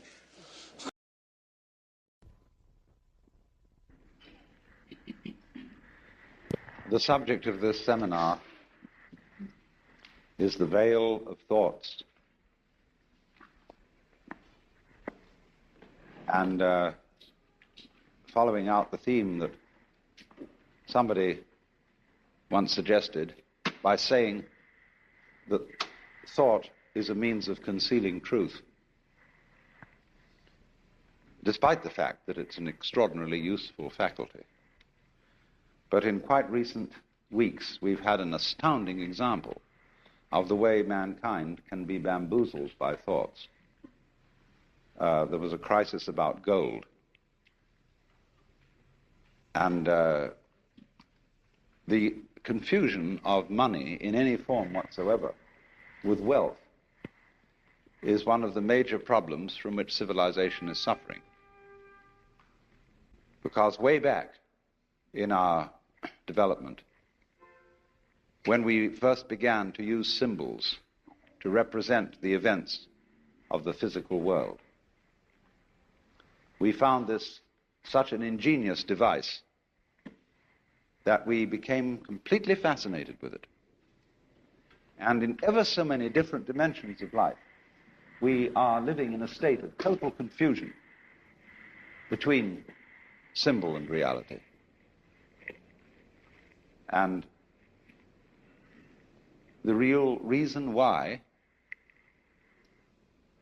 in our world today, where there is no technical reason whatsoever why there should be any poverty at all, the reason it still exists is people keep asking the question, where's the money going to come from?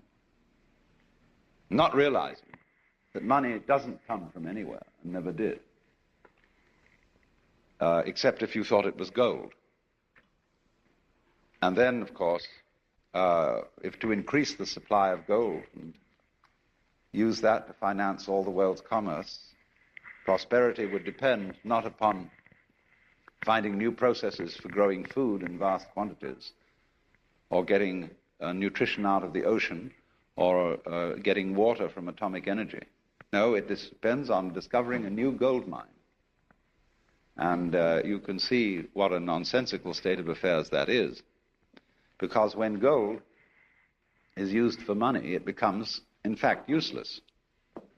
Gold is very useful metal for filling teeth, making jewelry, and maybe covering the dome of the Capitol in Washington. But the moment it is locked up in vaults in the form of ingots, it becomes completely useless. It becomes a false security, something that people cling to, like an idol, like a belief in some kind of big daddy, oh God, with whiskers, who lives above the clouds. And all that kind of thing diverts our attention from reality. And we go through all sorts of weird rituals and get in the symbol. In other words, gets in the way of a practical life. So it was, you remember the Great Depression. I expect a number of you here looking around are old enough to remember the Great Depression, when one day everybody was doing business and things were going along pretty well, and the next day there were bread lines. It was like someone came to work and they said to him, "Sorry, chum, but you can't build today. No building can go on. We don't have enough inches." He said, "What do you mean we don't have enough inches? We got wood, haven't we?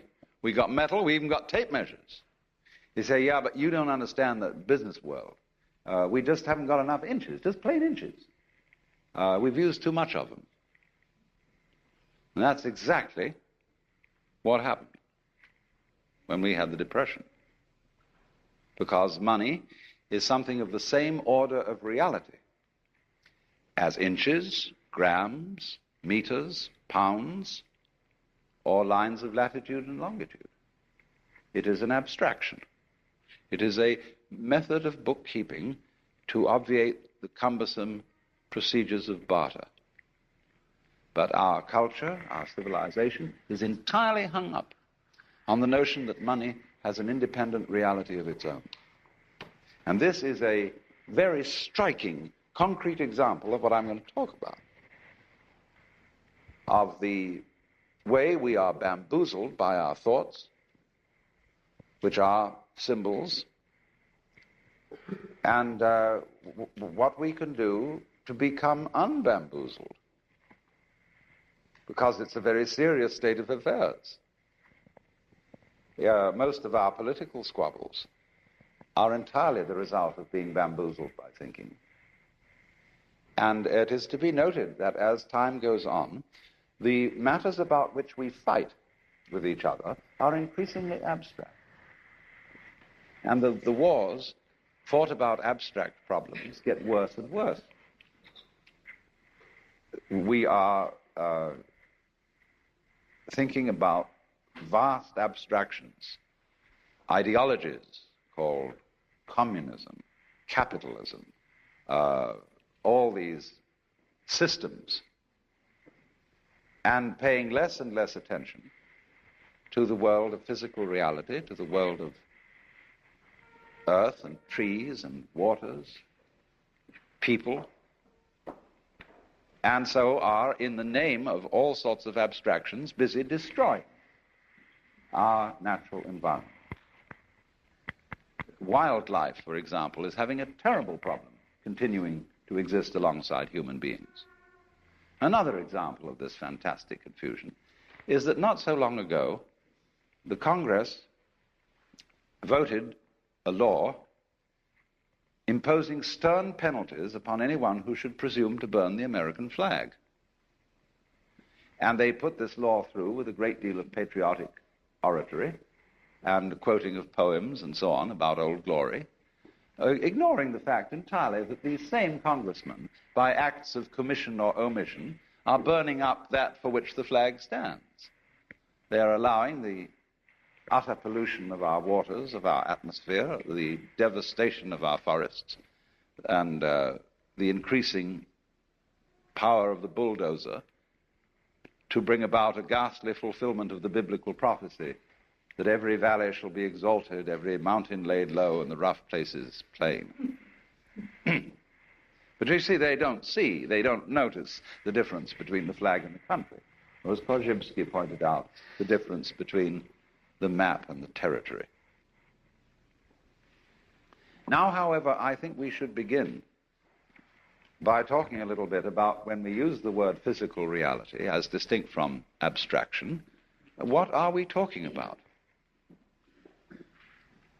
Because you see, there's going to be a fight about this, philosophically. If I say that the final reality that we're living in is the physical world, a lot of people will say that I'm a materialist, that I'm unspiritual, and that I think too much of an identification of the man with the body. Any book that you open on yoga or Hindu philosophy will have in it a declaration that you start a meditation practice by saying to yourself, I am not the body. I am not my feelings. I am not my thoughts. I am the witness who watches all this and is not really any of it. And so if I were to say then that the physical world is the basic reality, I would seem to be contradicting what is said in these Hindu texts. But it all depends on what you mean by the physical world. What is it? First of all, it must be pointed out that the idea of the material world is itself philosophical. It is in its own way a symbol. And so if I take up something that is generally agreed to be something in the material world, and I argue that this is material, of course it isn't. Because nobody has ever been able to put their finger on anything material. That is to say, if you by the word material, you mean some sort of basic stuff out of which the world is made. By, say, analogy with the art of ceramics, pottery, we use clay and we form it into various shapes. And so a lot of people think that the physical world is various forms of matter. And no